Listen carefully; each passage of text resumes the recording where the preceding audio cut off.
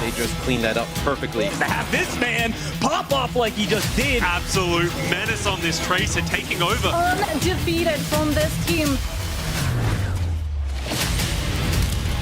That was such an insane final fight. They're just getting torn apart. And that'll be it. And they run over the shot. One more chance, one more push. Maybe they turn it around. It's so close. It's incredibly competitive. Another one disrespect. Give it to him, Another bro. one. 1, 2, 3. A huge shatter from Kalu. I mean, what a series that they play.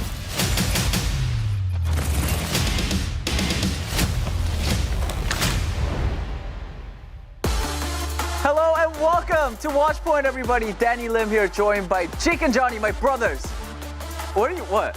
Brothers of the J. Wait, you need to start casting that. Right? Yeah, we were talking about We that. talked about it before the show just went live. Danny's become a I showed them what I was capable of, guys. Oh, you know that rollout video? I was casting, quote unquote casting it. I think they loved it. Just a little taste. Yeah, just a little taste. And I like what I got. Pair me with Mr. Matt Morello. We'll kill it. That is the duo we're waiting for. We're gonna that would be factually Grand finals. fire. Grand finals. Maybe you guys should do the final. Like, let's go. Like, what can Yeah, me happen? and Matt. Oh yeah. I know some good matches coming up. You know, in a couple of weeks, like London versus Valiant. You know, maybe. Yeah. something like that. Hey, that's a hot Good one. for you. Yeah.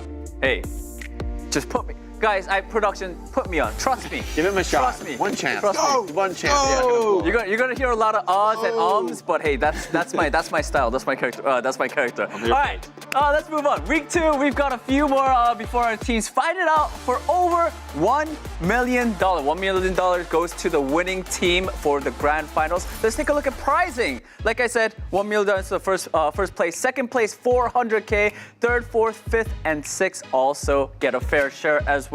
And that is all happening in Toronto. Toronto. Sponsored by Toronto Defiant. Dude, this is going to be such a fun event. Like, I cannot wait to see who ends up making it there. Praying for the Toronto Defiant, of course, to be at their hometown crowd. That would be next level if they can. This rebuild can make the comeback. Hey, and you guys want to see this epic Overwatch League battle? I know you guys do.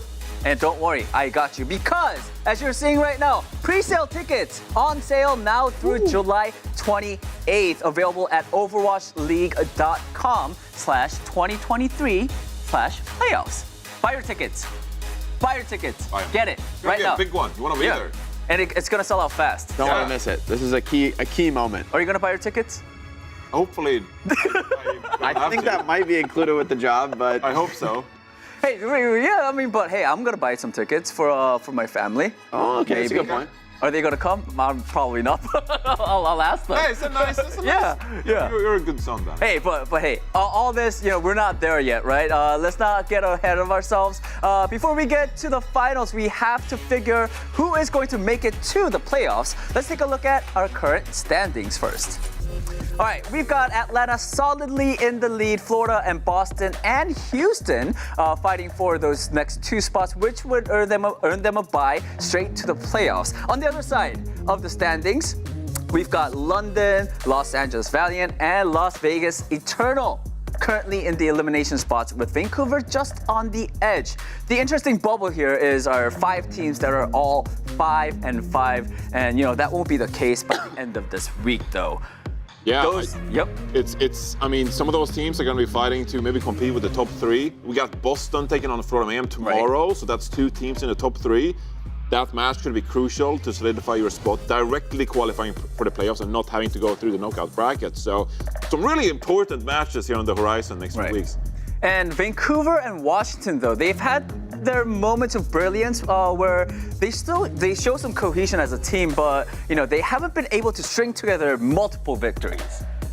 Yeah, Gladiators as well is another team in that 5-5 spot that you have to be looking at. They had a okay start to the season, and I think they really felt like they could do better. They wanted more out of the team, bringing in Marvel, dropping Dante, but so far that hasn't worked out for them, right? Like Marvel, he has had big moments. I don't think we can play this at Marvel's feet in terms of why they're underperforming, but it does feel like they're missing some of what Dante offered to the team, especially those Ramontra comps, those Queen comps. It was the place where Gladiators, maybe they weren't as common on the Winston, but they were dominating people with these rush comps, looking incredibly clean. And the cohesion hasn't felt on that same level this second half of the season for the Gladiators. So this is a team that really needs to pick it up, needs to find their footing, and keep the faith really in this new roster. And they also had the revolving door of substitutions all over the place. I mean, look, you got a new tank in Marvel coming in there, but you also have Kai coming in sometimes. We saw Kai on the Sombra, sometimes doing Yaki come in the damage lineup, and they're all great players. But on the main support role, you have Funny Astro coming in for Lastro sometimes. So all these revolving doors, swapping out the lineup, swapping out the compositions. Doesn't feel like the Gladiators have figured out like what they want to commit to this very stage. Yeah, I mean, we got to talk more about these 5-5 teams. We just talked about Gladiators, but also New York Excelsior, on the other hand, has really come together, and we've seen a solid performance, especially players like Psycho on that team. Yeah, I think Psycho's been a huge part of their team success, bringing out that Tracer to great effect. But I also want to call out, I think Shockwave and Fitz have been super solid on the other DPS, typically like the more hit scan DPS roles. They've been looking great. So this team with the introduction of OG, they really look so much stronger on the second half of the season. OG's been playing great. Kellen as well is a player I want to highlight who, I think he was very hyped up last year, and just New York didn't really have a good performance as a team. But this year on the mixed roster, Kellen is really lighting it up and being impressive. So, I mean, coming into the season, I don't think people would have put this team in that 500 rating, 5-5 spot. I think they are a lot of other very strong teams at that level, but anything can happen for this team. I think they can bring it together and potentially bring some wins. They do have their toughest opponent yet of this second half of the season in Houston Outlaws today, so that'll be a real test of how high the ceiling is for the New York Excelsior. That's right. All right, let's move on to another 5-5 team, the Toronto Defiant. They're hosting the playoffs this year, as we mentioned. Jake, do you think this team has a shot at making it to that stage? I do. Toronto Defiant, they've made a believer out of me. I think Hydron coming back into a role where he's able to play a lot more Tracer has been really solid. Spectra has been amazing, and I think Opener as well has really made the team just look a lot more stable and solid as a unit.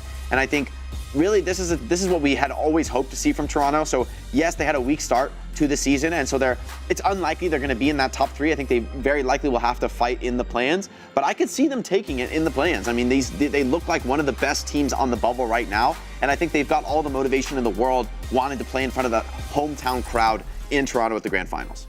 I mean, looking at their schedule right now, it does seem, they do like It's tough. It's difficult. But here's the thing. All right, let's talk about this. All right, Atlanta Reign. I think that match you sort of just have to brush it off, right? Yeah, we call it right off. Boston against Boston and Houston, especially right now, I think those are maybe winnable. I think these are winnable but hard. I think for the Defiant, if you can get 2 wins out of these next 3 games, you feel amazing. If you can get just 1 out of 3, I think that's okay. As long as you can clean up that back half, Justice, Titans, and Justice again, get all those wins. Those should be very achievable for the Toronto Defiant. If you can bring home those wins, get 4 wins out of this. As long as you get a decent spot for the play-ins, you're feeling good for the Defiant. I think that's your road really to the Grand Finals is through those play-ins. I mean, it's not only the schedule, because we're all sort of high on Defiant because they made some great additions, new additions to the team. Like they have Spectra, as we're seeing right now in the stat card, Johnny. Yeah, and I mean, Spectra has come into this team and is really able to play everything. But if we take a look at the Tracer stats, I mean, first in pulse bomb kills per 10 minutes at 2.7. That's like an amazing feat right there. So Spectra coming into this lineup and being able to play this Tracer, crucially, when you couldn't in the spring stage, when you revolved around Speedily and Sam, for example. Spectra also has a fantastic Echo, and now we're finding ourselves in a little bit of an Echo meta. Is definitely viable on a few maps. And we've also seen Spectra had good performances on the May, for example, for a Toronto team that honestly likes to swap over to the Ramatra or the Reinhardt on certain maps, right? So Spectra has been a fantastic addition to this team, and especially if you have hopes of beating Washington Justice with Alpha E, for example, you need someone like Spectra on your team to really match that star power, and Spectra has looked really promising so far. Yeah, I mean, and also talking about new additions to the team, we also have to talk about San Francisco Shock. They've always been a powerhouse, but they currently maintain the longest win streak with 14 match wins, soon to be taken, from the Atlanta Reign, because they are at 13 right now. So, Johnny, here's a question. Based on few games we've seen in the last few weeks, they seem like they've woken up. So, can we expect a shocking rebound? I like Gotta it. talk about the Okay, shock. okay. We gotta talk about the shock. I got their schedule right here. And look, someone in the back was just like, is this schedule real? It's real, okay? The schedule is real. First off, playing the Valiant, pretty winnable. London Spitfire, 2-8, but a pretty shaky season. Pretty winnable for the Shock. Vancouver Titans with Heesang. Heesang's looked pretty good, but I mean, Shock's looked pretty good too. So I think Shock would beat the Titans. You got Vegas Eternal Nice. back to back. Nice. You got Vegas Eternal back to back. I mean, yes, it's real. I promise, this is real. They got 2 wins right. I mean, they already started 2-0. They might be 3, 4, 5, 6, 7. They might start this stage 7-0 before they eventually play the Atlanta Reign in their final match of the summer stage. We gotta be wary of the Shock because they might be like 10-5. I think Shock This is crazy. and Defiant together, they look like definitely the best teams off of that rebuild, getting the biggest boost off of the changes that they did end up making. One of those attributes I think Shock is showing now is that all the best teams right now, both DPS players are great tracers. Not just one, but both. It's actually, it unlocks so much potential in your roster where, as Shock now, you've got Probe, Proper, and Striker. All 3 have fearsome tracers. Defiant, we've got Hydra and Spectre, right? Like, I think a lot of these teams realizing that double tracer setup unlocks so much potential for your overall roster, what your strategy is, what you want to play. You're very flexible to swap between comps with that. Yeah. I mean, you just talked about their great DPS players on San Francisco Shock, but we have to talk a little bit more about Proper, you know, the MVP of last season. He's a great guy. He's a great player. He's a player. I mean, we first got to know this guy last year with his stunning tracer performances. Then it was Genji, Sojourn. I mean, we've seen it all from him. This season, now playing Echo, he's looked insane. He's playing a little bit of core hit scan. But I mean, this is just a guy who can play everything. Last year, he was Rookie of the Year. He was MVP. He had the best rookie season of all time. Not even close. And so now on the Echo, on more of like a bit of a heavier carry role on DPS, he's been lighting it up to no one's surprise. So this is just a guy you can expect to deliver game after game. No matter what hero you put him on, he's going to eat up the field. And so finally with Shock doing a little bit better, maybe a little bit more confidence for Proper, he'll be a little bit more free, I think, to take over these games and do what, you know, the classic Shock strat, Proper go kill. It's been working pretty good so far in the second half of the season. I agree. All right, those were the teams on the bubble. Let's talk about the most important match of the day. I don't know if you guys agree, but it has to be the Boston Uprising versus Toronto Defiant. Yeah. I mean, that has the most implications for both teams. Boston, they looked a little shaky against Vegas. Could be that Vegas is a stronger contender than they've been in the past. Could be that Boston is shaky. So I think this is their opportunity to maybe reify their position at the top of the leaderboard. And for Toronto, this is very much like the type of match you want to be winning to build that momentum for yourself as a unit.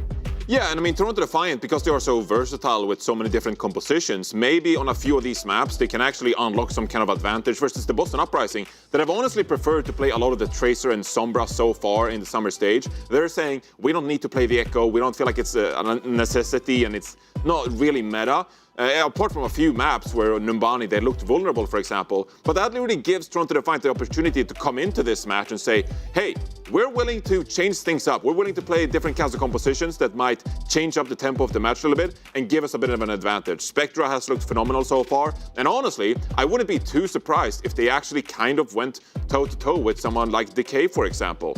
He's been that good, really. So Toronto Defiant, I'm not going to count them out in this one, but if we had just discussed this match a few weeks ago, we would have said Boston Uprising in a landslide. So absolutely, things looking good for Toronto Defiant in that regard. All right. Well, Los Angeles Valiant claimed the victory in Battle for LA. Now they fight for all of California as they go up against the storied San Francisco Shock right after this break.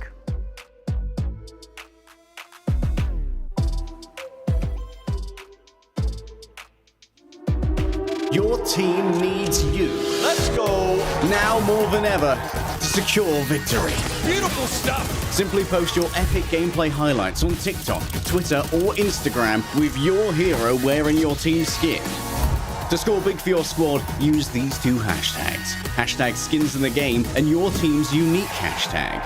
Every post earns your team a point, so rally together to dominate the leaderboard. The team with the most points will win their own in-game spray. Unbelievable. Unbelievable! Turn up for hashtag skins in the game, where fans become legends. Oh my god! Unbelievable. Let's go, bro. Let's go, bro. Let's get ham, girlfriend. 오케이! 플로리다! 파이팅! 마이크 체크하죠, 여러분. 마이크 체크. 민규 말해볼래? 한 번 더 계속 말해봐.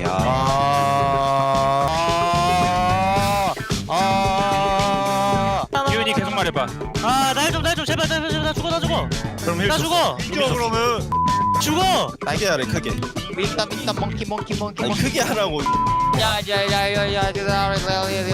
너무 악질이지 말아줘. 나 게임 사운드 묻혀가지고. 좀. 진짜 카메라 인사해줘. 카메라 비춰줘. 인사해줘. 안녕하세요. This is Korean. This is mayhem. 코리아는 아메리카. Thank you. 즐기지 못하고 있네, 주석이 형. 저렇게 할 거면 차라리 그 하늘을 던지는 거 뭐 재밌게. 도전을 할까? 형이 만약에 잠에서 딱 일어났어. 생각나는 캐릭터가 한주야, 소전이야. 소전이야. 오케이, 소전. 안녕하세요. 처음 만난 사람 모두 안녕하세요. 안녕. 몇 초에 화팅해? 하지마. 하나, 둘. 10초에. 하나, 둘. 형이. 하나, 둘. 화이팅!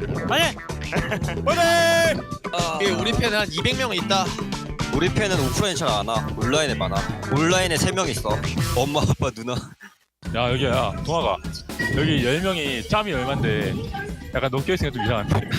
그래, 우리는 몇 년 아니지만. 동아이 혼자 뉴비야 지금. 얘 혼자 뉴비야? 하경이도 뉴비잖아. 나 작년에 하기도 유행이긴 하지. 세상 뉴비지. 그래서 너 뉴비야. 나 뉴비 아니야. 여기 끝자리가 안 좋네. 스피커가 잘 들리네. 기훈이가 고생했겠네. 사이드에서 전. 그래. 고생 좀 했다고. 그래서 반응을 못했구나. 잘 안 들리더라고. 그러면 너 지금 좆된 거야. 너 지금 다 해야 돼, 반응. I think today we real no pressure. I think enemy team, you know, they lose. Holy, maybe Happy don't have girlfriend tomorrow. You know, but we win or lose, Ham don't have girlfriend anyway, so it doesn't matter. You know why we have pressure, okay? true. 아니야, 동아가 심호흡 한번 지금. 맞지, 야, 200번 하긴 했어. 이게 안 떨릴 줄 알았는데 이제. 연습이 떨려?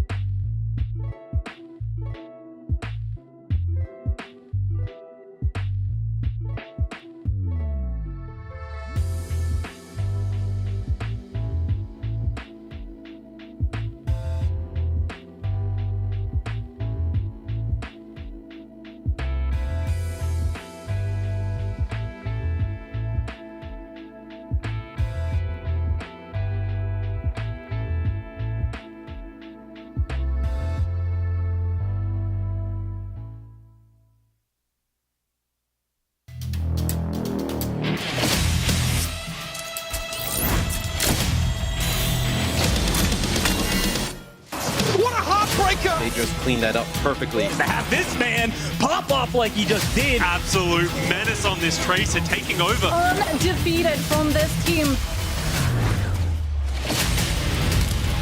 That was such an insane final fight. They're just getting torn apart. That'll be it. And they run over the shot. One more chance, one more push. Maybe they turn it around.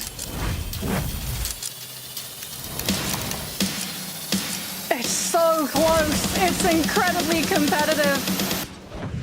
Another one. Disrespect. Give it to him, bro. 1, 2, 3. A huge shatter from Kalu. I mean, what a series that they play.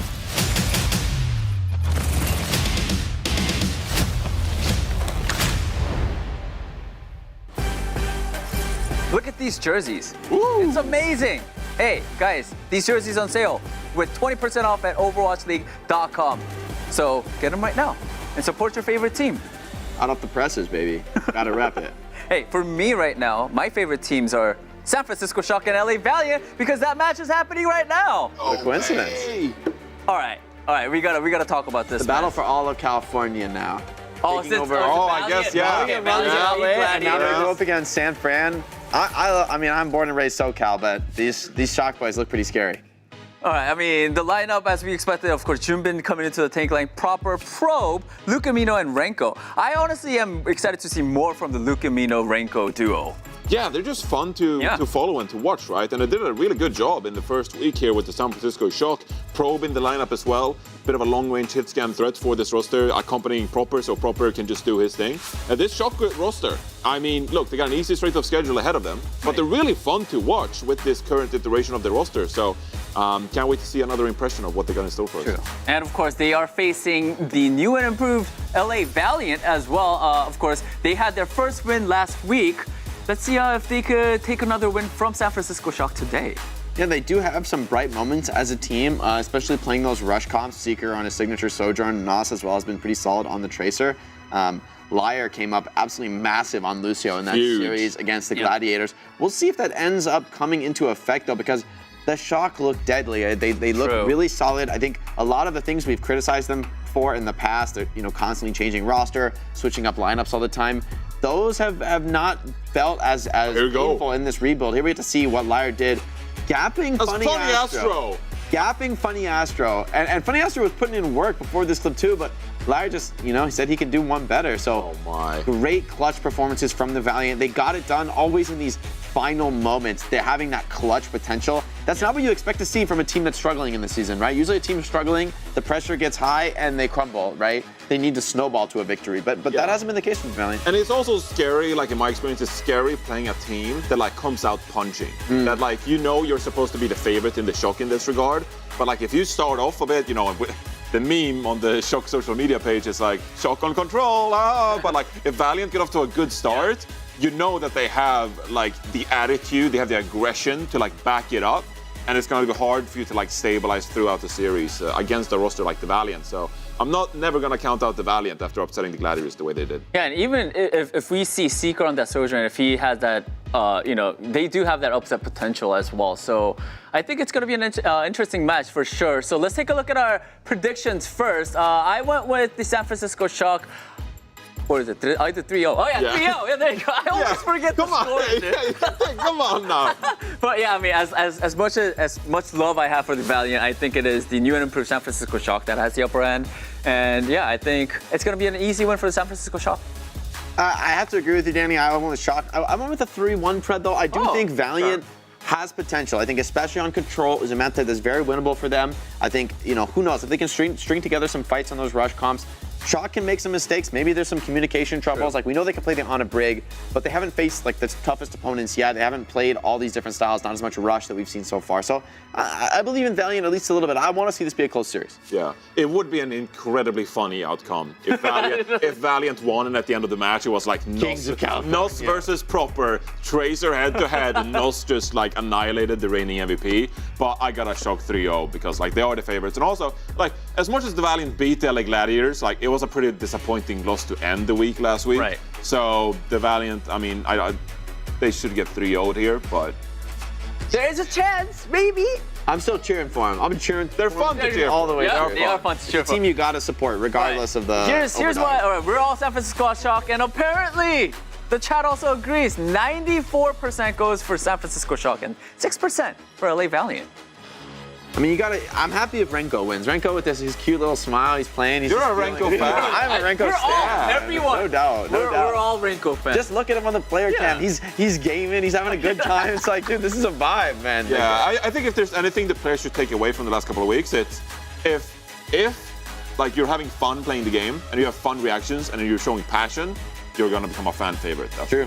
True. All right, with that being said, ladies and gentlemen, let's jump into match number 1, San Francisco Shock versus LA Valiant, brought to you by Costa and Jaws. Woo! I like that. First, I can't believe none of you voted for Valiant. That's crazy. Are you going for Valiant? I am. No. No, you're not. 3-1. 3-1 Valiant. There's my prayer. Really? 3-1. Okay, how are they getting it done then, Jack? Well, you know, they're going to win. And Lia's going to boot more people, and he's going to boot proper off the map. Okay, yeah. Okay, so you saying Tracy. Lia's just going to go sicko mode on 3 maps instead of just the one? Just this time? one. Maybe he goes 2. Maybe a 3-2 for Valiant, maybe 3-1. I don't know. I'm a Valiant fan, man. Well, you know, the Des brought up an interesting point, Jack. How do you feel about the Valiant obviously having that clutch win against the Los Angeles Gladiators in Map 5? Feels but good. they went on to fall against the Toronto Defiant in a pretty convincing loss. The Valiant didn't really continue that momentum like many of us were hoping. Ups, and then downs, and then Back up. back up again. Ah, See the maths okay. there? See the maths? It works out, man. Look, they're going to Esperanza again. Maybe they pull it out. Legion Tower is going to be first, Madden Barney, second Royal, Esperanza, Oasis.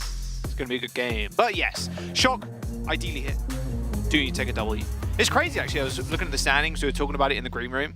So many teams at 5-5. It's a little weird. Yeah. At the moment, like, very 5 strange. teams at 5-5. Yeah, very strange. So, like, the Shock need a dub here to, again, just kind of push them through, because it's anybody's spot in the playoffs at this point. Just anybody's. And that's the scariest thing. If this many teams are neck and neck, you've really got to start separating yourself.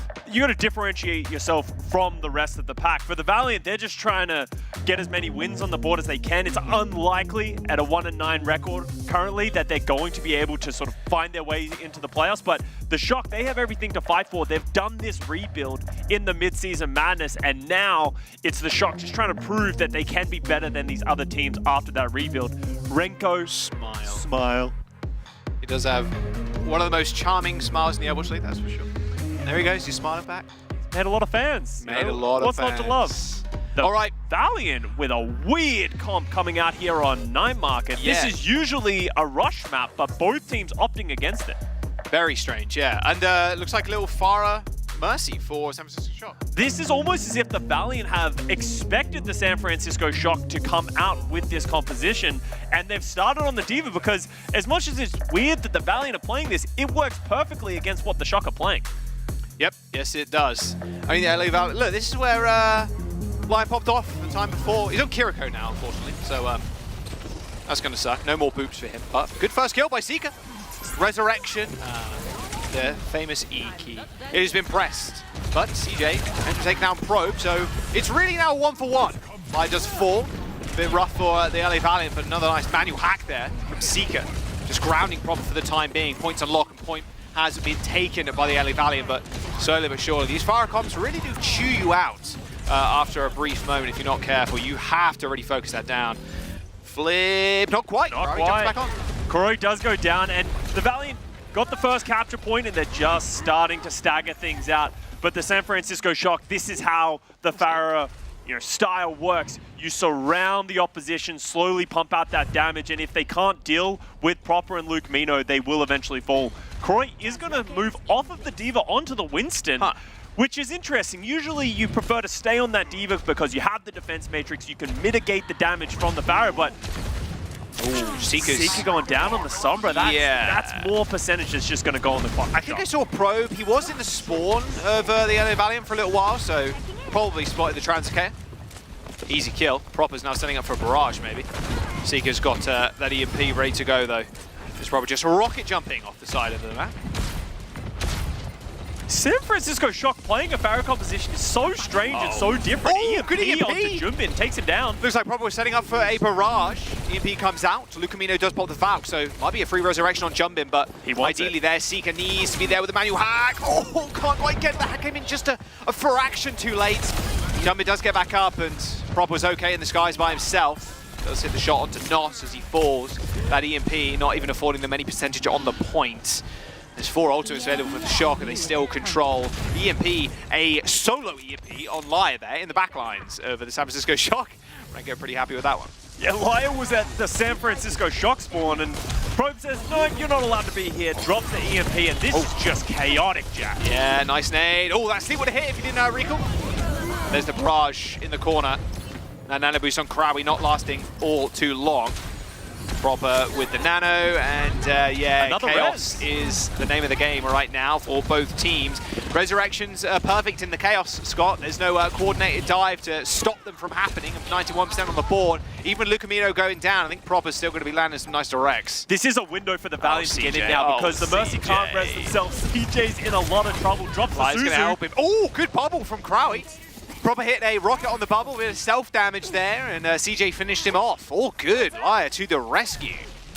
And that's an important hold there for the Valiant. The Shock realizing that they don't have the ultimates for this Pharah Mercy, switching back over to the Tracer Brig, a more, I guess, common composition now for the Shock. They're playing the full Tracer Sombra dive. Yep, there's the EMP available for Secret again. They're in a good spot right now. Pressure on the point, but no, it looks like Valiant want to go first. Nice EMP, knowing Jumpin was on point. As soon as they see that point ticking up, they know their background is pretty vulnerable, and they just pull the trigger. And they're able to hold onto their Primal Rage and their Kitsune Rush, and we're at 70%, Jack. Yeah, All of a sudden, they have a massive ult advantage, and the Shock switch so late in the game that they don't have any of their own to respond. Rush, Pulse, Nano probably going into his last fight. Light doesn't end up getting hacked. Krawi in a little bit of trouble, does get antied, but has got Primal Rage 4 backup. 80%, the Shock. Like you said, no ults. Wait for Probe maybe to get the EMP to end this round. CJ's not on the point. He's playing further back, so he's going to be split from the rest of his team. Well, there's the rush. Pulse Bomb still in hand. Nos does receive a Suzu as he tries to jump in. A short leap. Couldn't get over the wall. Doesn't escape in time. Very little point presence now with the San Francisco Shock. They're going to have EMP in the next 3%, but Lucamino in trouble. Him, Seeker, and Nos are able to take him out. The LA Valiant in firm control, even with a Nano to their name, still holding on to ultimates. They don't even need him, Scott. Round 1 goes to Valiant. It looked good for the Shock. Playing this smart. I'm telling you, what are the LA Valiant good at? Smiling. Mental warfare. Oh, no, yeah, okay, smiling. sorry. But also the mental warfare. They have nothing to lose. You've heard them talk about it in their interviews. They know they're the underdog. They're not the ones that need to perform. The pressure and the onus is on the Shock. But this is the problem with playing these Pharah compositions, is it puts out a lot of damage. It usually gives you control, but once that falls away from you, if you have to switch away from the ultimates, that's the issue that happens. Valiant just have a wealth of ultimates to deal with it, and they get the first round. Are the San Francisco Shock going to double down here on Gardens? I think so. Lucamino with the speed out. Wow. Shots back over to Mercy, double down on Gardens. Pharah Mercy, ball for Junbin. All right, okay, we'll see how this ends up going down. I mean, again, a nice map. You can kind of play around, obviously, the central building. But taking the point as the Pharah can be quite rough, especially when you're running into someone like a Tracer, whose effective range is pretty close. This time, Junbin is going to be on the Wrecking Ball. A signature pick for him. Hack on Renko. No, oh, man, nothing saving it. Even Probe going pretty low. Seeker on Krawi setting up his dives so nicely. And this is the problem, man. Your lonely little Ana. They're trying to help. They're trying to heal. They can't nade themselves because they're hacked. And Lucamino, Proper, Probe, they're all going to switch. They don't want to have to deal with the same as they did last round. They're just going to switch early as soon as Valiant take that point. Yeah, they saw what happened last round where they decided to commit to it even after losing the point first. Probe going down. Sure. Yeah, this is... Chance getting broken that often, or are they forgetting to put him down? I'm not sure, but these are some strong dives here from the Valiant. That was something that we sort of were worried about the Valiant. They're so strong playing Rush, but every time they moved over to the dive, they didn't have that same punching power. But right now, they're getting picks on the Shock, and they're firmly in control of this map, Jack. Renko gets hacked again, no nade to help him, but it's all good. Lucamino on Brick. Oh, nice two-man anti though in the back line. German's going to join them. Little body blocking, but it's all time for the Valiant right now. The longer you stall out, the better. Seeker, he's off. He's back. All good. Translocates back to the mega health pack on their side of the map. EMP up soon, Scott. Yeah, but Valiant don't even need to do anything. Seeker's charging this up, and they're getting percentage, 50%. Ooh, Pulse Bomb goes wide. That was nice from Nos there. He tried to force the shield into a different direction. There's the EMP, and Nano on Seeker even straight on top of Proper. Take down the main carry. The fight should be easy. Double kill for the Sombra. This jump in tried to make it even as he jumped into the back line, and now the supports for the San Francisco Shock, they are trapped in White Room. They're not getting away. And they are, yeah, they're going to die pretty swiftly. Oh, returning EMP, but Nos with the perfect recall. Almost called that one from happening. Souza goes a little bit wide, but the self-destruct stopped Lucamino and the rest of the gang forcing their way through White Room with that rally. That was EMP and rally from the Shock, so those are two big ultimates. Good sleep. Jumpman has to back all the way up now with that Primal Rage. It was hacked, was anti. There's Proper getting the diff onto Nos, but still Shock trying to tussle on that point. Separation of the bubble there. CJ in a little bit of trouble as Liar's nowhere near him. He's actually trying to push people off of the point and help his front line. But, I mean, the Valiant, you're pretty happy with that. 97% on your first cap. LA Valiant going to come back with an EMP, Scott, rather soon. I mean, this is almost over, you'd imagine.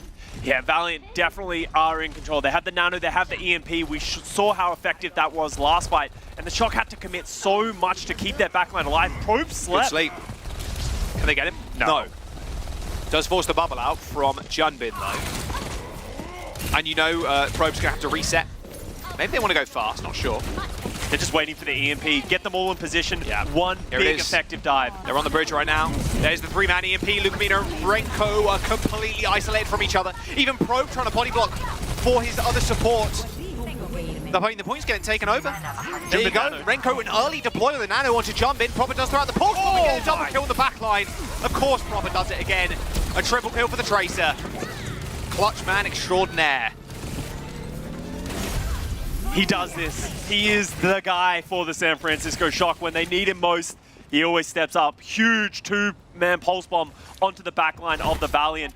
And those were the ultimates that we talked about, Jack, from the Valiant. They use the EMP, they use the Nano Boost. They're now the ones who are on the back foot as Probe's got an EMP. I mean, sometimes Probe pulses your backline and they both die.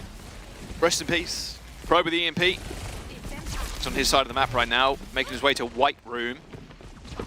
Nice positioning though from Lyra and CJ up onto the high ground, but now they're going to have to join the rest as Crowie's slowly making his way in. There's the EMP, lands on one. CJ's been hacked, so can't even throw a nade onto Lyra to make him a little bit more healthy. There's the two-man dive from Probe and Proper. Another triple kill. My God!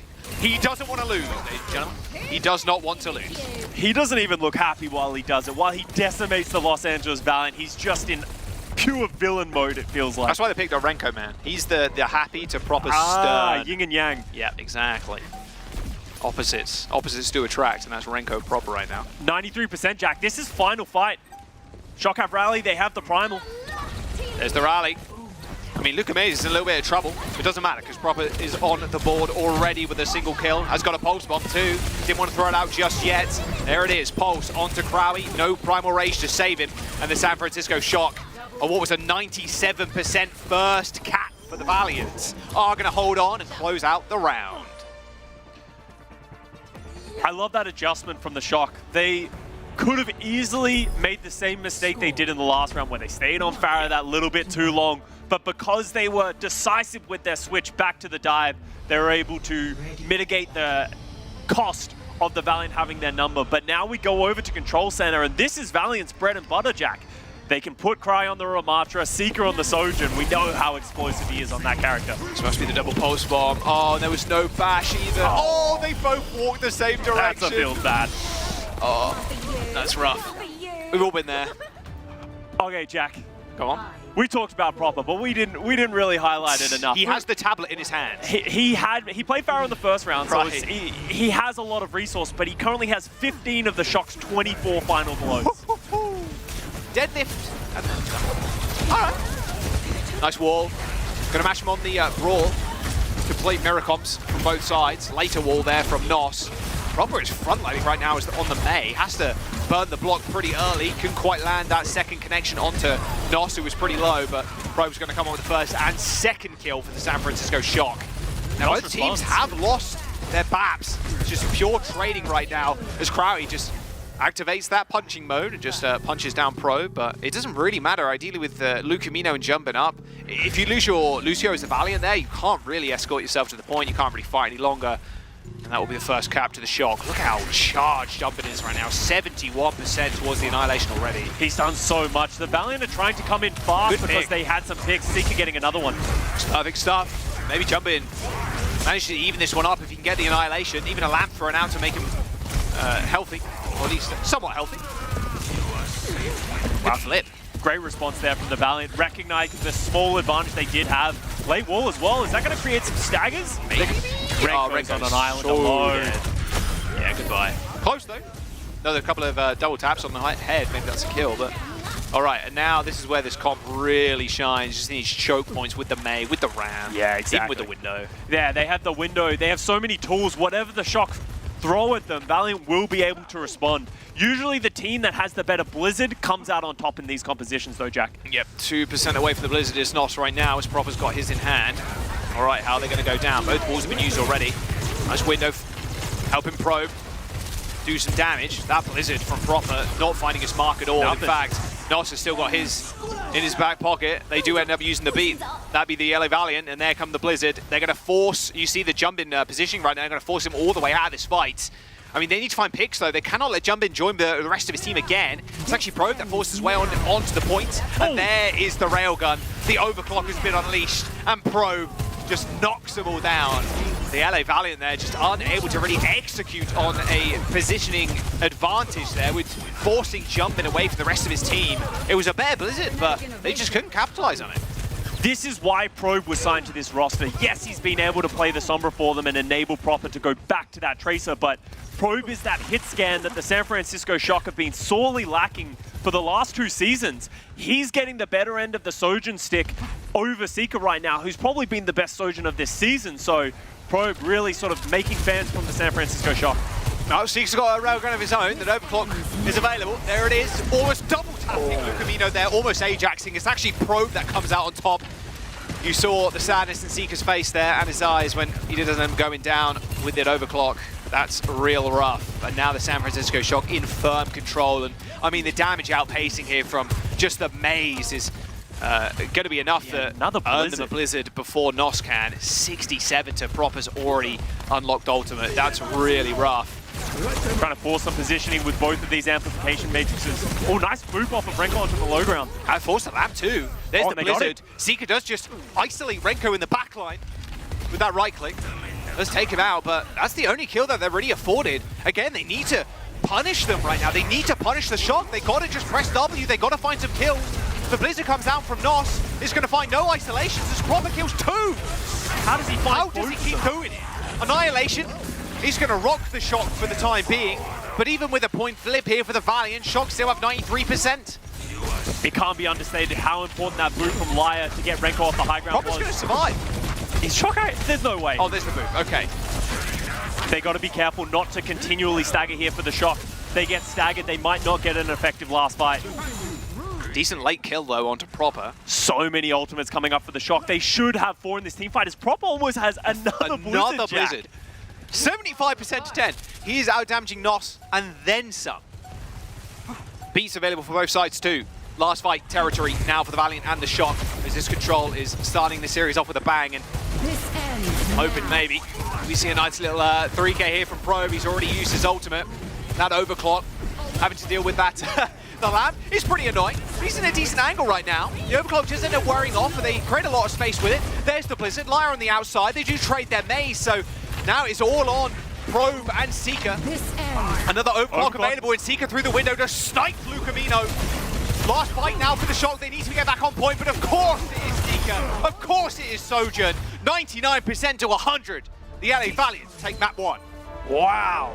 The Valiant just able to hold on to all the ultimates that the Shock threw at them. Come back with their own sound barrier, and Seeker, the finisher on the Sojourn. Every time he gets that overclock, and the Valiant, if they were going to win this series, this was such an important map for them to get. This ends now. Of course, it had to be this map too. This is the map that they beat the Gladiators on last series that they played. 2-1 overall, exactly the same scoreline too. Crazy good start from the LA Valiant.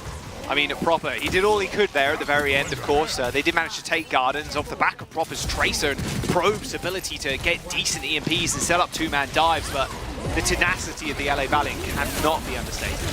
It was so interesting in this map in particular because it felt like the Shock anticipated Valiant to play that Ramattra because that's what they usually play on Lijiang Tower. So the Shock came out playing the Pharah compositions, but the Valiant almost saw it coming. They started on the D.Va, and that's how they got the advantage in the first round. And as soon as they ended up on third round, right here on Control Center, they win this Ramattra matchup. Oh, that's what happened to it. That's why it didn't. Okay, I'm like, okay, a little bit too defensive, but it actually just hit off the scenery. Okay, really rough. A mistake we don't often see from people like Proper. Blizzard not connecting with the backline, connecting with his feet more than anything. Valiant off to a good start. 2-1 on Control. Nabani is the next map, Scott. Yeah, Nabani, that's a very different map, Jack. A lot of dive needs to be played. Maybe San Francisco Shock will feel more at home. We'll have to wait and see after the break. Don't go anywhere. Valiant, they've still got that dog in them. We'll be right back.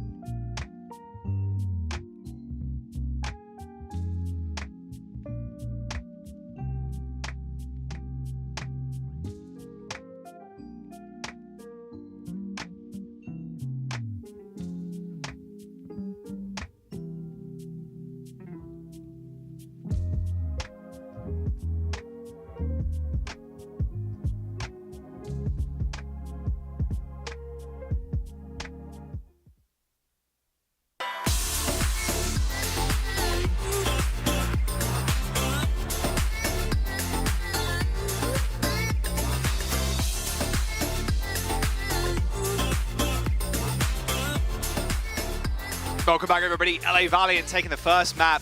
And of course, it had to be Lijiang Tower, which is the map they rounded out against the Gladiators in that map 5 banger from the other week.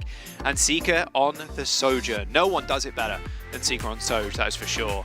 San Francisco Shock, we are going to Nambani. It'll be their choice whether they attack or defend first. We'll have to wait and see when we jump in just a moment. But, man, I mean, what happened in that last game? That last round even. That was insane. Well, that's a lot of fear you have to have going up against the Los Angeles Valiant, is they have the ability to go toe-to-toe with any team in this league right now when they're on maps like Lijiang Tower. My concern for the Valiant is, and we saw this in their last series against the Toronto Defiant, is they don't have a lot of flexibility in their wheelhouse. We haven't seen them play a very effective Sombra. It looked okay on Lijiang Tower, but the one time that they did end up mirroring, that's when the shot got the best of them. Yeah, the mirror it can be quite tough, and they ended up on, at least on the first round, just kind of destroying the Pharah Mercy, and Shock ended up switching too late. Shock ended up shoring up on Gardens, and then they switched super early, not even before the first point went over to the Valiant.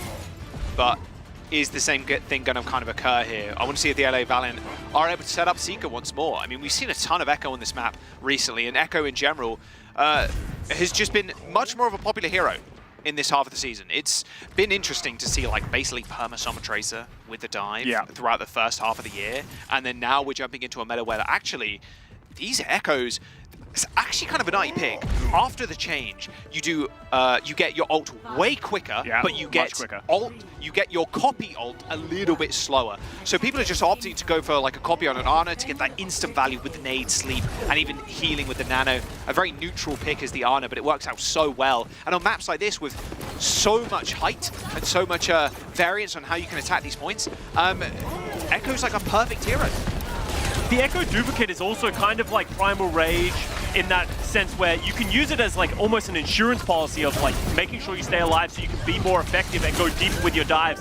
Because as you see there, Seeker goes aggressive, but he doesn't have any way to get out. So if he doesn't get instant value, as soon as he wasn't able to take down Renko, he just has nowhere to go. Yeah. Ooh, can they get the on light? Yes. Nice. Good shot from Renko there.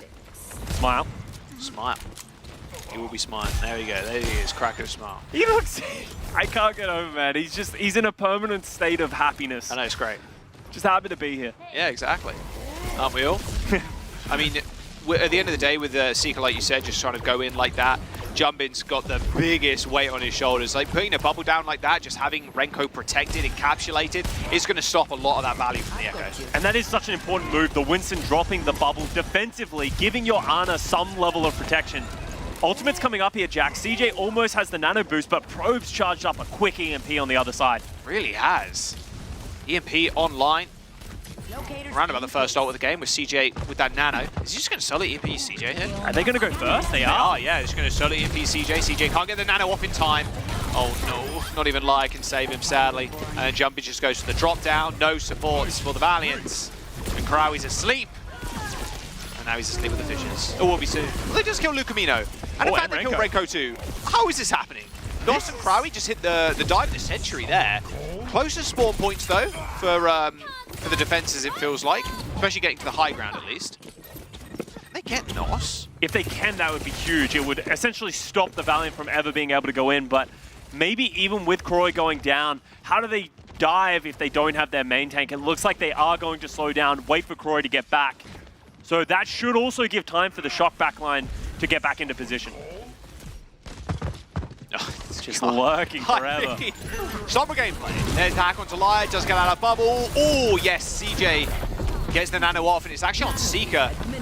Jumpin got the Primal Rage, causes a bit of disruption. Now proper with the nano. He is on the high ground, but like there's no one really clearing his sights right now to try and take down. I mean, I say that as Seeker lands right next to him in a duplicate to Winston. Pulse bomb from Nos. It was a floor pulse, but it's good enough to get the kill at least. And here comes the rally for Lucamino. The only sustainable, the only source of sustain now for the San Francisco Shock. Just getting battered away by Krawi. It's the worst spot for Lucamino to be on, honestly. At least they do manage to get a couple of points here, being the LA Valiant. Maybe a little bit more too if they can just clear Jumbin. He's so low. Any support at all? Luckily, I guess Renko is going to be able to come back in time, and Lucamino is on the high ground. The EMP does hit one, and they do execute well.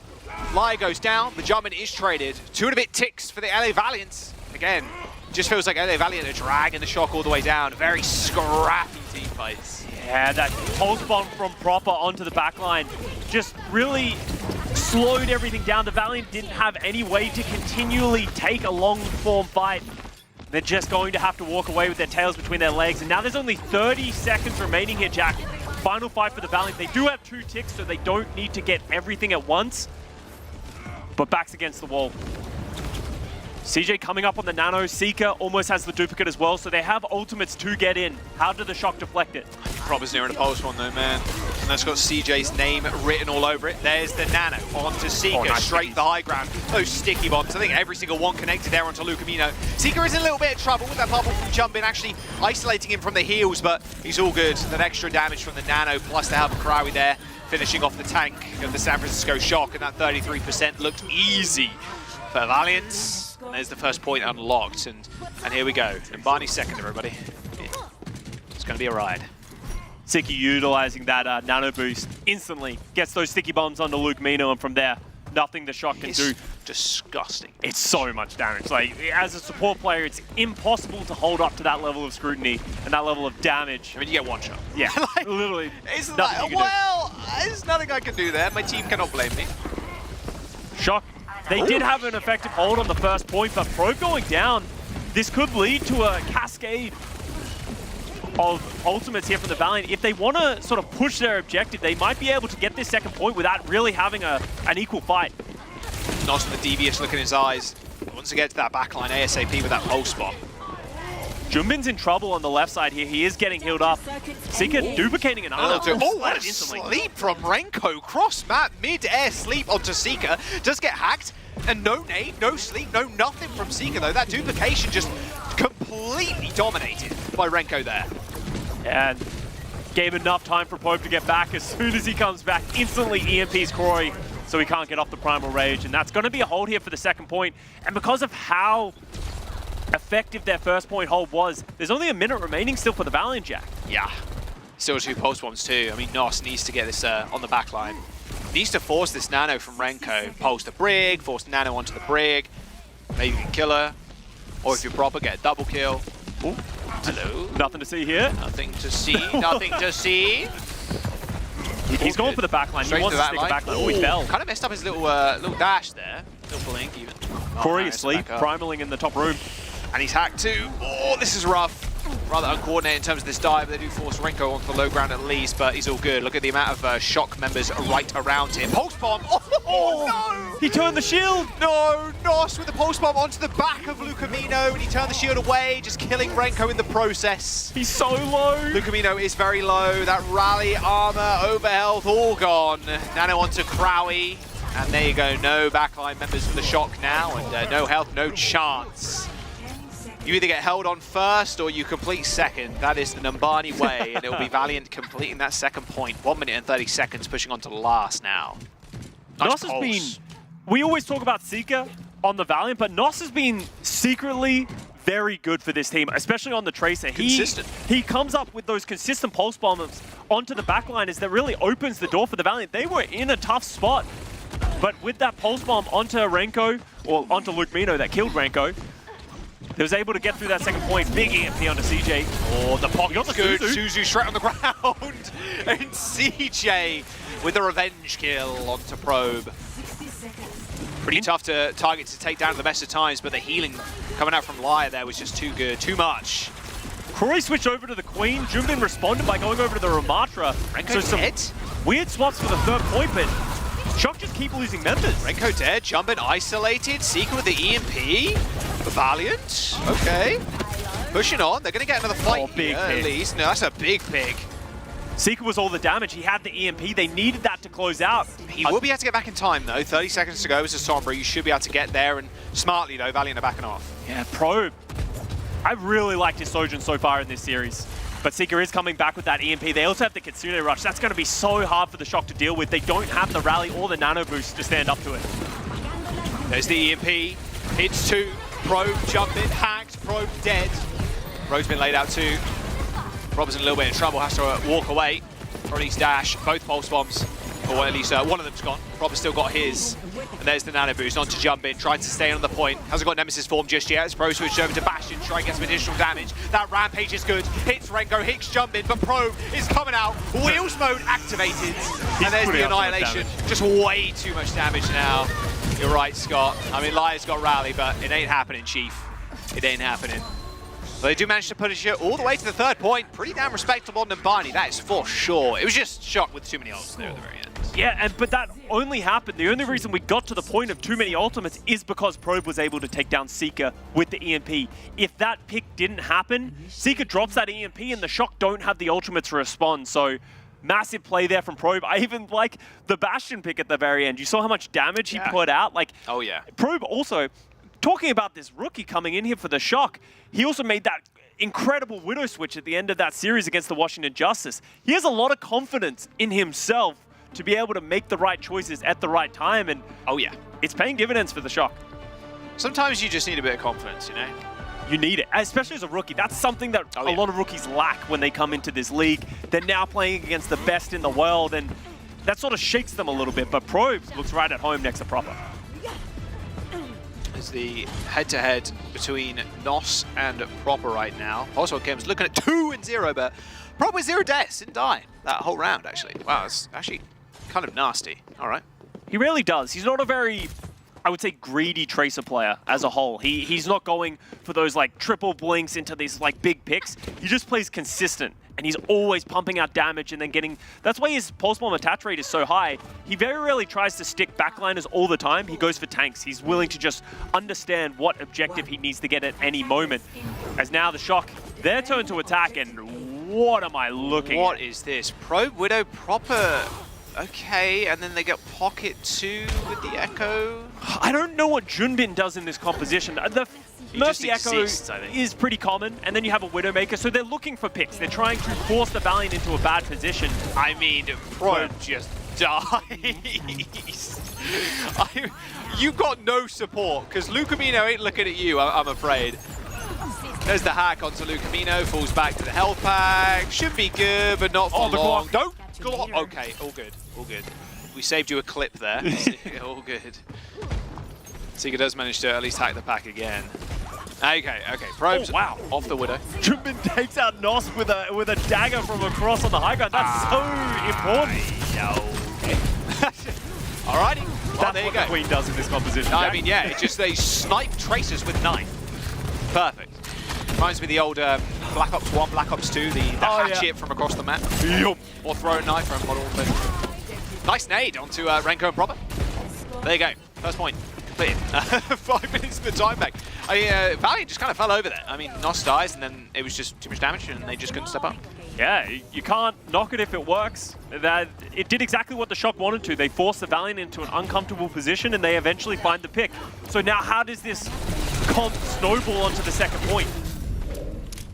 Oh, hiding in the bushes. Like that. Seeker with an EMP now, but Shock have the ultimate to respond. Lucamino has the Valkyrie. Well, that's Nos again. Wow, Nos just goes down again, yeah. Was that a manual hack from Probe, maybe? 100% sure that went down, but EMP, they're sustaining, even with a member down. But with Lucamino popping the Val, like, you're not going to be able to kill Mercy, and she's healing everybody, plus giving them damage boost. There's the EMP from Probe, no jump in to follow up, but he's got Proper, he's damage boosted. Oh, what a sleep. Good sleep from CJ. I mean, they're still picking up kills, and of course, Mercy still has a resurrection, so Jumpin's back into the fight in quite short fashion, quite quick fashion. Rampage on the back line, didn't get anything. Yeah, Wyatt pops the rally to just be able to live through the anti-heal of the Rampage, but Shock have utilized almost all their ultimates to get to this point. Oh my god, they're just layering these ults like a cake right now. Just one after the other, after the other, after the other, and the cherry on top will be this point cap. 3 minute plus. I mean, you're looking at a 4+ minute push into last, and you don't even need to cap the point. 5 minutes and 15 seconds on the bunny. Valiant are just trying to come up with answers to what the San Francisco Shock are doing. on Cass now? Yeah, now he's on Cassidy. Croy moves over to the Ramatra, and the Shock, they seem to have a great idea of, okay, if the Valiant do this, this is what we switch to. Proper now on the Sojourn, Junbin on the Ramatra. I guess that's the value you have when you have Probe and Proper in the lineup. Either can play Sojourn at such a high level. Magnus out here playing chess. They do this, I do this. Thinking 17 steps ahead. Pulse bomb from Nos. Still kills Renko. No attach required. Felt like Renko was well out of that one, and without the healing, you can see Junbin just not able to stay alive. You know something? it's gonna sound a little bit weird, but okay. you know what sound I really like in Overwatch for some reason? You know when Ram crosses his arms and you shoot it and it makes that like noise? Yes. Yeah, it sounds pretty cool. Like, I don't know why I like that sound so much. I just like shooting. Are you going gonna to make me say cool again on broadcast? I'll do it to you. Cool. All right, last fight potentially here, especially with this EMP. Oh, never mind. All right, take it back. Anyway, reset everybody. We got more fights. All good. Yeah. Fortunately for the Shock, they have 4 minutes. Such a fast first and second point capture. Junmin actually over to the Winston, so maybe they weren't as confident with their Ramatra switch as they were hoping, and it's been 2 pretty ugly fights here for the Shock so far. Very, very rough. Third point. Yeah. All good though. I mean, you still got 3 minutes. Yeah. You say that. It's always the case, isn't it? You're like, well, I got 3 minutes. And it's like, oh, I got 2 minutes. Oh, I got a minute. Wait, it's last fight. Oh, okay. But it's all good. I mean, Probe has EMP. All you need to do is catch Lyra and CJ here. If you stop CJ using Nano Boost, it's going to be good. There's the pulse, hit the floor. No connection from Nos, sadly. I mean, that would have stalled out Shock even longer. You can see how spread out the Valiant are playing. Look at the anti on Crowley. He's in trouble. There's the EMP. Can't cross his arms any longer or use that Annihilation. That Nano went out, but it went on to Seeker of all people, and he can't even unleash the Overclock just yet. Only now is he getting online. No, 99%. I take it back. Because Proper just rips his and rips Seeker's head clean off. Oh, I mean, he's just spawn capping him at this point. Nos comes back, hits the recall after he gets naded. There's the Annihilation, but it's not there. The San Francisco Shock steamroll over the Valiant on Numbani. And with 5 minutes and 15 seconds going into last, it just looked like a tale that was going to wrap up very quickly, and quickly it did. It's a great adaptation from Probe. You could see he was setting up to EMP the backline, but he sees Corey get antied, he's like, as you saw, and he's like, well, if I just EMP him, there's no way he's going to get the support. After Croy falls, the rest of the dominoes do as well, with Proper with a great overclock. The Valiant, they looked like they were in control on their first point attack, but the Shock have been throwing some weird curveballs at them in this series so far, Jack.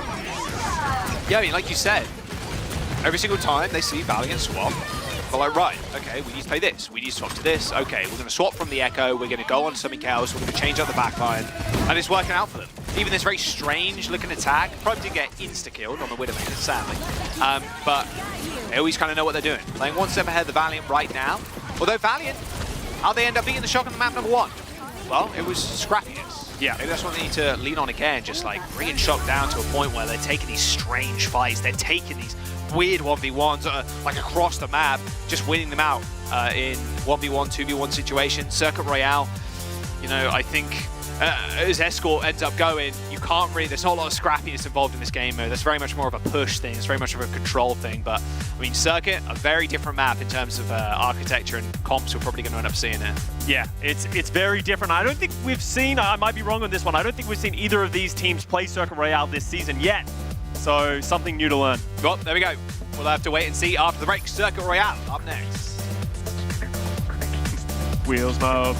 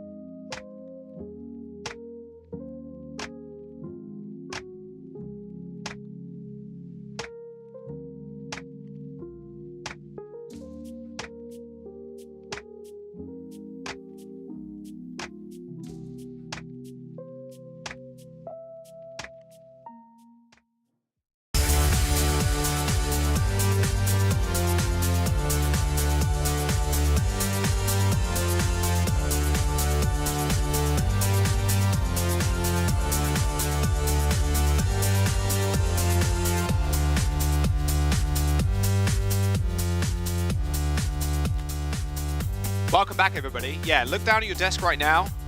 Make sure you have your glasses on or your contact lenses in or whatever you use to read and look at screens because, yeah, I want to make sure you're seeing this correct. Jump-In's actually going on to support as we see Max come in on tank. So Renko's sitting back and then Jump-In's role swapping right now. So, okay. Going on to Circuit Royale, which is, you know, Zen, Bab kind of dealio. Maybe Jump-In plays Zen, but this is odd. Junmin plays Zen better than Renko? Yeah, exactly right. I'm like, it doesn't really make sense. I don't know what Krusty's been cooking up during this mid-season break, but they've gone in a strange direction. Max coming in, he's historically been the off-tank player for this team. That's what he was picked up for, so not surprising to see him come in to play the Sigma. It's what everyone plays here on Circuit Royale, or you play Winston and lose. One of the two. Pick one. You know, I'm curious to see how this is going to work. I was curious before we even saw these level of swaps of Junbin moving over to support, but this is unprecedented. I don't think anyone would have guessed this here for the Shock. Yeah, Jump-In on support when Max plays tank and they have Renko. Very odd. Well, we'll soon see what he plays. What is he going to play? Maybe he's a god tier Baptiste? That's what I'm thinking, like Lucamino on the Zen and then him on Bap. Yeah, well, I mean, that's what he's hovering. This better be who played tank. Max, Seeker Sigma. I can. I'd want to see. Oh my lord, this is. All right, well, something. There you go. Did kind of call it half right at least. Yeah, Lucamino on the Zen, Jumping on Bap. Okay. Okay. Proper says. Jumpin plays Sig. We're fooling you all. Max is actually playing support. Baiting. How odd. Well, let's see how this works out. Because that's very strange. You bring in Renko, flex support player. He should be able to play Baptiste. Yeah, right? Like, pretty damn good flex support player at that. Like, if he's on the San Francisco Shock, there's still clearly a lot of talent they've kind of scouted there. But, yeah, Baptiste not in his wheelhouse. Very strange. Probe on the Widowmaker does get me a little bit excited, though. I will say. But he's going against Seeker. It's been impressing me so far with his rookie performances. Let's see how he does on the Widowmaker, especially against a player of the caliber of Seeker. So it will be mirror compositions, except proper over on the Sojourn versus the Hanzo from NOS. I'm not a huge fan of the Sojourn. Obviously, it has those massive swing potential with the Overclock. It's better than the Dragon in that respect, but I think the consistent damage and threat of a Hanzo is better in the long run. Yeah, we don't see those nerfs too. Maybe you can even switch out the Widowmaker there, but... Yo, NOS is in trouble. Oh my god. So much the pressure is just crazy. Both DPS are looking at NOS right now. Nice Sonic though. He's going to need to get out here soon. He's got the mini behind him. He's getting heals. He's just shooting through the daisies right now. Oh, nice headshot. Robin just slides straight at his face though. And with that lamp down, NOS hasn't got really much help at all. Yeah, that's really rough. NOS goes down, and now Proper just slides to the staircase. He's got a decent angle. They can dislodge Proper, it's perfect, but the support he's getting is just unprecedented currently. And there you go, Krawi falls. That's why he's playing the Sojourn. You can see he wants to essentially force the objective. Something that can be problematic when you play the Widowmaker Hanzo is that you're at the mercy of someone hitting a shot. But as the Sojourn, he's taking the position away from the shot, from the Valiant, and almost daring them to hit a shot. They just never did. So Proper's able to take out NOS, and from there, nothing they can do. There's sights for Seeker. It's kind of unfortunate. Their Lyre ended up using Window at the same time as NOS did end up going down. Oh, good pick though. Trade it back though. Lucamino with the right clicks. Yeah, you take that trade though. Yeah, Junbin going down. They just don't have the healing. So they're not going to be able to sort of step up in the same way that they usually could. Okay, Probe kind of played Seeker there.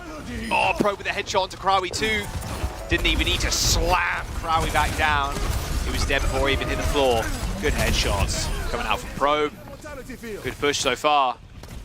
That was cheeky too. Probe's little position now I actually really like. Like, the destructible fence line there, if you're the enemy Widowmaker shooting into that, you have to hit the little bit of rubble and then hit the person, or like get them on the pixel headshot. But if you're in the defensive position, you've got that whole bit in front of you, so you can take 2 headshots. Oh, not 2 headshots, sorry, 2 shots at you. It reminds me of the old Venom Mine trick. I don't know if you've ever seen it, where you put the Venom Mine in front of your face. So then they would shoot the mine? Yeah, they shoot the mine, but because you can't kill your own mine, you shoot through it very old, like Hanamura tech that a lot of Widowmakers used to use. Kind of reminds me of that.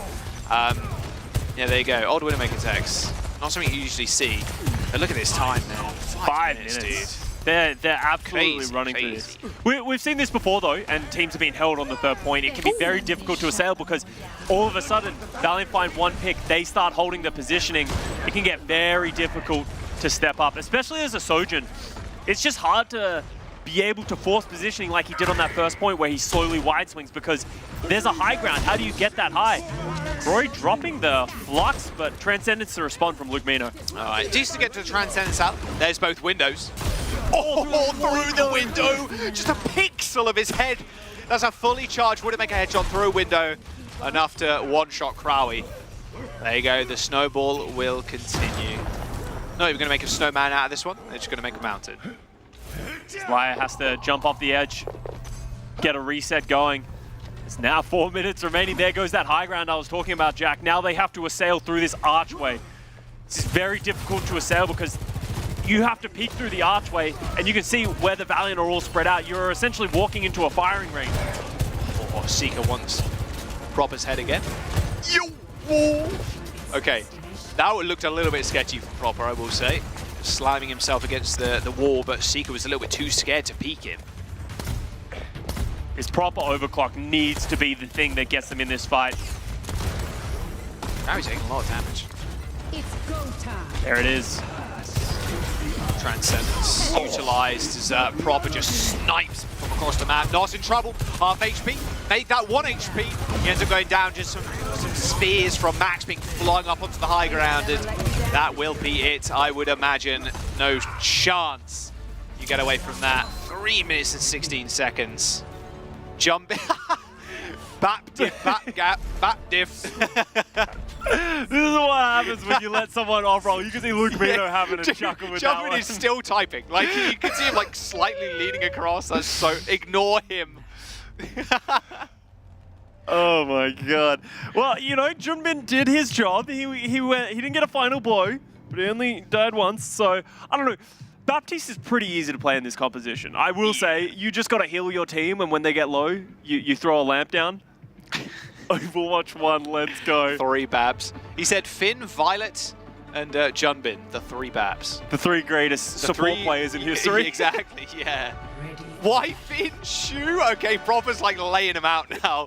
Why Finn? Shu exists. Finn's catching a stray here. Live debate in the match chat right now. Who's the greatest support player? Finn's still on the team and Proper's flaming him. It's so rough. Well, you know, in his defense, he's probably right. Shu is one of the greatest flex supports in the league, but still. Yeah.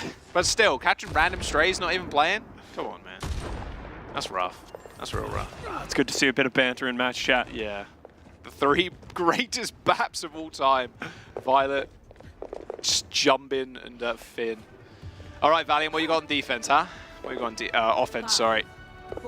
Double sniper still. Probably still running the Soj, no real surprise there. It's just so good with the overclock. Once he Seeker come alive. Yeah, he didn't really get anything done on that defense. Honestly, the entire Valiant team, they only had 2 final blows. That's rough. In that round. Just unable to stop the shock. That's just what happens when you play snipers. Yeah. Like, that is straight up just sniper gameplay for you. Live and die by how strong your Widowmaker is. Yeah. And Probe's been playing exceptionally so far. He had a couple of really important shots. That one on Croy through the window, that pretty much completely split open the 3rd point. Well, they haven't strayed from the light, that is for sure. They haven't gone a random Winston comp and kind of trolled, so all good. Not yet. Not yet. Not yet. Nice dodge from Crowie. They've been belied by the snipers in that match from this map. Yeah. So now this is the difficult position to take. Look at how much damage is coming. Every time Croy steps up, they have a Zenyatta, a Baptiste, a Widowmaker, a Sojourn. They're just pumping out so much damage. Croy goes aggressive with his kinetic grasp, hits a rock onto Max. Might force some positioning. So much healing though from Jumpin. Score window in there we go. 10%. There's the first kill. Body shot. Bandit. Getting that headshot Bandit. Boom, boom. 2 kills for Seeker. It's what you want to see. You need to do this. If you're the Widow, you need to come alive on these points, especially when this time bank was insurmountable on this kind of map. Body shot. Oh, almost take down Lukamino. You can see they don't want to let the shock away, but Max should make it. That's really rough, actually. Not getting a couple of kills there is not going to afford you a lot of space. And yeah, even trying to force something with a window is very aggressive. You want to get these staggers, because if you get the staggers, you retain the advantage positioning, but the Shock don't want to give it to him. Lamp. Oh! Good snipe out of the air by Pro. Lamp ain't going to save you there. Need with the Transcendence. CJ only just got it, though. Oh, proper Genji. Transcendence? Okay. Transcendence, you try and force it. You need another kill. You need another kill right now if you're the Valiant. You can't let anybody else escape. They're going to be able to get it too with that Flux. Oh, there's a Transcendence and a Lamp. Seeker finds Proper again, and now Sights have been activated by Probe to try and find something. But Seeker, there you go. Okay, Junbin. I don't know about that one. He was trying. He saw Shu do it one time. He was like, I am the new Shu. I'm in the top 3 Baptiste, right? I can do this. Babcat. Liar letting him know. Jumpin telling him to stop too. It's all fun and games until you throw. Wow, there you go. Live and die by the sniper. Live and die by the Seeker. The Seeker of headshots right now. The proper Genji is interesting as well. It's a gamble of a pick because the Genji, you can execute the snipers, but they're ignore that in the bottom left. Ignore that. Cover up the face cam. But it can be difficult to get in, and if Seeker's hitting shots, as you've seen, he's taken down Proper so many times, and now Liar gets in the action as well. That is what, 3 fights in a row that Proper's died first. Not even on the Genji, that's 2 times on the Genji, 1 on the Soj. Very fast burst. She's talking about how quick Shock were. Valiant about to overtake him right now. 4 minutes and 40 seconds. Oh, he hits the shot. They're on the last straight now, Scott. The last straight.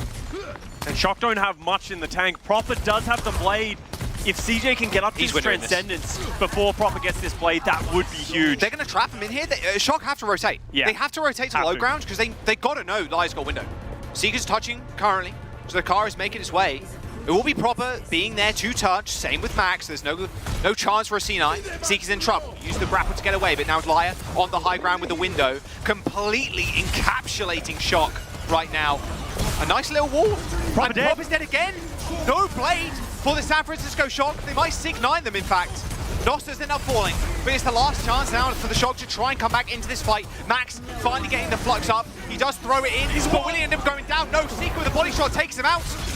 And the Los Angeles Valiants are going to take over this unless Proper comes out clutch. 1 kills 2, maybe some more. Doe doesn't even need it. Seeker's in the front line, but takes the head clean off of Proper's shoulders. A Transcendence for the Valiant to push them forward, and Seeker finds yet another kill. It will be Max on the Diva to come back onto the point to try and stabilize. And they do have the closest spawns, but Seeker's still onto the high ground, free firing into the spawn doors. Nos is dead, yes. Proper with the deflect. But is there any chance they push it on? No, Valiant so close to just dominating that first push. 3 minutes and a bit though, and now the struggle really begins. 4 deaths, but the blade pays off at the very last second, just able to hold on. Max, I love the switch over to Diva. The Valiant just didn't have an answer to that pick. As soon as CJ goes down, it's over. Fortunately for the Valiant, because of how quickly they took the first 2 points, they still have 3 minutes remaining, but look at how many ultimates they have. They have nothing, Jack. They even threw the Transcendence there at last to try and salvage that last fight. Optimistic. I mean, that was almost a record on that point, like straight up. Oh, Lucamino dies to dude, Seeker is coming. Oh, that would. If he hit that shot, I think I would have lost it. I'm going to be honest. Oh, Jumpin! But Jumpin ends up taking a body shot, and then another couple of body shots from Liar. Max is dead. They're falling apart. Proper. Oh, you got no deflect was coming there. Oh, nice dash. Almost perfectly timed there with the Shurikens to just insta-kill. Transcendence, Rock from the back line. Or the front line, I should say. I mean, Proper's got nothing. Jumpin sat behind a window right now, but Lucamino's on the flank. Decent flank, however, as Crowie's just kind of isolated on a small island. Lucamino, 38 HP. He's going to be able to back up, at least for the time. 2 minutes to go. But it's a very slow, staggered out fight. Not a clean wipe like you need on this point, Scott. Valiant are going to be able to do this as Lucamino just 1v1 Seeker who's on the Tracer. Somehow, again, they managed to hold on. Lucamino coming back from the spawn, has the Transcendence, and the Valiant can't do anything about that, so he just stalls long enough, just lives to tell the tale, and therefore the San Francisco Shock respawners come back, and the Valiant, they're so close, they just can't finish it. And the proper Genji has been paying off. As much as he's been getting picks, he's finding picks in the integral fights. I mean, on this point of the map, it's probably the best point for Genji. There's so many bits of high ground. You can go on the flank easily. You know the Valiant want to split up. They don't want to play as like a death ball, which is exactly what they're doing right now, to be fair. They know they can't get picked off again by Proper, who's got Blade. If he's 3% away. CJ has the Transcendence to deal with it, though, Jack. Oh, you are dicing with Death. Oh, yeah, there you why go. are you doing that, and bro? Death, there's been something that you're going to face. I mean, I don't know what that sentence was, I'm going to be honest. Still not feeling well. Early Transcendence. They have the Blade after this. You can see Proper's just waiting. And he's waiting for it. Blade to the ceiling. Does insta deflects. Doesn't manage to get the reset, though. Don't know sure where Nos went. Krawi ends up right in front of him, though. All good. Lucamino dead, but again, you're struggling here with the Valiant. You need a clean wipe on the Shock, and it's just not coming. I mean, you got no front line. Seeker's trying to do his best, but he ain't standing up. No shots. Proper with the Blade, and the rest of the follow-up from the San Francisco Shock will end up just whittling this time back down to OT. We have 20 seconds to go. CJ switching to Brig, Nos to Tracer. I mean, the Valiant, they're on the last limbs on what looked like a record-setting time bank, or going on to third, is now in OT. They can't rely on snipers in this final fight. They just need to go to characters that are going to find picks however they can. Nos should be able to touch as the Tracer. With Nos. Yeah. He does get there. Krabi gets rocked. There's Probe taking out Seeker. I mean, this is just going from worse to man. It's just a shooting gallery now for Probe. They can't do anything. A disappointing finish here for the Valiant. Shock are gonna hold. Another BAP gap in chat from Junbin. That was an unbelievable push from the Valiant. But just Shock snuff him out at the very end. It was just a slow, grueling fight. And when you're in those situations, you do need a clean team fight. I mean, but it was the Valiant that was getting 3 picks to start off. But the Shock were just able to hold on with 2 people. Able to hold off with Proper's Blade. Just stalling enough for Max to come back on the Diva. The Transcendence to come out from Lucamino. Just such a rough final push. I mean, Seeker came alive. He did what the team needed him to do, but it was just not enough to finish out Circuit. And we talked about it, you live and die by the Widowmaker. Seeker was the one living up to the hype. He was getting them their foot in the door. But what was happening is every time they got the foot in the door, Proper slams it with the Genji. He's just the gatekeeper. He's waiting at this archway for anyone to step up. As soon as they did, they got taken out. Yeah, he's just relying on his mechanics to just take these 1v1s, these 2v1s. I mean, the San Francisco Shock, to put it into perspective, Scott, that was the 3rd fastest completion. Wow. On Circuit Royale. 3:16 left in the time bank, puts Shock at 3rd place in fastest completions on that map. And Valiant probably would have been first, to be fair. Yeah. If they managed to finish that out, probably would have taken that record. The San Francisco Shock with 2 maps, match points. Scrappy Valiant coming up big on Lijiang, very much their map at this point. End up falling flat on Numbani, on Circuit. We're going on to Esperanza, another map they face the Gladiators on in that slugfest of a 5-game series. In just an extravaganza for the Valiant organization and the Valiant players. Can they just take this to a map number 5? We'll have to wait and see after this break. Don't go anywhere. Just Shock need to close this out. Otherwise, Valiant, they're just going to walk home with this one.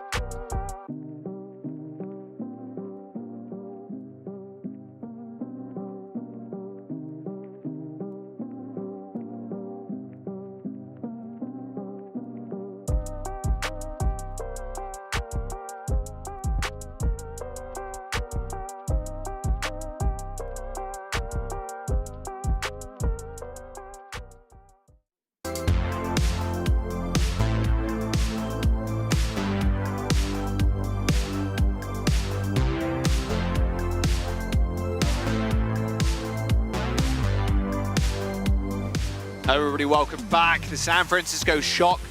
It's all back to normal now. Don't worry. Don't worry. Or maybe worry, I don't know. Jumbin's back looked pretty good. Renko is back in. You can all continue smiling as Jumbin jumps back onto the tank roll. Honestly, it was a pretty fun experiment, let's say, with Jumbin on the Batiste. They did end up setting the 3rd fastest record on Circuit Royale, and Valiant almost set the #1 record, but they just couldn't end up finishing out on Circuit. Got held for 4+ minutes. And it was pretty devastating after seeing Seeker coming alive on the Widowmaker. And here's actually the stats for the Widows. I mean, Seeker was doing almost nothing on their defense, but on their offense, just dominant.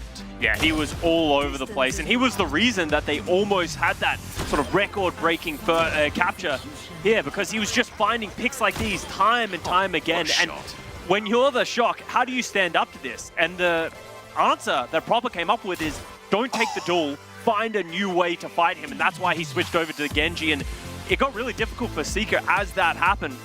So that shot.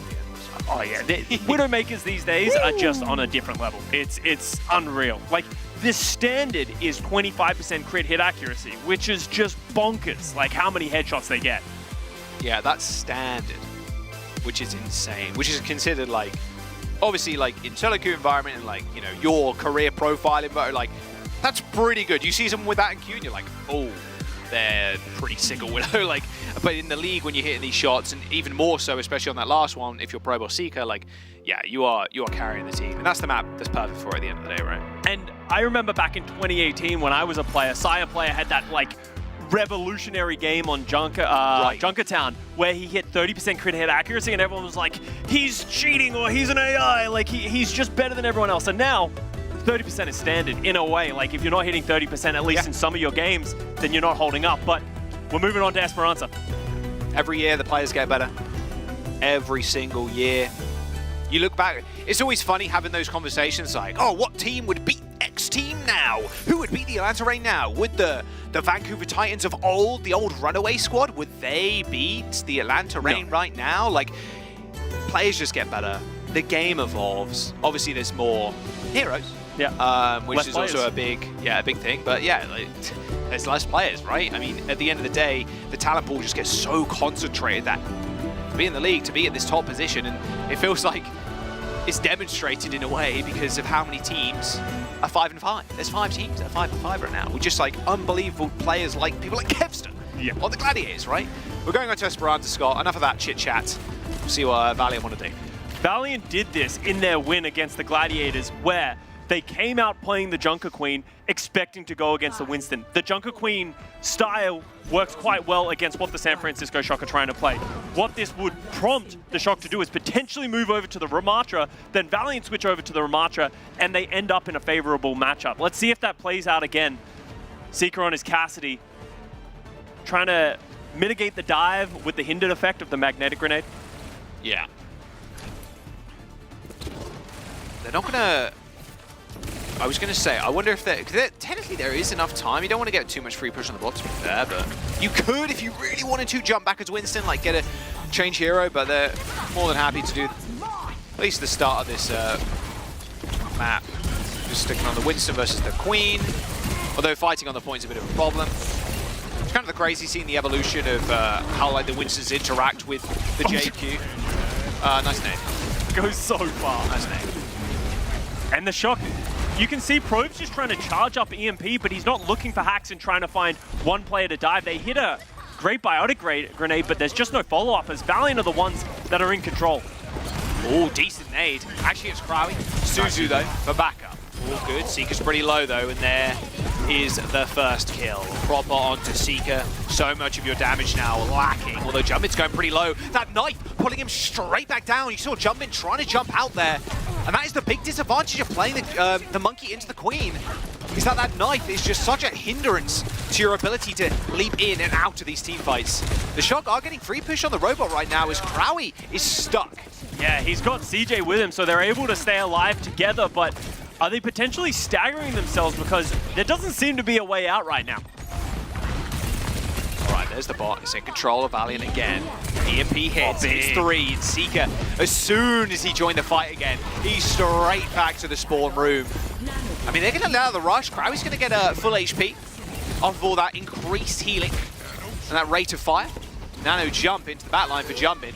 And he's just forcing ultimates at this point. A good stun bash onto Proper, managed to get the recall regardless, and a pulse bomb straight into the back line of Liar, who was just overextended. If they kill Proper there, that's probably a life saved.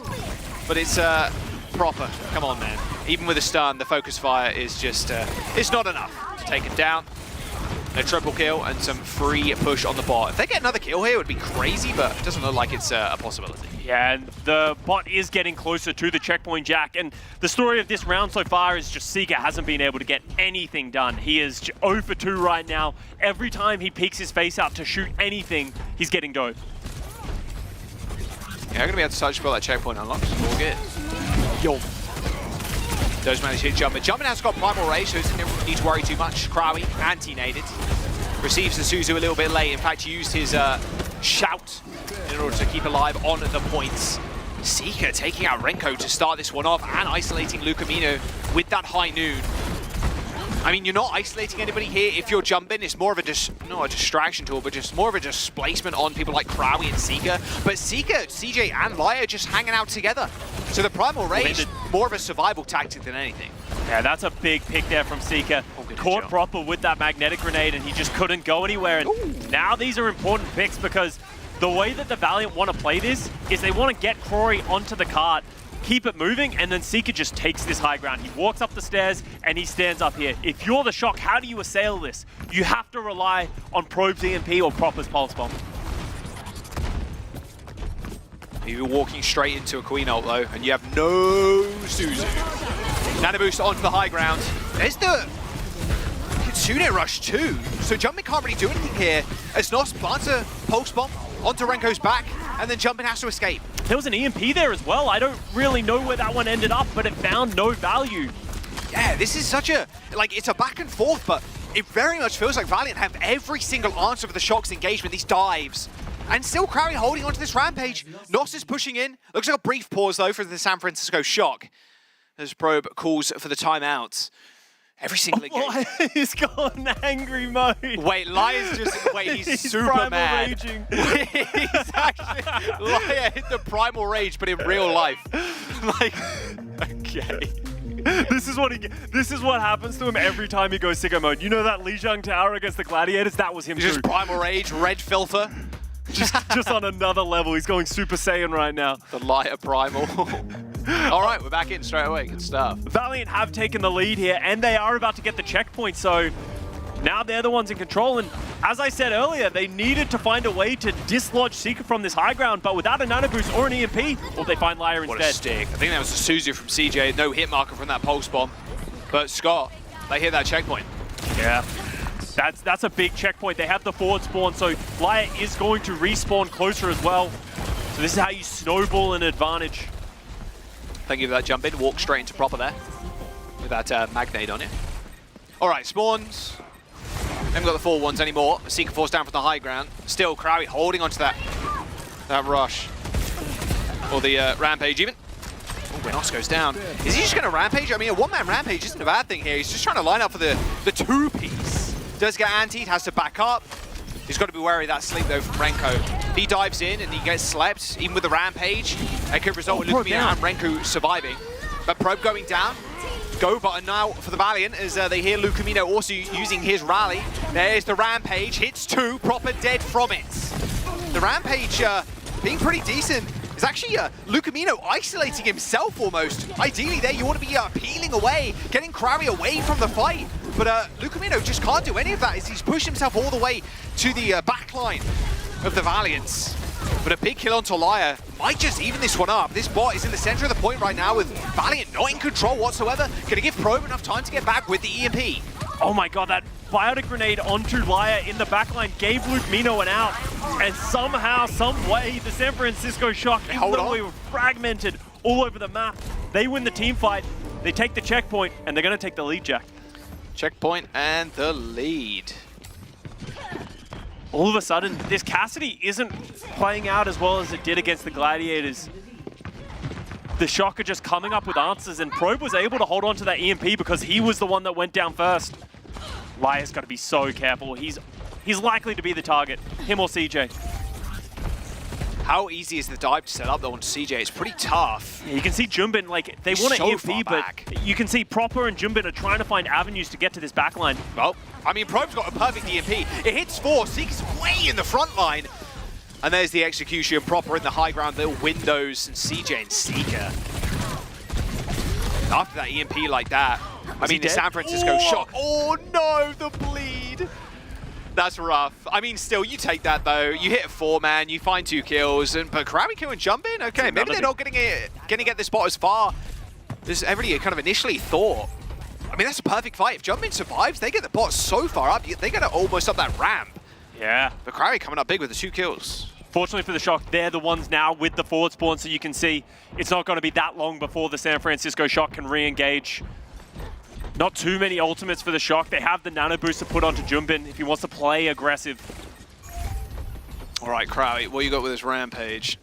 Managed to hit 2 people last time and kill Proper. He's trying to find the backliners. They're the important ones. He is, yeah. I mean, he's setting up. Lucamino's right in front of him. I don't even need it, to be fair. Yeah. Oh, there's the axe. Straight on to Jumbin. He's got nano boost.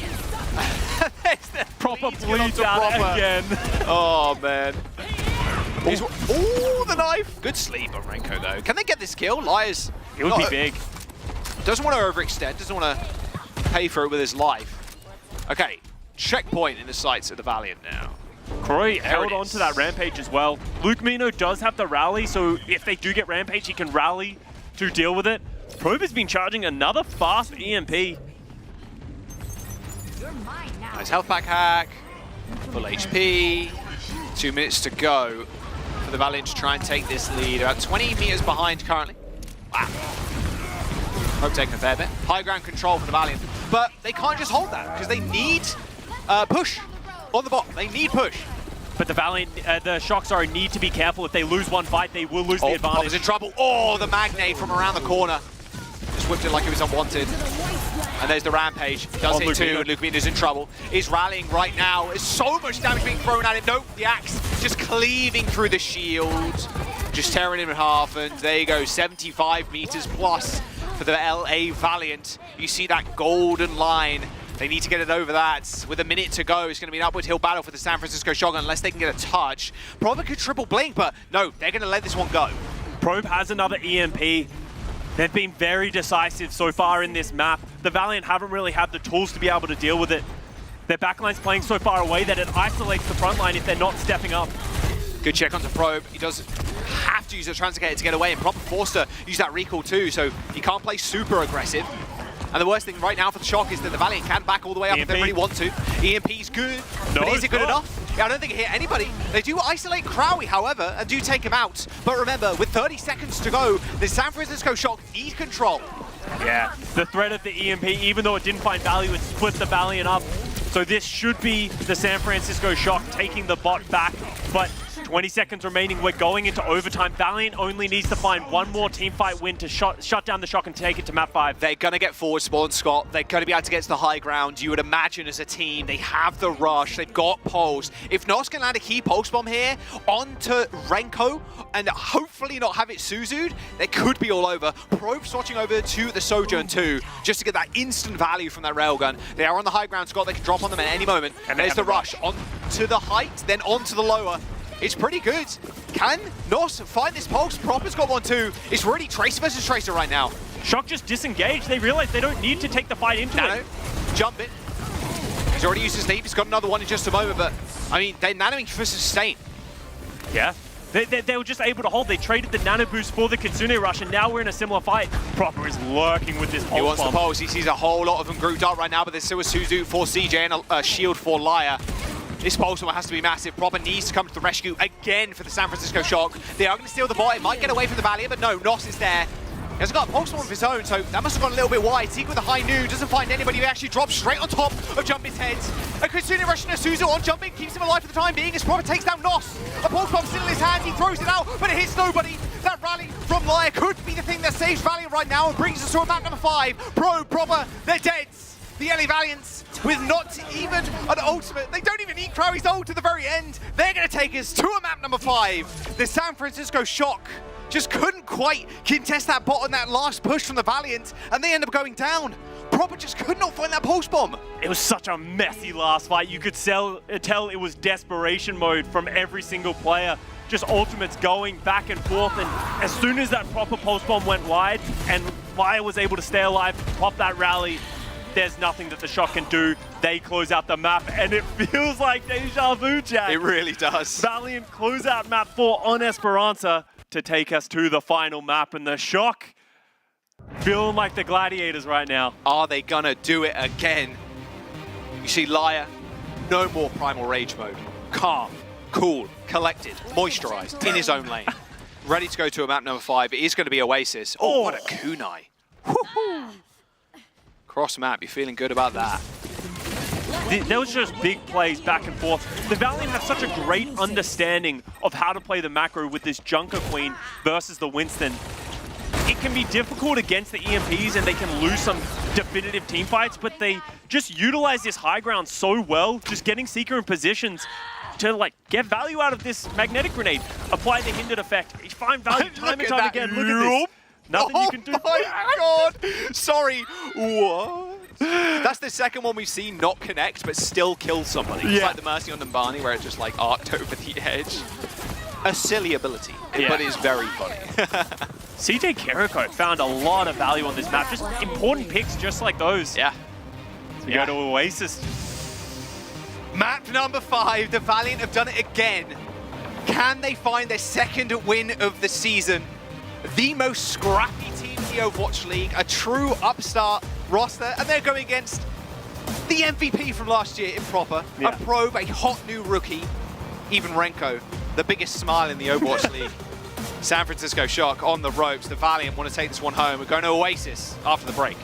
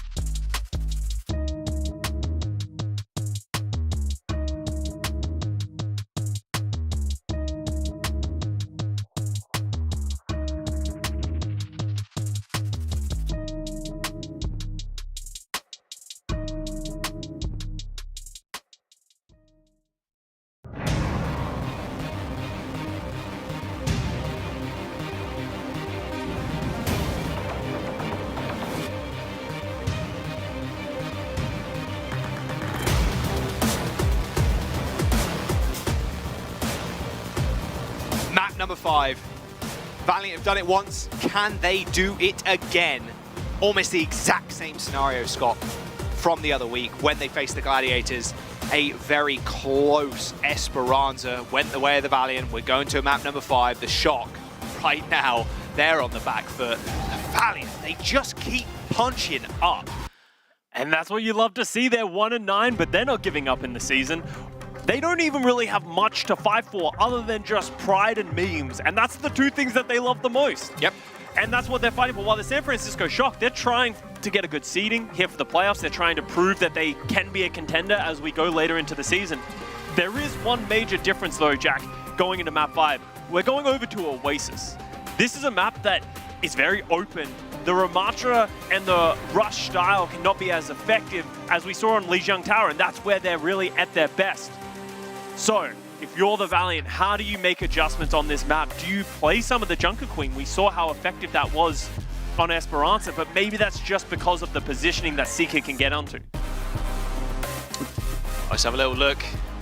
Well, they want to rush that rush style. Krawi on the Ram, Nos on the Mei. Saw that on Lijiang.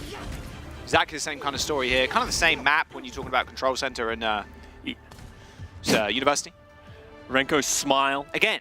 One more. The mental warfare. A-game. So we are on University for the first round. This is a map where Ramatra is going to be the strongest. You can control positioning. You can play your Mei. There's a lot of effective Mei walls that you can drop. Both teams are going to be fighting for this high ground mini. Oh, yeah.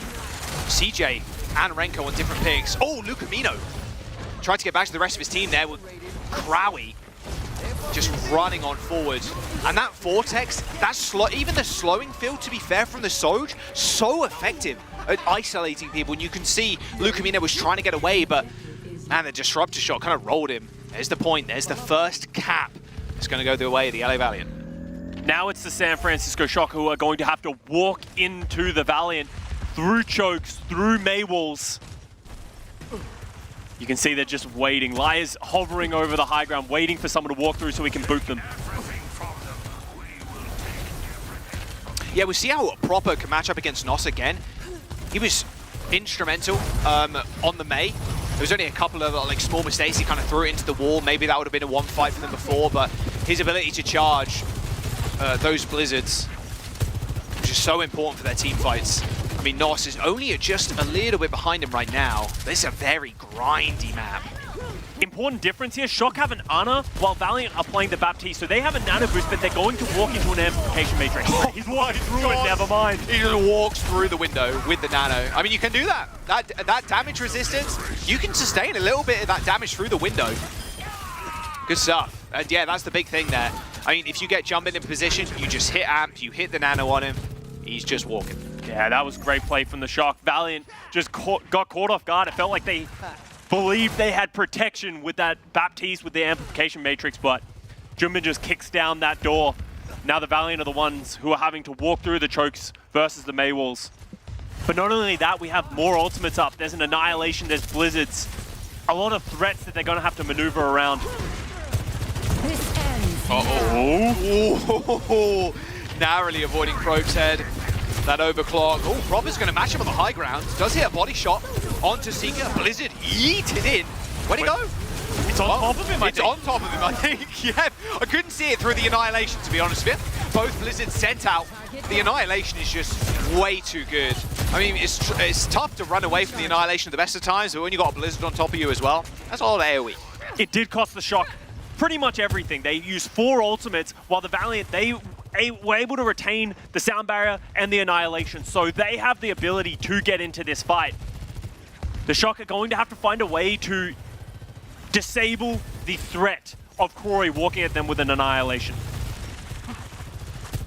Still though, Lyre with that beat. If they do want a nano jump in again, they can just punch the beat down and just run at the back line. Speaking of which, hit it. Renko does hit the sleep, but no, I don't know who woke him up, but it's a pretty tough time when you're Proper there. If you're probably just left-clicking, trying to slow the Ram down, you interrupt the sleep.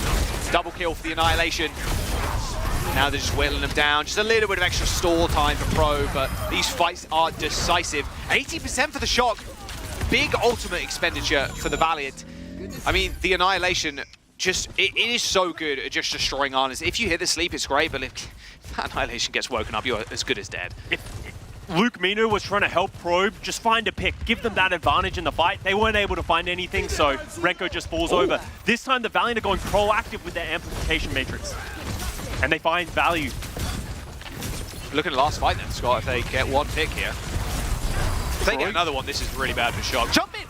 Jump in! Okay. Just walks out there, maybe thinking he could get some healing. Doesn't find it. Nos is asleep, but they can't find any value. It's so tough as the Ana in that position because you probably don't have a direct angle to jump in.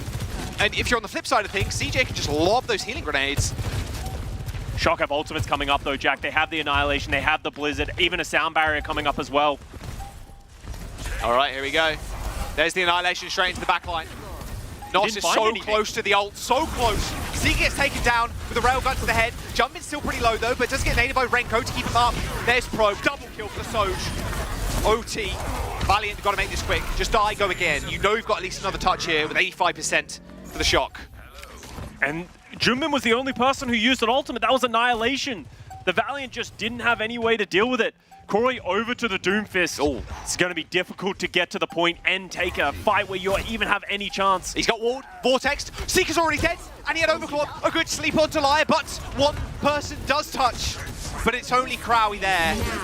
The San Francisco Shock, I mean, they had too many answers for the Valiant.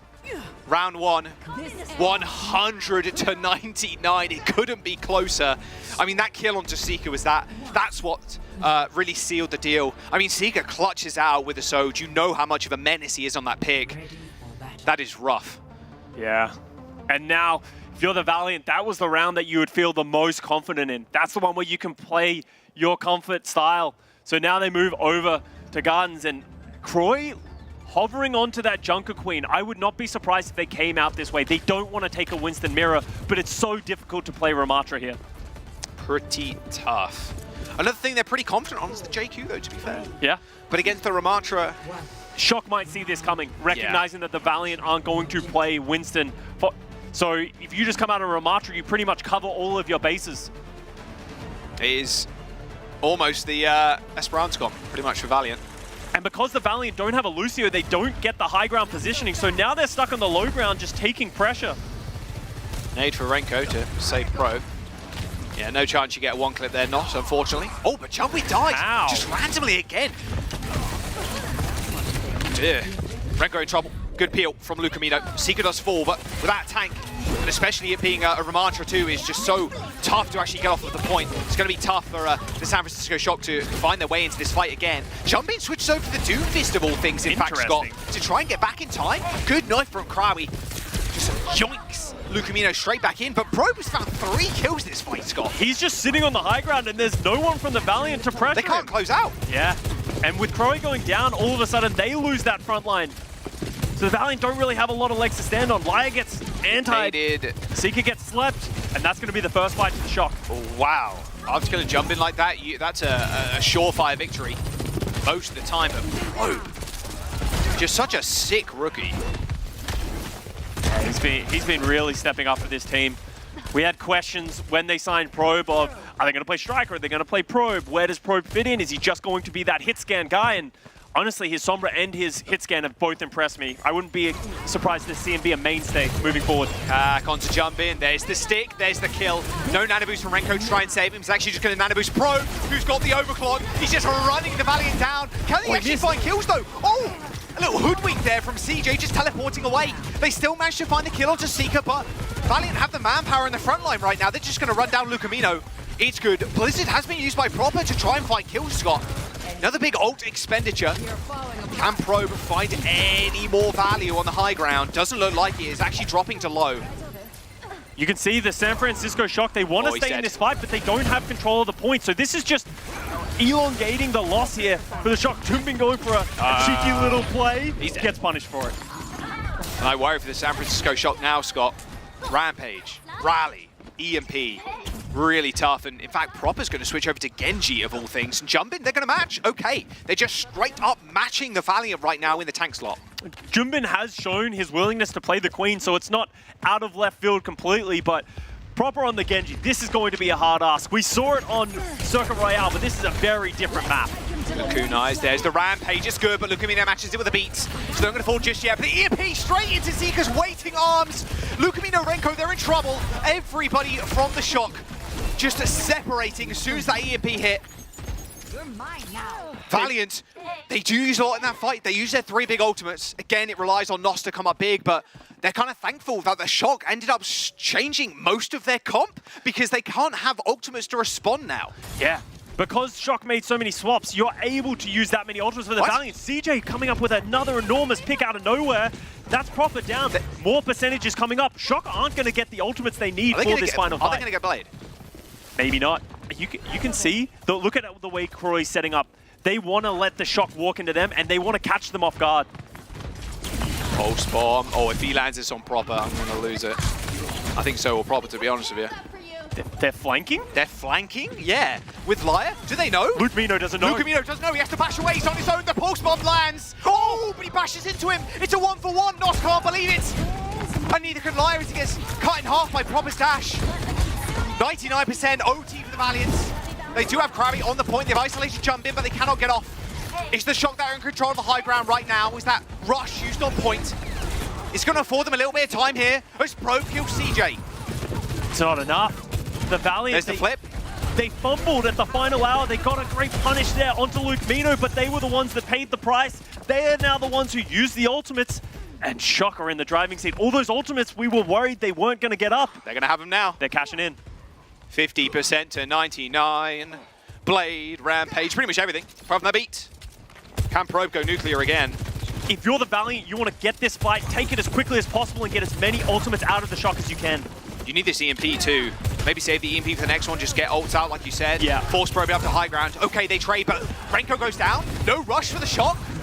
They've got ults. They've got that railgun. Nos is the target. A double tap onto the Tracer is enough. The Valiants, what's their choice? Their choice right now is to back. They've only got one ultimate out of the Shock though, Scott, in this last fight. It was only the overclock, and Seeker was the one that went down, so he hasn't even got up to this EMP yet. He's close, but doesn't have it. 82%, they have the time to slow things down, find the target they want to get. EMP hits 3, jumping proper, Lukamino in trouble. There's the Rampage, only hits Crowy. It is OT though, in just a matter of moments. Jumping, trying to find more value. He's isolated, but there's the play from Proper. He's just going straight into the front. Crowy dead, Proper getting the resets. There's 1, there's 2.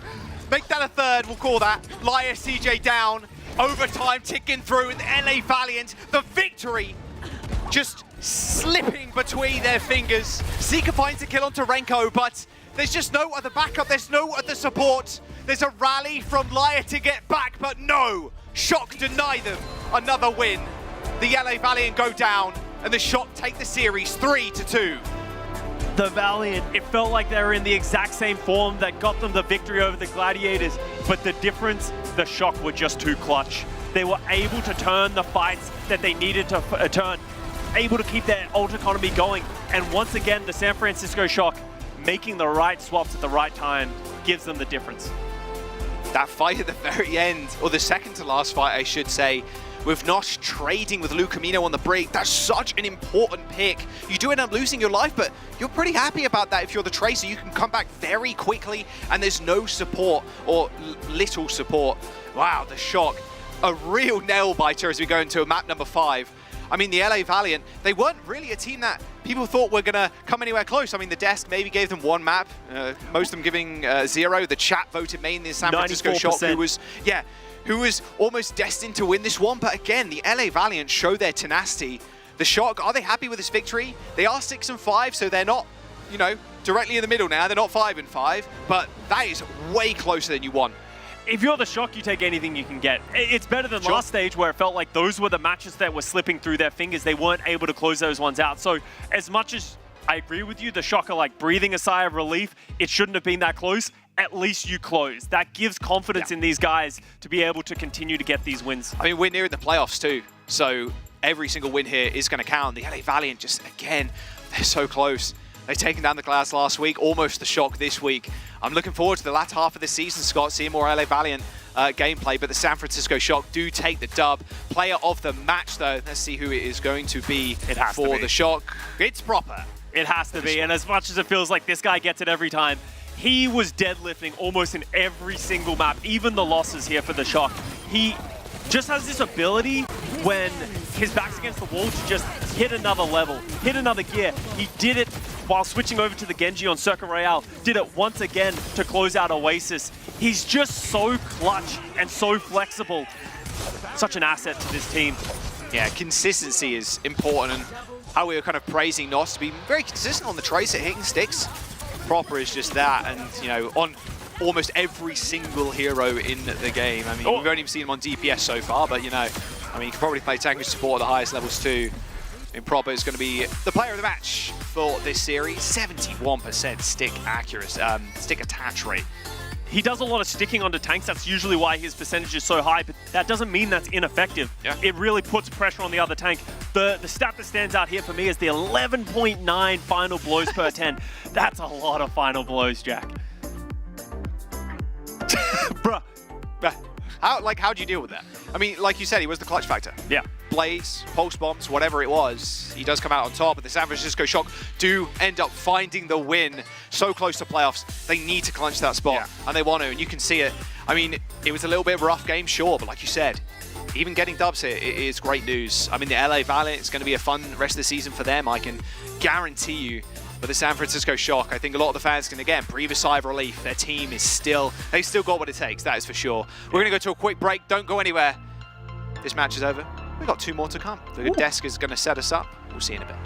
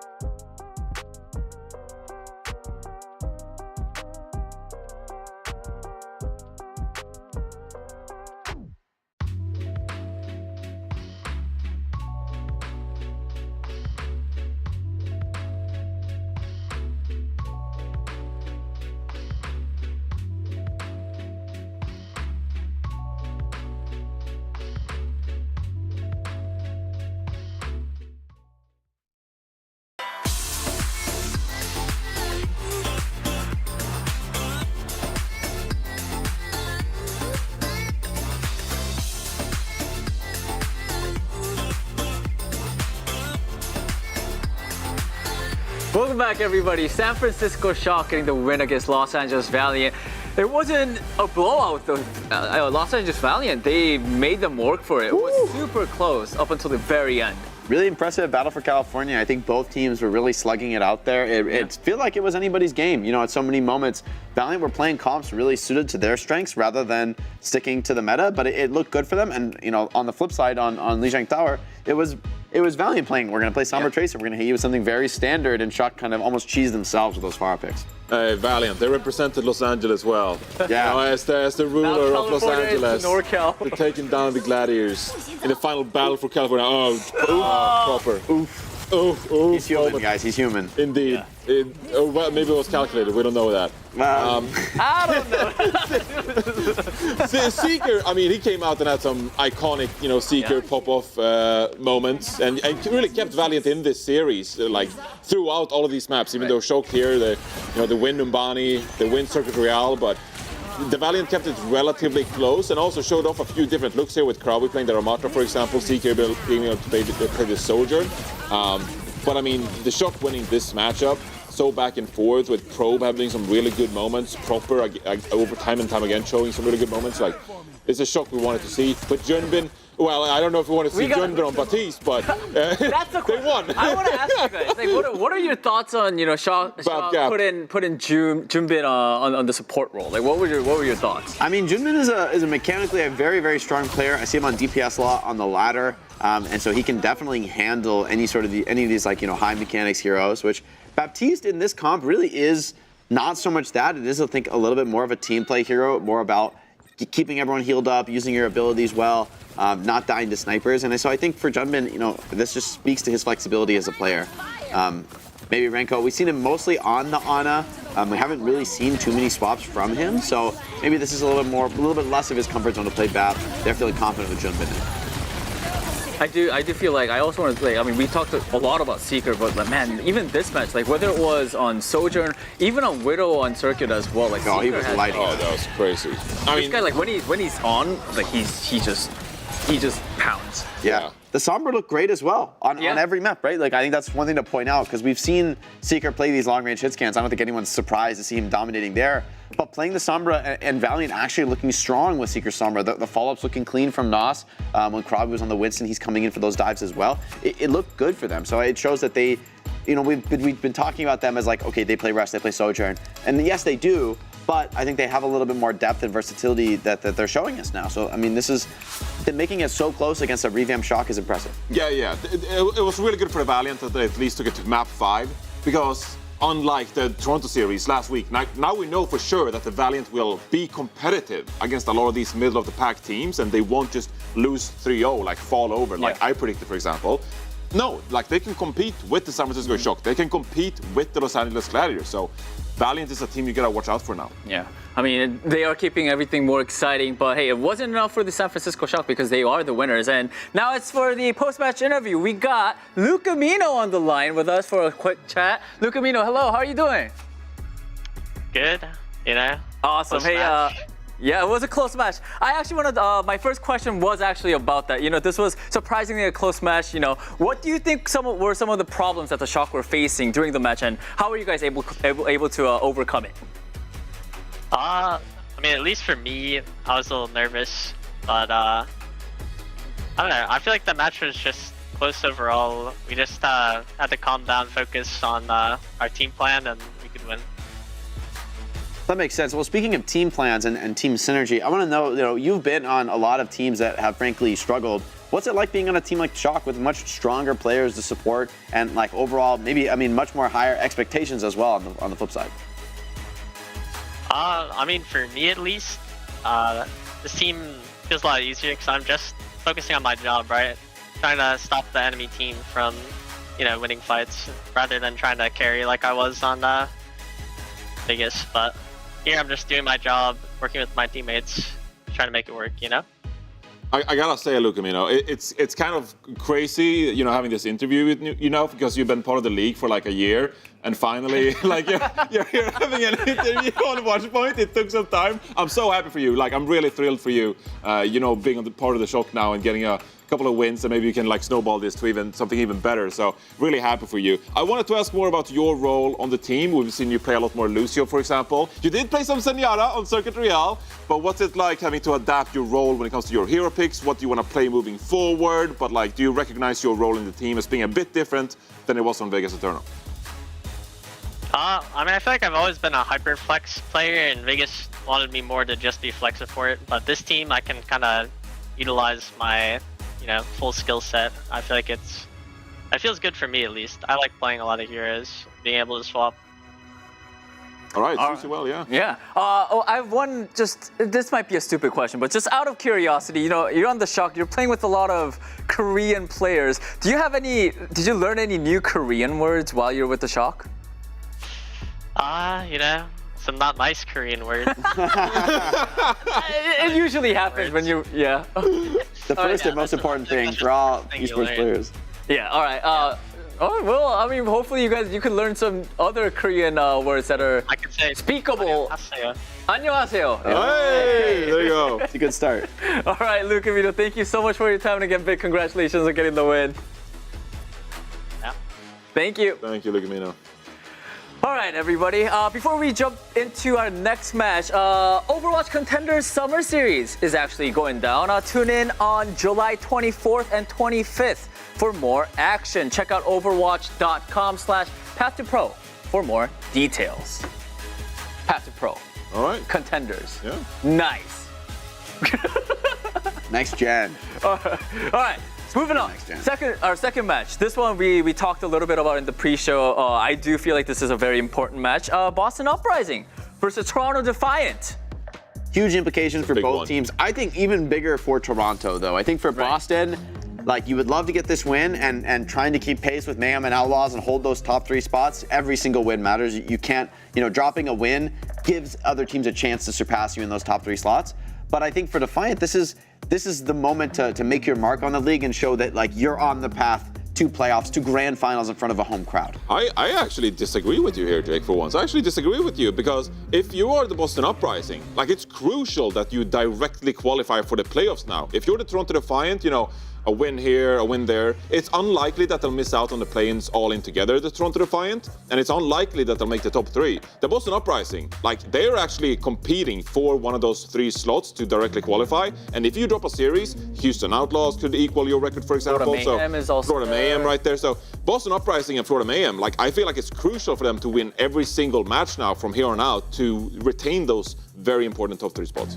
I think, and furthermore in this matchup, I think it's going to be really exciting to see what comps come out, what rosters people are playing, because Boston's been a team that's like, we're going to lock it in on Sombra Tracer, and because of Spectra right here, this guy on your screen, we've been seeing a ton of Echo out of the Toronto Defiant, but they're not one tricks by any means. I mean, what I like about this roster is you can play anything with these 5 guys. Like, they're not limited on any comps. They're going to let Hydron play long-range hit scan at times, maybe put Spectra on the Tracer, flip it over, Hydron to the Tracer, Spectra on Echo, Sombra.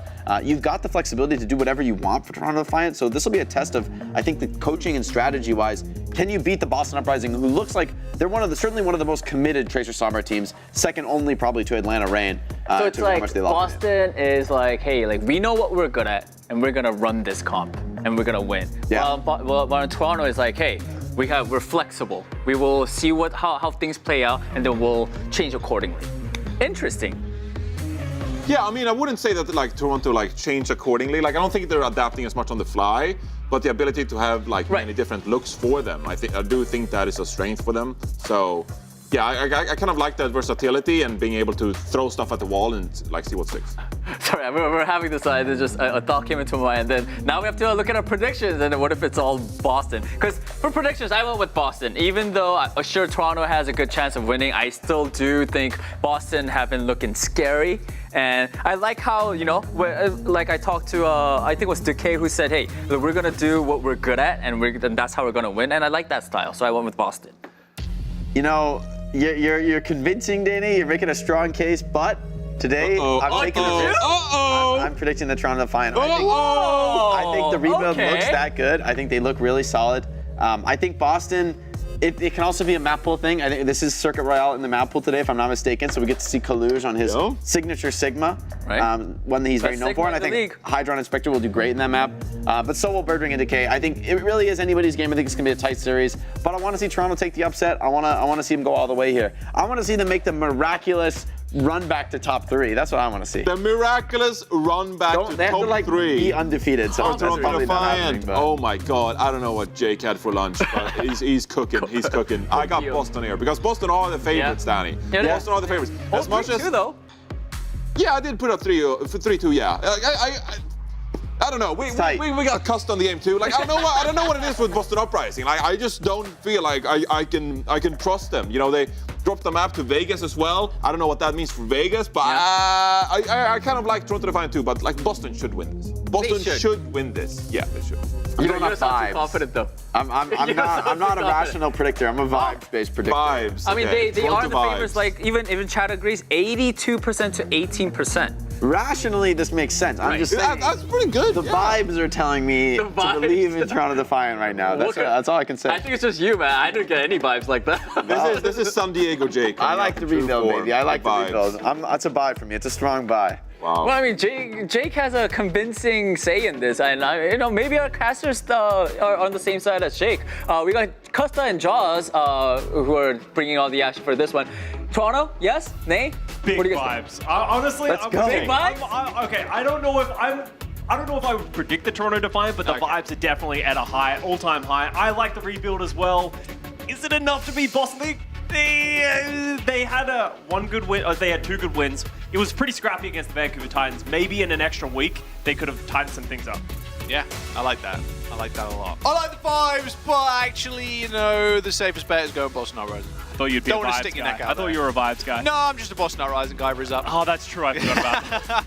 Remember, you are Boston's villain. I am the knight in shining. That's actually true. We are the dichotomy of the Boston Uprising. We see the complete opposite ends of the spectrum. Yeah. I've actually really liked what I've seen from the Boston Uprising so far since the midseason. They're starting to make me believe, but they had a pretty sketchy match against the Vegas Eternal. I don't know if that speaks more to Boston Uprising struggling or the Vegas Eternal improving. Yeah, there's always that question. And I gotta say, Toronto Defiant, like Spectra, Hydron, I think their best DPS lineup, like Decay, Birdring. I know, don't get me wrong. Yeah, obviously I'm voting Boston for this one, obviously because of Birdring, but I think Spectra's been a mad asset to this team, and Hydron's always been the consistent factor. And Jake's got some mad merit too. If we go to a Circuit Royale, which we will, because we guarantee he's plays at least 3 maps, like Kaluge is going to be on the Sigma. And I would take Kaluge's Sigma, honestly, versus Smurfs. I mean, Smurf is a very, very good all-rounded tank, but that's Kaluge's best hero. Like, that's tough to go up against. And in general, as Johnny and Jake were talking about on the desk, Boston Uprising, they've really been a one-trick pony for the most part in this stage from the first 2 matches they've played. They want to stick towards that Tracer Sombra. They can play other things. They are going to play other things on these types of maps. But for the most part, that's their comfort. Why the Defiant, it feels like they're still trying to find their identity and they're sort of playing fast and loose with their compositions. Oh, I do want to see some Ryan though. No! They were pausing to have a gentleman's agreement that they will both play Reinhardt. Go Ryan. Go Ryan, maybe? Yes. I hope so. Ryan's always fun to watch. When you're looking at the Toronto Defiant, you have to really keep an eye on Spectra, the new player coming in for this team. He is just a menace. And he was hyped up joining this team. A lot of people were surprised this was sort of his first debut in the Defiant, but he stepped up in a big way. He's an incredibly flexible player that works well alongside Hydron.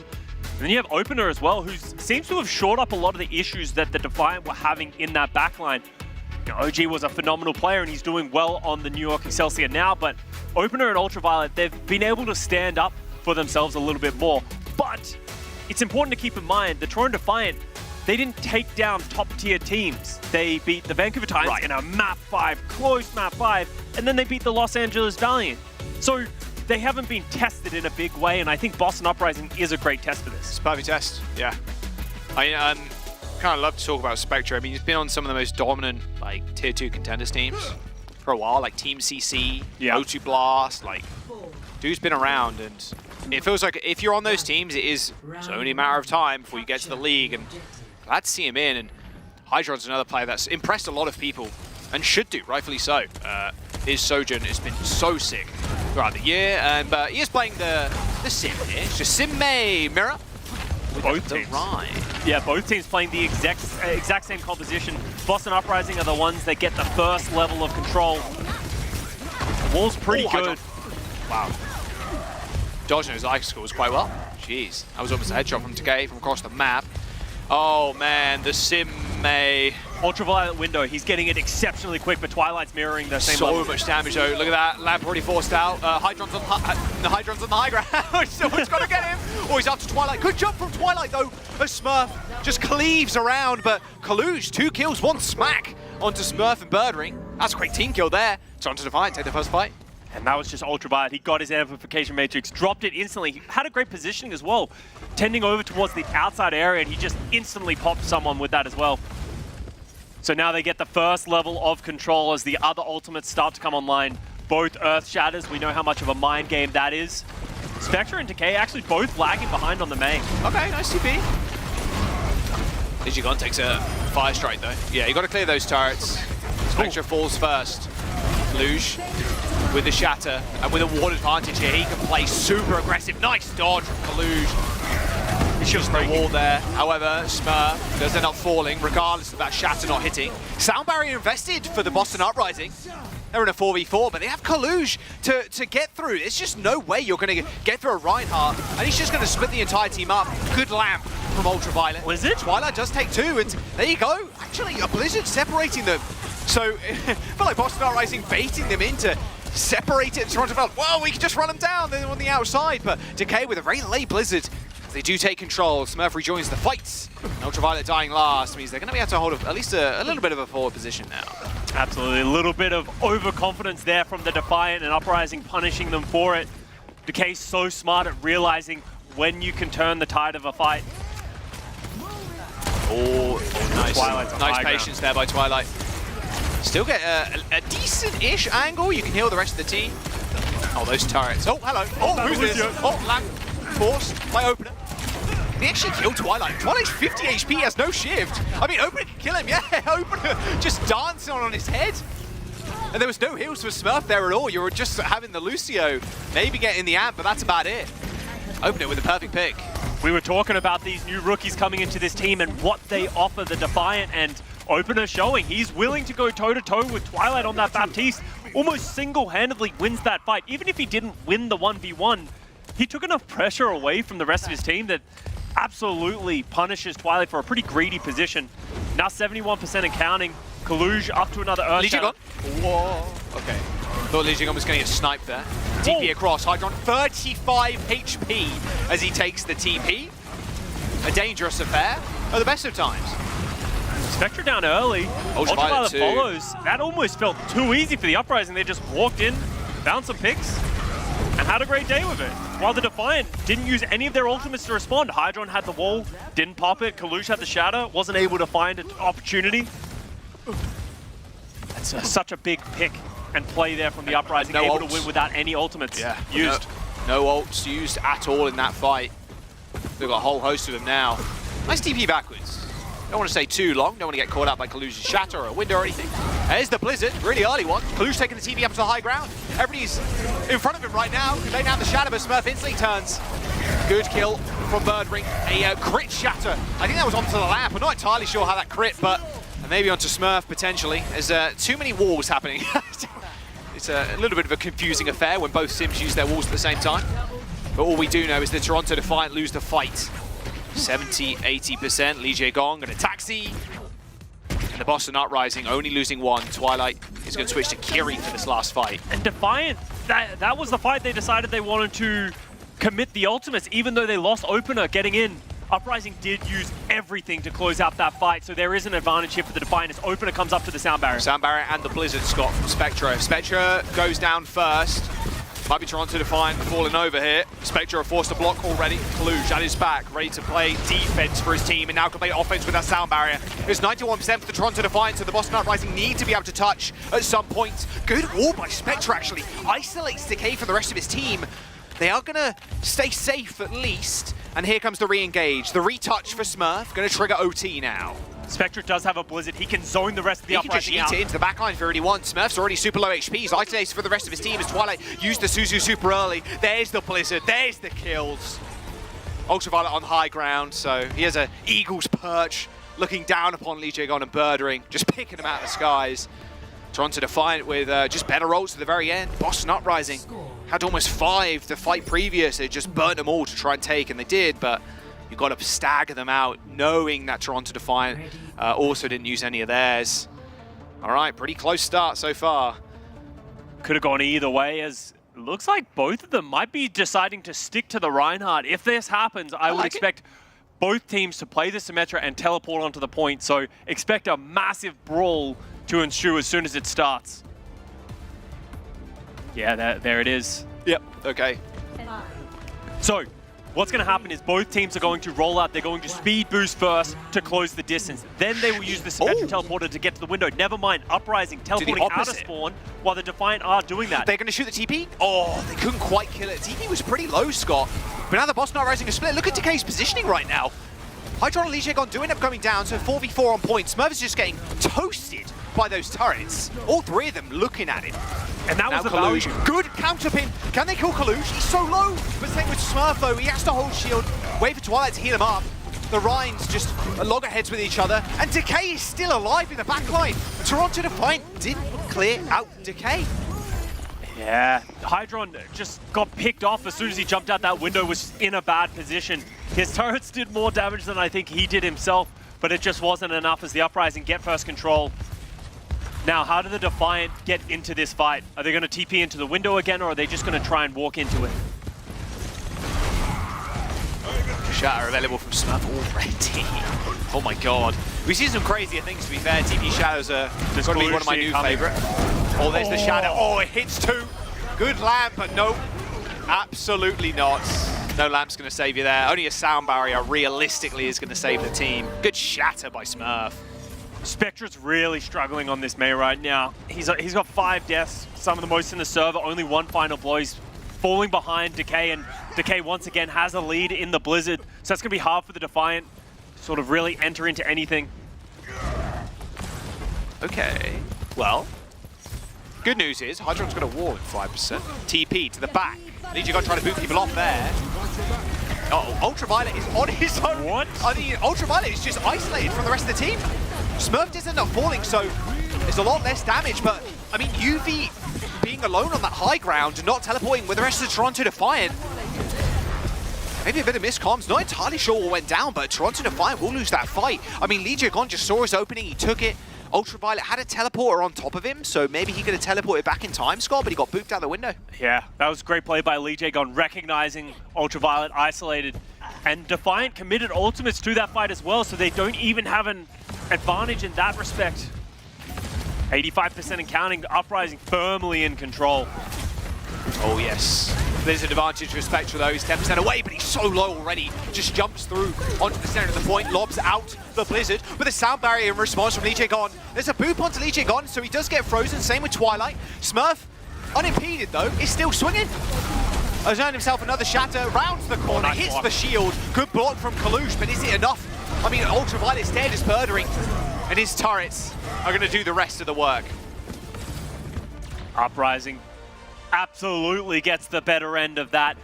It is the advantage if you win the first team fight in these Reinhardt Symmetra mirrors. You have the control, you can just respond with your own ultimates, but Uprising not making any missteps, playing it to perfection, and Smurf just swinging for the fences on that Reinhardt, completely taking over.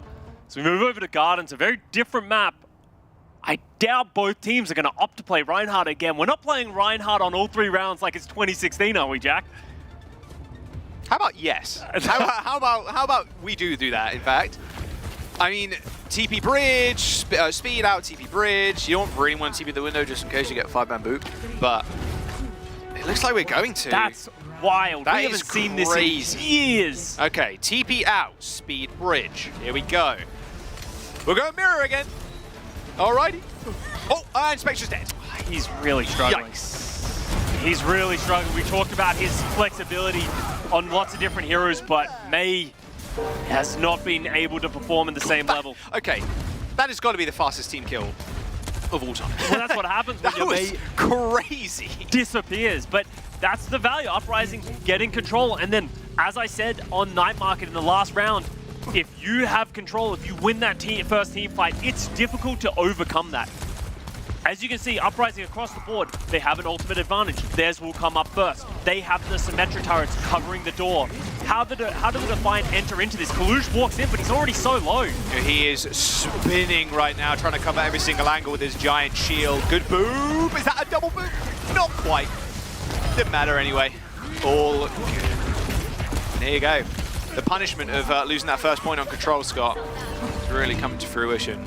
I mean, with the Boston Uprising, I mean, you don't even need like stats or anything. Look at the damage comparison between Smurf and Kalush. Like 45% to a Shatter on the Boston Uprising side. Like you said, even Spectra is struggling. Like Blizzard, he's 50% behind an ult charge.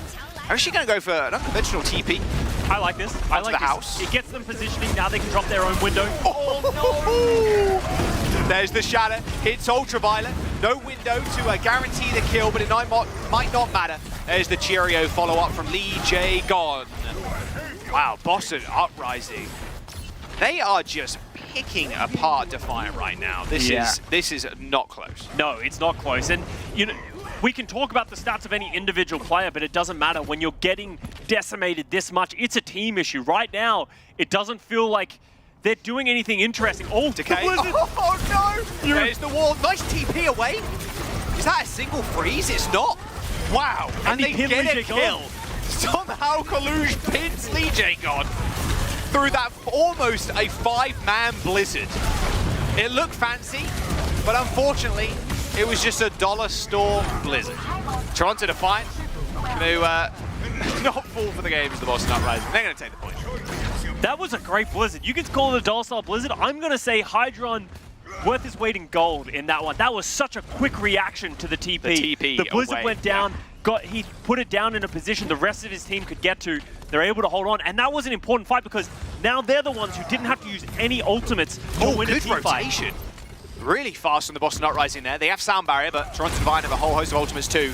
Kalush Shadow could be large. There's the Blizzard on the wall. Smurf in trouble, does charge, hits the wall though, and now he's in serious hurt. Lijigun also frozen, just caught on the edge of that Blizzard. These fights are so fast to end. Yeah, Twilight just jumping off the map. Just go for another reset. The best thing about these comps, honestly, is that you do die very quickly, so you get a lot of fights. And there's a lot of team fights as well. There's quick wipes, not a lot of brawls going back and forth. Defiant did get caught with their pants down a little bit there. That was a great TP from the Uprising. Defiant weren't prepared for it. Now they're going to do the same TP into the dojo. TP into the house. There's the window. Looks almost invisible from this angle. Kalush, what you got for us? Kalush wasn't expecting that. No shield. There's the damage, but a good sound barrier from Opener. And there is the follow-on, the Fire Strike. Does scorch Lee J on the exit, but with that Fire Strike, you put down your shield. Twilight just pops your head. A TP out from Hydron. There's the wall, Scott. The Boston Uprising are just going to run Toronto Defiant down, but a smart disengage. These teleports from Birdring have been extremely smart. Kalush does manage to get back in time, but he's just isolated behind the wall.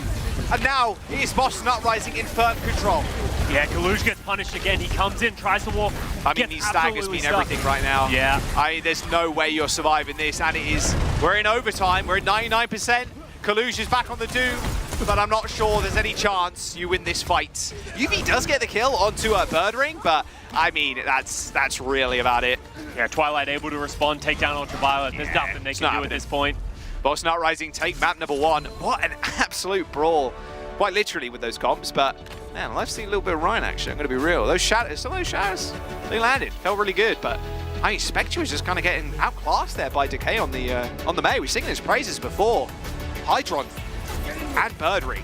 Like, you know, you don't see a lot of like Sim in the kill feed unless it's just like burning shields, burning the Rhine and whatnot. A lot of it's just kind of May and the Rhine picking up kills, but both Birdring and Hydron had some very intelligent TPs. Really showing up big with just the utility, but just not enough for Toronto Defiant to take this first map. Yeah, it was on a knife's edge. It could have gone either way. Defiant just losing some crucial fights, some minor mistakes here and there.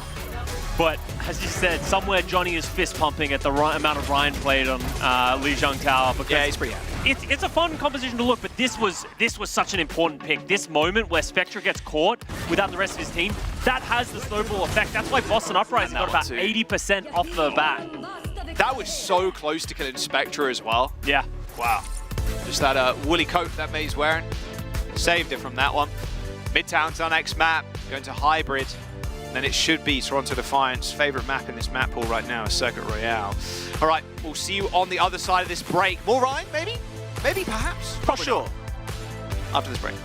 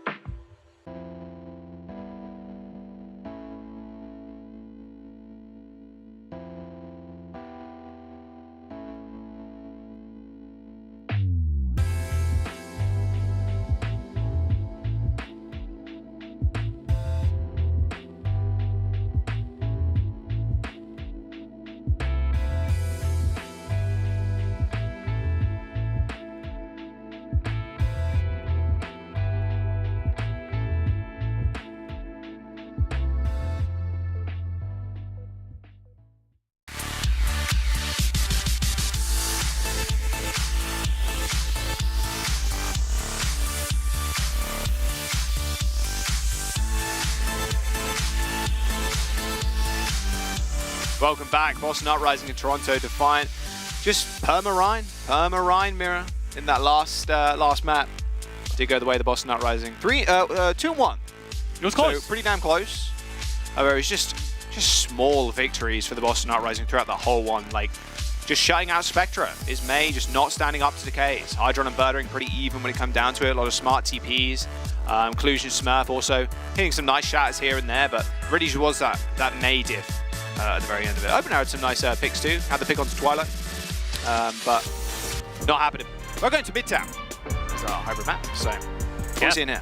Midtown's an interesting. Honestly, this map pool in general is interesting because Boston Uprising, we talked about them, their bread and butter is the Winston Tracer Sombra, but none of these maps are really great for that style of play for the most part. You're going to see a lot of different looks here for the Uprising. it looks solid in that Reinhardt mirror. What will we see in Midtown? Because a lot of teams have experimented with different things.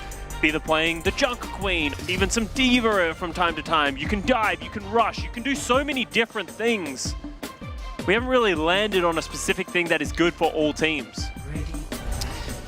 Yeah, so, well, Toronto, they're playing Spectra on the Echo instead. His Echo, he got that 5K the other day on the Echo, on Busan, downtown Busan, I believe it was.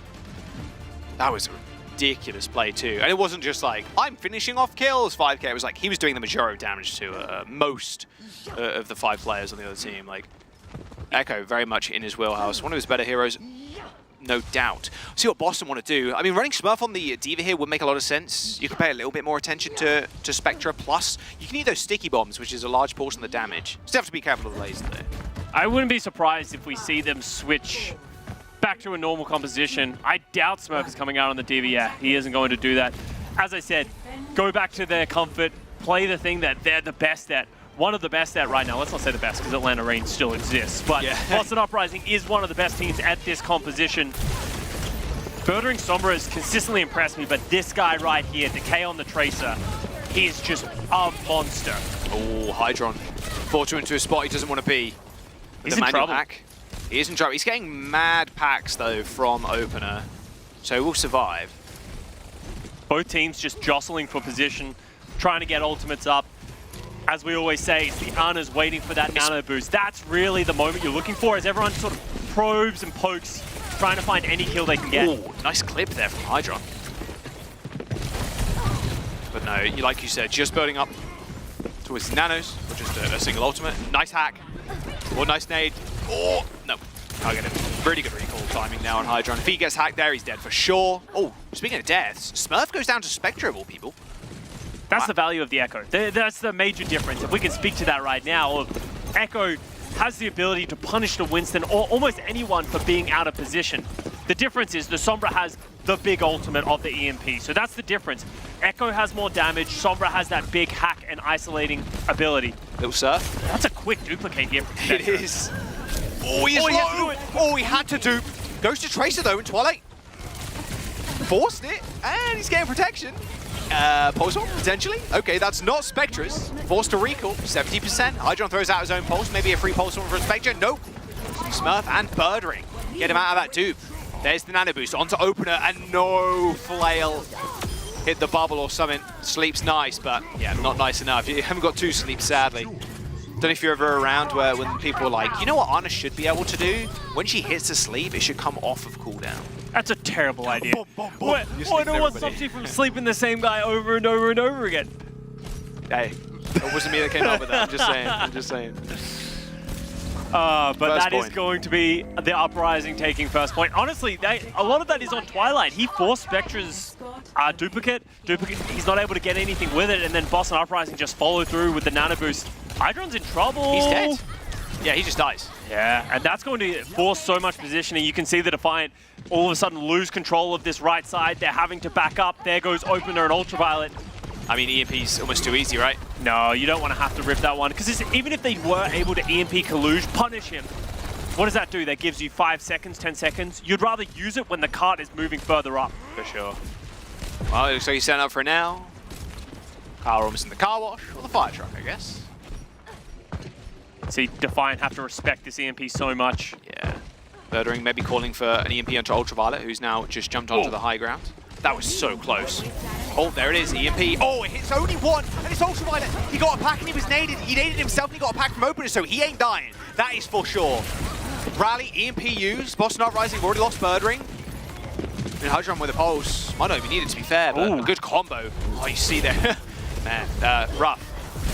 Big bash. It's like the old one, but you have to use it on Rally now. That's a really bad death by Hydron, because then all of the advantages that they had just gained from that failed EMP from Birdering come crumbling down. Hydron falls, Kaluge follows, and now the Uprising are closing in on the second point. They are indeed. They've got a nano and a pulse bomb to finish this one out. Oh, and Opener just kind of trying to force Decay out of there. Both pulse bombs going out. No kills just yet, but a good nade onto Smurf and an isolation too. You saw Kaluge jumping to the front line, placing the bubble down so Smurf can't get support. Twilight ends up dying. And all right, they have managed to stabilize. Great play by Opener once again. Pops that rally early, doesn't do it, try to get maximum value, uses it early, gives everyone that overhealth. The Uprising just weren't able to do anything. Once Smurf falls, they lose their pushing power. Now 2 minutes remaining for the Uprising. They have to take this positioning once again. Spectra with another duplicate. Yeah, I mean, ideally, again, we just see mainly dupe Arnas.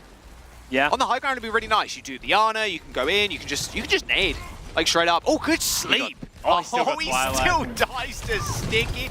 Actual Echo moments where you sleep the Echo, but you still insta die to Stickies. Oh dear. Echo sends her regards. Yeah, seriously. Well, that'll be the fight. Getting staggered out here. Ooh, Spectre might have He's the duplicate. 20 HP. No, trust in the supports. The supports will guide you right. That's a huge fight there for the Defiant because they didn't use anything to win that one. Neither did the Uprising, so there's going to be a lot of ultimates coming online. Spectre's Echo has just been devastating so far in this league. Every time he's been able to play it. Just the amount of pressure that you can put on with the sticky bombs, with the beam, the other team just has to respect it so much. While on the other end, we haven't really seen any value from the Sombra from Birdering. As much as he's doing his job, he's getting MPs, he's hacking people, Spectra's the one who's really getting more value. It's almost like there's no instant payoff. Yeah. If you're not getting value with EMPs, you're not getting value from Sombra. Toronto are going to go first. I mean, they've got to know Birdering's got EMP, right? So go in early with the Nano, try and get a pick. Okay, they do Nano Legion on too, so Boss Nutrise and kind of throw that ult away because Toronto just disengaged, so trading for Nanos. EMP still available. There's the rally from Legion on the redie. Birdring 79 HP on high ground. Can he? Wait, okay, that was RNG unlucky. flail. That's very unfortunate. Also, Spectra's in their backline. Yeah, you could think Birdering was thinking about EMP's good here, surely. I mean, now Rally's going off. So Birdering again, just faced with another roadblock. EMP does here, but it hits Spectre as he was high in the sky already. And there's the dupe. Double Winston, no Tracer for the Toronto Defiant. Only one sleep, no resets. Sad game. Twilight hitting a double anti is good for one kill, but here you go, DPS Primal. What you got for us? I mean, he's Twilight in the corner. There's no way you're surviving that one. Easiest Primal Rage of your life there for a Spectra.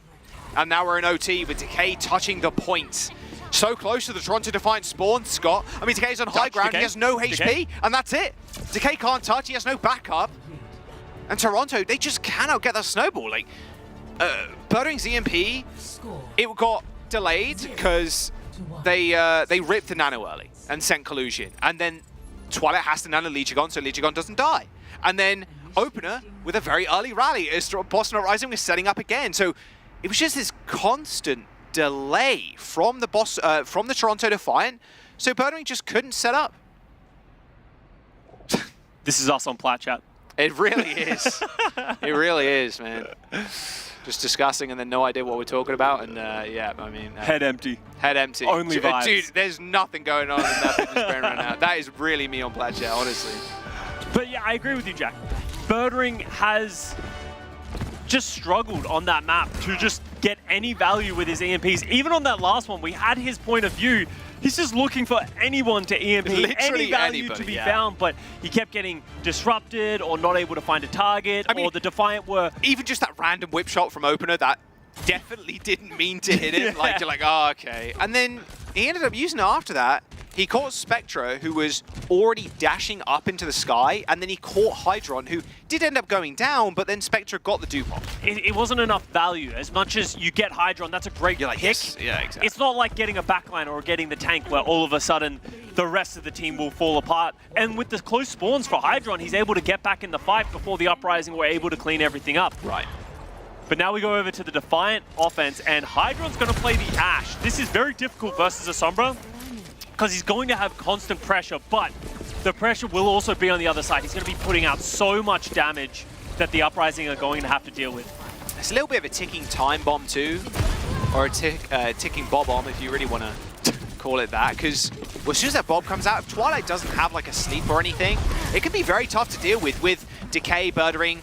Like, they're all pretty damn squishy. It's just another obstacle you have to overcome. and you're always putting out massive amounts of damage. And you can see that the rest of the Defiant team is doing a great job of making themselves threats so that Hydron has more freedom to shoot, but Hydron hasn't been able to find much damage at all. He's only at 33% ult charge. No, Twilight doing 3 damage right now. Ooh, no, they went a little bit short. But even Twilight has to play a little bit more safe, because you are in the sight lines of the Ashe, and a double tap headshot. Oh, see, there you go. That was just a body shot. Oh, okay. Well, Smurf has ascended to the heavens. And from there, what do you do if you're the Uprising? Hydron's just shooting for free, takes down Decay, Defiant are on the point. I don't know if the Uprising are going to get another recontest. Smurf's around the corner, Legion and Twilight. They're thinking about it. I mean, maybe you go, because Twilight's almost got Nano, right? But he's almost got Nano. Will Smurf live to tell the Good tale? hack onto Hydron, getting perma-pocketed though by Ultraviolet. You saw those darts coming off from off screen. Okay, with a pulse. Where's Spectre going? I thought he was behind him just for a brief second. There's the EMP, hits 3. It's good for a kill onto Hydron with the anti-nades, and well, the Nano, which was used pretty early. Pulse bomb with a 4. No way! Opener just in time, managed to push shield up, not going down to the pulse bomb. The rally's on the points. I mean, you favour Toronto Defiant in this. They had that rally going for so long, and Ultraviolet was alive and naded the floor, so he's not dying. The overhealth. Toronto Defiant, just taking out the Boston Uprising. That's the first point capture. 4 minutes and 20 seconds to go, and they've already, they've almost already taken high ground.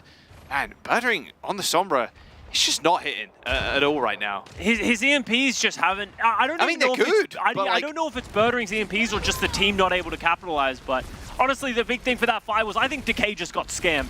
He put a pulse bomb right down next to Opener, and Opener just gets up and shields it. So unlucky it did not attach. But 4 minutes remaining for Defiant, and they held on to some big ultimates. Here comes the Bob on, like you were talking about, Jack.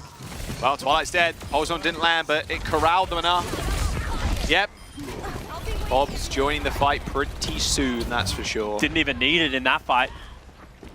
Birdring does have the ability to hack the Bob. If it's not targeting him, he can hack it. But if it's targeting him, obviously you can't because you're getting shot. They did make that change though. If you do hit someone as Ashe when Bob's out, the Bob will then focus that person now. So if you do see that happen, and just a random hip-fire shot can stop Birdring from doing anything, because the Bob will just perma-target it. He wants to put it down here on the ramp. He really does. I mean, putting it on the backboard there is crazy. Oh, there it is. Oh, it hits the payload. That's not bad. Not the worst thing in the world. Gets a little bit of cover too. Oh, he's dead. Is he? Mate. I don't know. This pocket from Opener and Ultraviolet is pretty nasty. Although now he's in the back line. Yeah, okay. Now he's finally dead. Bob not doing as much as I thought it would, I'm going to be honest. No. Sad to say. And this is the problem when you switch your hit scan player to the Ashe and then Spectre to the Tracer. If they did want to switch the Echo, they're going to have to switch off Spectre. Now Hydron's going over to the Sombra. Does Spectre give up Pulse? I don't think so. No. It's really just a fight winner. Hydron Sombra, he's played it especially a lot in the spring stage, and it wasn't great. I prefer to see him on the hit scan, but maybe feeling like he can't do anything, too much pressure coming out. And now Defiant are in a tough spot because they're the ones who have to walk through the gauntlet of ultimates that the Uprising have. Yeah, how good can the CMP be followed up on? Oh, hello. Defiant do have 4 other ultimates of their own, Jack. So they can take an even fight somewhat here. 2 minutes to go as well, worth keeping in mind. All good pulls, nice nano. Oh, positive Primal Rage too. Primal Blade incoming. Can he find anybody though? No, he's just kind of looking, hunting, searching. 404, no backliners found. There's the EMP, hits Opener, UV, and Kaluge. Massive EMP from Birdring, and the follow-up. Just the cherry on top, really, wouldn't it? 1 minute and 50 seconds. I mean, the Boston Uprising too, they have both backliner ultimates. Ultraviolet ended up using Nano on Kaluge because they were scared that he was going to go down. It feels so bad. You nanoed and he primaled. Exactly. So instead of just committing one ultimate to negate the value of that pulse bomb, you used both, and then Kaluge wasn't able to find anything with it. So now Defiant don't have that tool to open up to get into this fight. Oh, hello. They found the Translocator. Wow, what a cheeky spot. No Translocator for Birdring, so it's just it's not the fairest one. It's not the fairest 1v1 in the world. Oh, we can't get to him. Wait a second. Where'd he go? Where'd he go? Where'd he go? Where'd he go? Oh, he's gone. He just slipped out of there. Oh, and Twilight's dead. Oh, no. Nano Boost lost to the Boston Uprising. Twilight's going to come back in just a moment. Legigon's going to be able to sustain with a rally. But Spectre's got a pulse bomb in hand. Hydron's so close to that EMP too. They can't do anything. Uprising are just trying to hold on let Twilight get back into this fight. Oh, Smurf's getting farmed right now. Twilight's back in. Good pulse from Decay. Final fight now as Twilight is back with a nano in air, but Ultraviolet and Opener are dead. This is very holdable for Boston. It is very holdable right now. Hydron does have an EMP. He's finally charged up to that one, so that needs to be the thing. Defiant just weren't able to close out. They did find that great pick onto Twilight, but Lee Jae Gon had the rally, gave his team enough health, enough time to be able to hold on. But as you said, Jack, last fight. EMP versus EMP. How does Hydron find anything? Who does he look for? Is he going for a Tracer? Is he going for a Winston? Or is he going for the backline? Oh, Spectre almost died. EMP Tracer. hits 2, Decay, pocketed, hits the recall. EMP finds nothing from the Toronto Defiance. Twilight with the sleep does end up missing, but a nano from Twilight onto Lee Jae Gon. That's more backup than you need. And the Boston Uprising will take the second map. Yeah, the EMP from Hydron, lacking the punching power that it did when he used to play it. The idea is good. EMP the Tracer, the follow-up wasn't. He wasn't able to get the kill. No Winston or Tracer to follow that up as well. So it just falls a little flat, and the Boston Uprising just able to hold on Midtown. Man, you know Decay is just spamming E, just get me out of here, help me. That was just EMP versus EMP, and then Nano versus Nano at the very end. Toronto Defiant, and well, it was a very winnable game. Again, it's turning out to be a very close series, regardless of scoreline right now. Boston Uprising being 2 maps up, very close affair. Seeing that synchronized Winston dive is always going to be funny. I'm going to be throwing me back. I know. To the good old days. No, please no. Rose tinted glasses, the thickest rose tinted glasses I've ever seen, Scott. What do you mean? You didn't like playing double Winston, double Tracer? No, I didn't. Ah, okay. You know, maybe you're just a hater, Jack. Yeah, maybe I am. We are going now to Circuit Royale, and this is the map that you think Toronto Defiant are going to take. Kaluj is jumping onto one of his best heroes, one of the best Sigmas we have. And how are Toronto Defiant, the Boston Uprising, going to kind of contend with that? I don't want to see any monkey shenanigans. It's probably just going to be the mirror with the Sigmas. But a close affair nonetheless. Colossi and Oasis to round us out if we need it. But, you know, Boston Uprising, regardless of Birdring's lack of big impact with the EMPs, this is also another map he can really shine on with a long-range hit scan. The question I have, who's going to play the Widowmaker on the Boston Uprising? Is it going to be Birdring? Or Decay? It's hard because both have been phenomenal hit scans in the past, Yeah, but neither of them have really leaned into that lately. Probably say Birdring. We'll find out. Yeah, I guess we will. We're going to jump to a quick break. Circuit up next.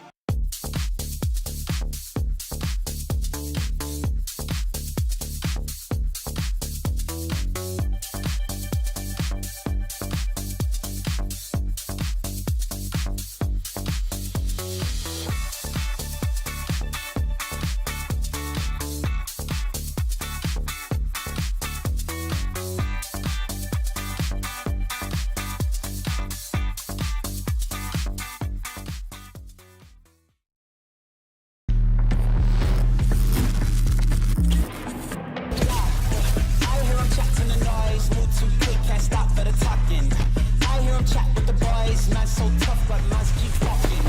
Just too sharp with the prize. White girls let it tell me I'm awesome, yeah. Hot like fire on the pan. If you wanna touch now, caution. Cold like 0 degrees. I'm out the cage, gotta let out the beast. Revolutionary, gotta let out the streets. Locked in a cage, I'ma let out the. Wake up, get out the sheets. We came for one man, forget my peace. We take the west side, take on the east. I'ma put him in the cage, never let out the. Yeah, I hear him chat to the noise. Then stop for the talking. Like fire on the pan. If you wanna touch Mount Peace, caution. New intro, but it's still sick. Definitely one of my favorite intros. The previous one and this new one coming out of this year.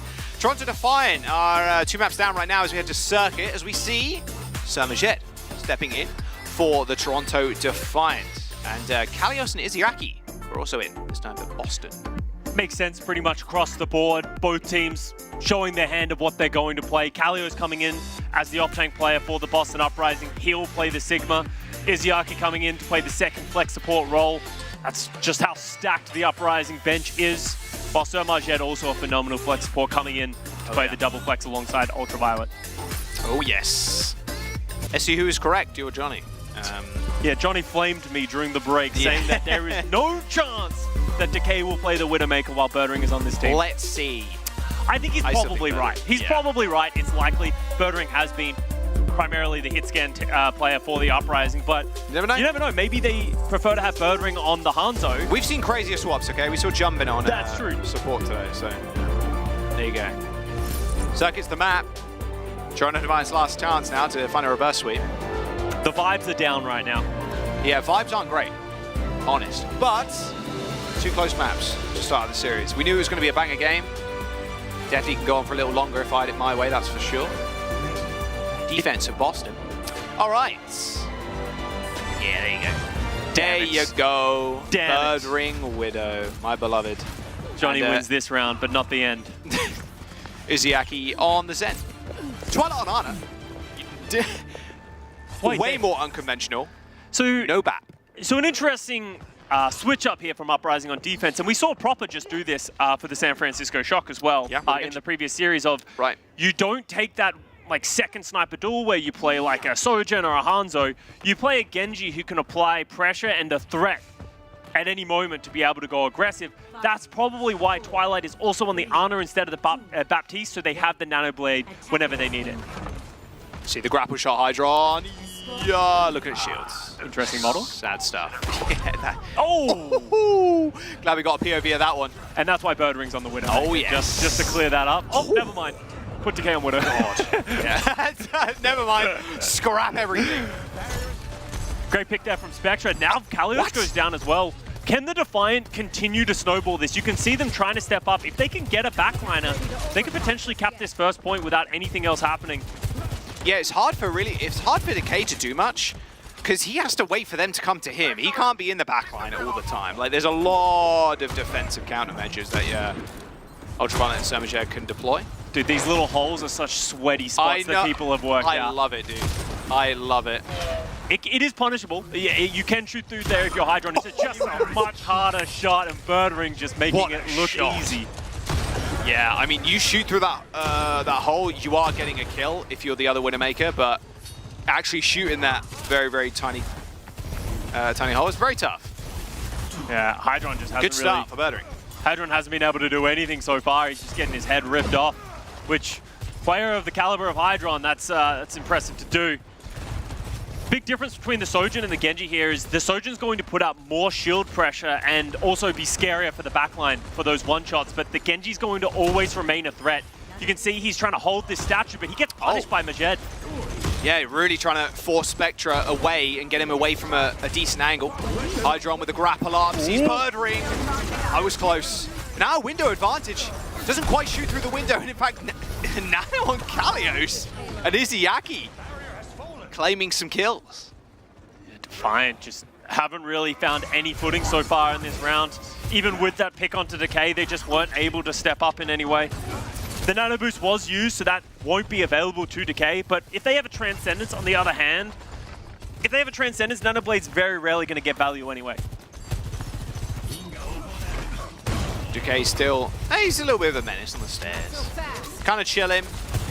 Spectra is, I think, ticking him. Yeah, he is. Little disruptor shot there on the statue. There's the Flux. Hits one. It was Kaluge. Lamp? No Lamp? Great nade. Great nade. Late Lamp. And now Spectra using the overclock. Can he find the angle, though? Decay went so far in. And the sites are going to aid Spectra into lining up shots. Transcendence is pretty key to force. As Kaluge now has a Flux, so maybe a free one at that. He missed it misses! It misses completely. Twilight still ends up going down as he was trying to huddle with Kalios in the small room on the left-hand side.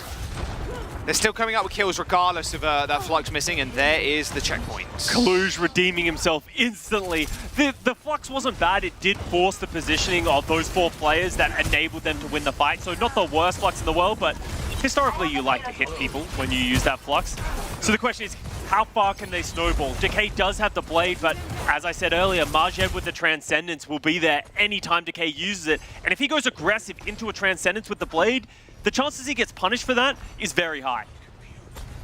Yeah, I mean, look, Nano Blade, man, it can do wonders. A little slash dash, or a dash slash, either one will cut through the Transcendence. There's the Nano.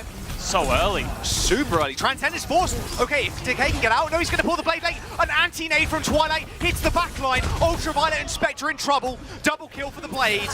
And the follow-up is good. Job was done. It wasn't beautiful. It was a little messy at times there from Decay, but he gets the job done, gets the picks he needed to get. Oh, yeah. So now they stabilize here. Birdring. Birdring's playing so aggressive. I love it, man. I love it. Oh, he hits Collusion in the head.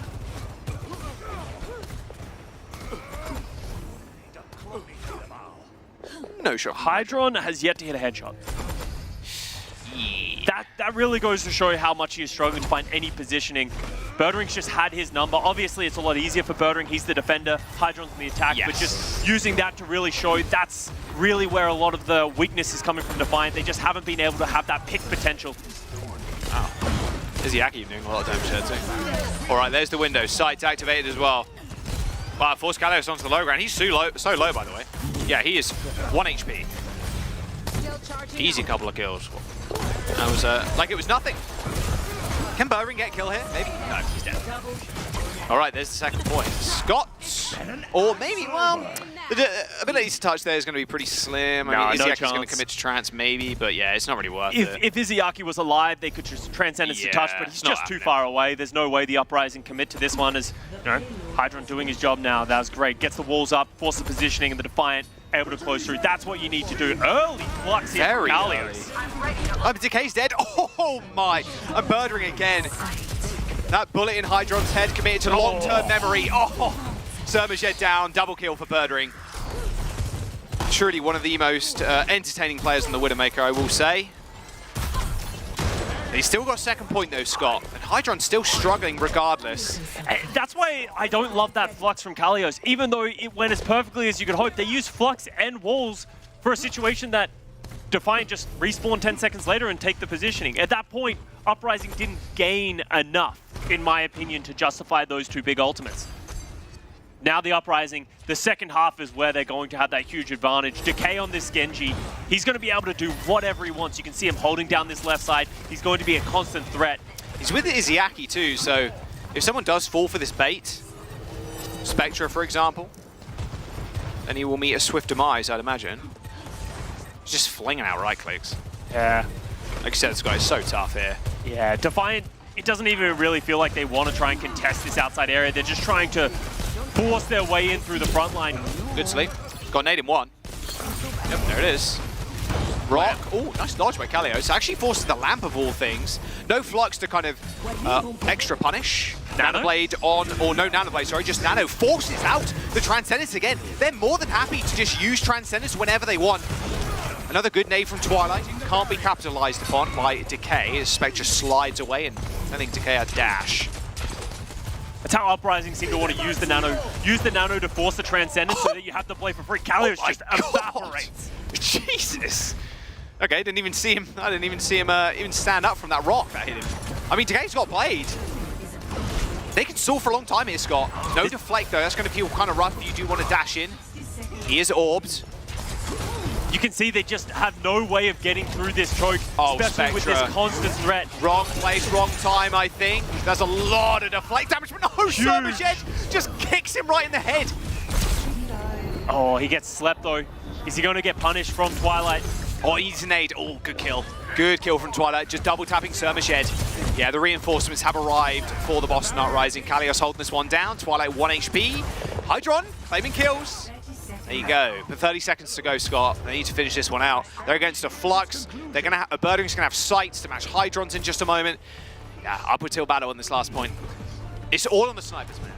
It is, but Hydron. I'm going to say keep an eye on Izyaki's Transcendence meter. If he gets up to the Transcendence, it will be almost impossible for the Defiant to Wow, they're going early. They're going to force a lot. No Anti-nade on Kalush. Can they touch? 3 seconds to go. Slide in for Spectre. He's already in. There's the lamp to try and save him, but he still kills Decay. How? He was like 1v4 there. Birdwing with 1 kill on Surmashed. Venom Mine broken. Sights activated. However, Spectre's got the railgun. The overclock is good for 1. It's good for 2. It's good for 3. Spectre finds 3 kills. They're going to close this one out just off of Spectre's overclock. He just goes sicko mode. He is the one who also had the terrible duty of having to be the one to touch. He slides to the point into threats and then kills the gatekeeper of the Decay Genji, punishes him for playing aggressively, then lives to tell the tale and closes the fight with 3 more kills with an overclock. Spectre coming up clutch for the Defiant. Again, man, he is that clutch factor. He really is. Echo, Soj. I mean, it's May. He was very lackluster on the first map, but put him on a carry hero like that, dude really shines. All right, well, they managed to complete, which is, to be fair, when we were rounding into that last point there, it looked a little bit hopeless in terms of ult economy. Felt like Uprising was very much in the driver's seat in control. See if, okay, yeah, this is interesting again, Scott. They aren't going to run with the Hanzo, even on offense. They're just going to have Decay. Obviously, they haven't rolled out the gate yet, so we don't know, but I would imagine Decay is going to stick on the Genji. That's why it's definitely not playing Moira, but... Never say never. It's no shot. He hasn't lived a long and full life just yet. He's not IRP just yet, you know, like... He hasn't stooped so low. It's true. I mean, I like the way they were playing that too, and you brought it up before. Decay was going in with Nano. He wasn't pulling the blade. Sometimes he didn't even have the blade. Yeah. And they were instantly forcing the Transcendence. Yeah. And then Twilight was just, whoop, from downtown. Nade hits, and if it doesn't, that's fine. You forced a big ultimate with just the Nano, and then you're playing that game with the Nano, sorry, with the blade and with the Flux. That's a cute little play there. So Birdwing sets up a TP that makes it, that enables Decay to get over the wall really quickly, and I think they were hoping that no one from the Defiant were maybe paying attention, so he had the opportunity to execute someone. Didn't pay off, but cute little tech there from the Uprising. Little body shot. It will be interesting to see how Decay does on this offense on the Genji. I prefer it on the defense where it feels like you can pick your moments, but on an offense, Decay's just going to be throwing shurikens, trying to find an opportunity to execute, but with how far away the Defiant are standing, how do you find any value? Gets the orb and goes aggressive onto the Sojin. I mean, yeah, that's where you need to be as the Genji. You need to be on that column. It's normally Hanzo's defending, but Spectre obviously on the Soj. And the Sojin is just such a strong character against the Genji too, because you can just hit that disruption shot at your feet, and then the Genji's fighting into that. You have a lot of healing from Surmashed, who can just orb you, and yeah, it's a real rough time. I very much agree with you. Like, the Genji's way better on the defense. If you have to dash to engage, it's a one-way trip. Unless you can get that pick instantly or find value, it's a one-way trip, and that's what you saw there from Decay. So they need to put more resources and give him some backup. All right, there's the Nano. He's in the back. Oh, so much damage. Good kick. That's a lot of damage. The lamp's already been forced. He can't hit the right click, so it doesn't matter because Birdwing just domes it. Oh, he tries to go even deeper. Spectre punishes, so that's 1 DPS for 1 DPS. Even Steven so far. I mean, Spectre's nearing that ultimate though, Scott. That overclock coming up mighty soon, and Ultraviolet trying to stem the bleeding a little bit. Yeah, not the best Flux in the world, especially after killing Kalios there. It felt like they just hit the buttons at the same time. That was a little bit rough. Nothing. I don't think he wasn't expecting Kalios to fall. Right. Like, yeah. The Flux would have made sense if Kalios hadn't fallen instantly when he pressed it. So that could be something that pays a terrible price here for the Defiant, because they don't have that big ultimate that's going to force out the Transcendence from Izayaki. So Izayaki has the freedom to use that aggressively. I could almost see a Transcendence to follow up Decay with the Blade. Give him just infinite health to just go aggressive. All right, oh, never mind. Again. Never mind. And you see how unwilling Boston Uprising are to fight. Yeah. They have to back up. There's just too much damage. If you don't have Decay there, you can't take control of that statue. To be fair, even Decay on that statue, man. They're going to have Nanoblade, by the way. Here's the Aki down, and let me give you some numbers to justify my concern with this Genji pick. Decay currently has 3 eliminations, 2 final blows, 10 deaths. Yeah. Oh my god. He's just unable to be that executing character like he needs to be because the Defiant is just so stalwart, especially in their backline. Like, how many times has he been picked by So Much Ed or Ultraviolet? Yeah. 10 deaths? Yeah. 10? All right, there's the sights, double sights. In fact, everybody can see everybody. 20/20 vision. Nano, no blade. They force the Transcendence. And there's the blade, it's been pulled. He just dashes to the front line. In fact, dashes out of the fight. So Much Ed is pretty low, but he's getting healed by Ultraviolet as they push the payload onto this first point. A Transcendence to force them forward, knowing Kalush doesn't have that ultimate, but still, Decay dies. 11 deaths and counting. Twilight's on the point. Nate himself doesn't hit Kalush, but still ends up going down. Just a messy fight. Gonna call some cleaners. Who's gonna be there for the touch? It will be Kalush. He's getting kicked away. Oh no! He's kicking him back onto point. Flux. Other way. I mean, the Flux is only going to hit one, but it's going to be good enough. I mean, maybe Kalios survives here, but he's got no healing. Twilight's going to be able to teleport back, potentially, but Spectra's still up. It's the messiest fight in history. But no, the payload goes in anyway. Point 1 unlocked. Oh my god. That was a bloodbath. The Defiant, they were so close to holding that. They even won the fight at the very end, but just no one was able to stay on the point for long enough, and whew, that was a messy fight, Jack. It broke down ever since Decay just went in and then went out with the ultimate. Chaos ensued. Everyone didn't know what to do with themselves, but Boston Uprising find themselves a lifeline. Decay thinks better of this Genji, switches over to the Sojourn. He'll probably switch to Genji, I'd imagine, maybe for last. Maybe, yeah. We'll see. All right, Widowmaker play. We're back. Little grapple up. You can do a short grapple there, maybe get some extra height. Wants to peek stairs. There's the grapple. Oh, doesn't want to mess with it. Oh, nice Venomine placement. Actually knows exactly where Hydron is now. You say placement, he probably just yeeted it in their general direction. Yeah, no, absolutely, but it was good placement. Yeah, that's right. It was good. It was a good yeet. It was a good yeet. Exactly. The Defiant are happy to sort of give this positioning to the Uprising because they have all their players where they want to be. You Surmerge Ed in the back, you have Hydron taking that long angle, able to take down Kalios. And the problem with this, if you're the attacking team, is now the Uprising need to run. And this is a difficult thing to do. And you can see the Defiant, they're trying to hunt to find any more players to increase the number of staggers. Yeah, they're not over-aggressing, though. Because they know Birdring, they saw the shot, they saw like the trace around, like they saw it go straight over the top. So if they do end up overstepping, Birdring could just click their head, just take it off. So they don't go too far there, no punishers. Yeah, the Uprising able to just hunker down in that tunnel, and now Kalios is back, takes another headshot. As now the ultimates are starting to come back up. By the way, oh yeah, great rocks.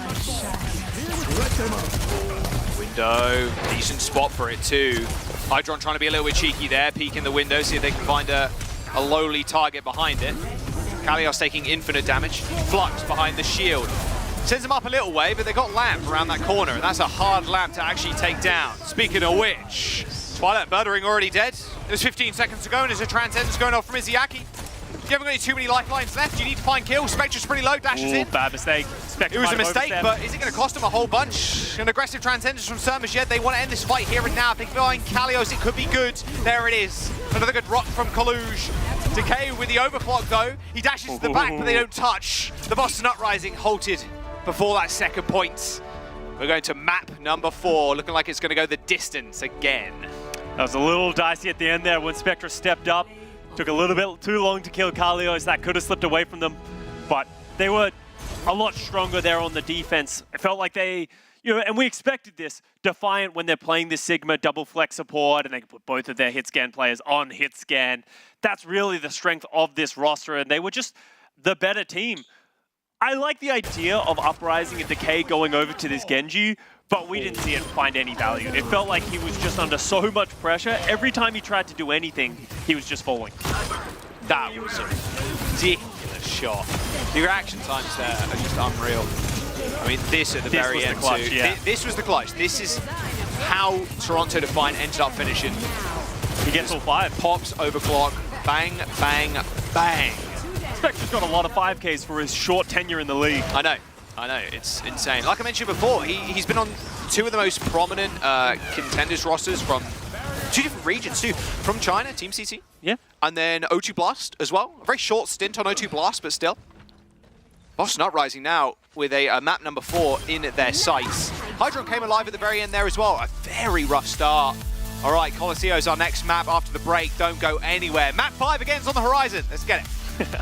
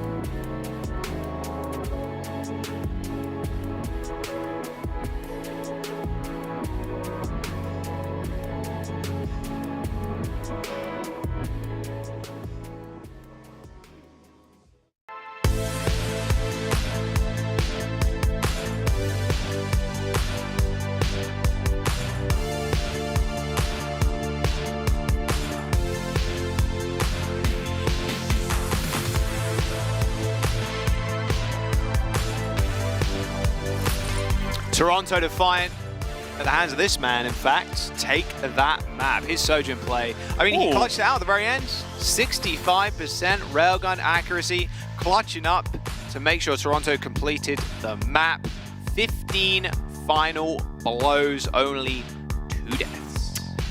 You can see it with the eye test, how much impact he had. He was one of the reasons that Decay was struggling so much. He was willing to play aggressively and be that player who was really stepping into danger. Yeah. The support was there, and he was able to just find picks. It was a 5K at the very end. 3 kills with the overclock. 5K in total. And like you said, Scott, his short tenure in the Overwatch League, he's had a hell of a 5K, or 2 5Ks now. Had 1 on Echo, Now he has one on Sojourn. God, he is really stepping up to be just a phenomenal rookie. If he keeps performing like this, could be in conversation for a little summit. We'll see. Yeah, I think we might have a little bit of difference here on the screen in what you're seeing. I believe that is Lee Jae-gon in his chair. That is Lee Jae-gon. And Kalios instead of Smurf. So we might have Smurf and Lee Jae-gon coming back in for Colosseo. That's what we expect. You know, Kalios is that Sigma player. I doubt they're playing double flex support here on Colosseo. I'm actually curious to see what compositions are going to be played on this map. We haven't seen it as much. And it feels like a lot of teams just play to their comfort. We've seen some people try like Ramatra. We've seen a lot of dive from the Winston. So a lot of opportunity to make your own decisions as we actually have Opener coming back in for the Defiant as well. Oh yeah, Opener back in. Alrighty. Smiles all around, that's for sure. You want to just end this one if you're Boston Uprising. You end up at 9-2. Pretty impressive record. And then Toronto, like 5 other teams, 5-5. Well, Shock are actually 6-5 now. So maybe Toronto Defiant is 6-5, or maybe they go 5-6. I can't believe there's so many teams halfway through the year that even. That's wild. It's poetic almost, you know? Yeah. Everything to play for still in this season. And especially a lot of those teams at that 5-5 record made a lot of changes during the mid-season break. So we're seeing ups and downs and changes to these rosters. So as much as we might have had a gauge on how strong they were previously in the spring stage, in the summer stage, it's all been jumbled up again. And that's what both of these teams right here, the Boston Uprising and the Toronto Defiant, are fighting for, is to prove where they stand. You know, the Uprising record is incredibly strong, but they had a rough match against the Vegas Eternal, even though they closed it out. They weren't happy with their result. And now against the Toronto Defiant, if they don't close it out on this map, all of a sudden, we have to start asking questions of, Boston took down Houston, but how strong are they really? Man, imagine doubting Boston, bro. That's crazy. That's crazy to me, actually. I just love how I'm just so negative. I don't even know why I'm so negative to Boston, and how you're just like completely unfazed by anything happening, just die-hard fan. So at least we have you here to counterbalance me. I know. It's perfect, honestly. Perfect. Uprising are a great team, though, and I think they need to start getting credited, because I think every team in this league would look at this roster and be, they could make a run. At any moment, if they hit the right stride, the right meta at the right time, they could be a title contender. For sure. There's so much history on the team and just so many legends in each of their roles. Like Smurf, you don't need to say anything else. Just Smurf. He's pretty good at the game. Like one of the championship-winning player. Birdring, Decay, Twilight. Like these players have been around for so long. I mean, I've said it a million times, but I'll say it again. But Twilight played in Apex Season 1, bro. That is crazy. Just so much veterancy on this roster. As we see both teams coming out, here's the teams taking their Look at liberties. this rotation. Going the long way around to the start point, taking the Uprising spawn, playing the Ramatra rush, Uprising on the dive. Yeah, big rotations from Toronto. Who is on to what the just right? happened? I don't know. I like the idea. It's forced the backline of the Uprising into an awkward situation. Yeah, Decay was caught out too. I wondered who that little silhouette was, whether it was Birdring or Decay. I guess it was Decay. Smurf's in. Bit too far, maybe.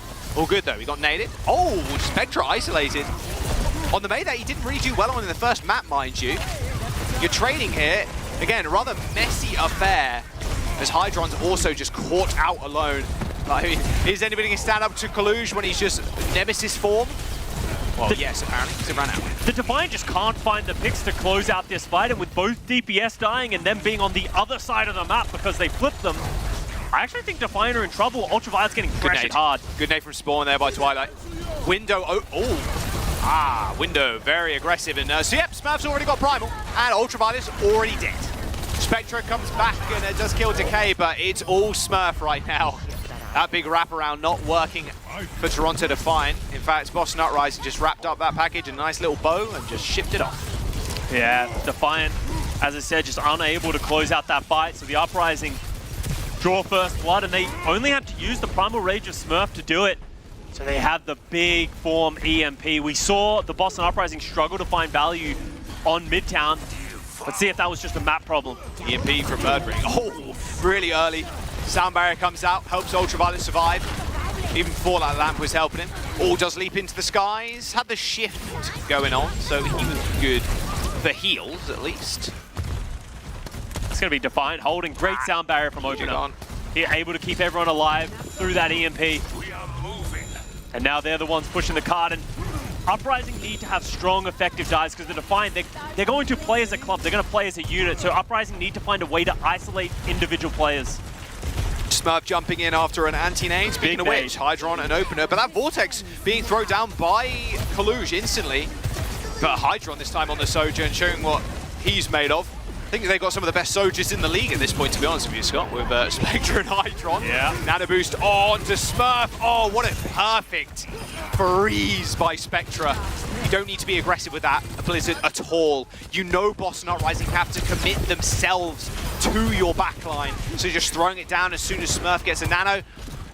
Good to get the ball rolling, or the cart pushing, I suppose. Scary fight for the Uprising to lose. That was both of their support ultimates.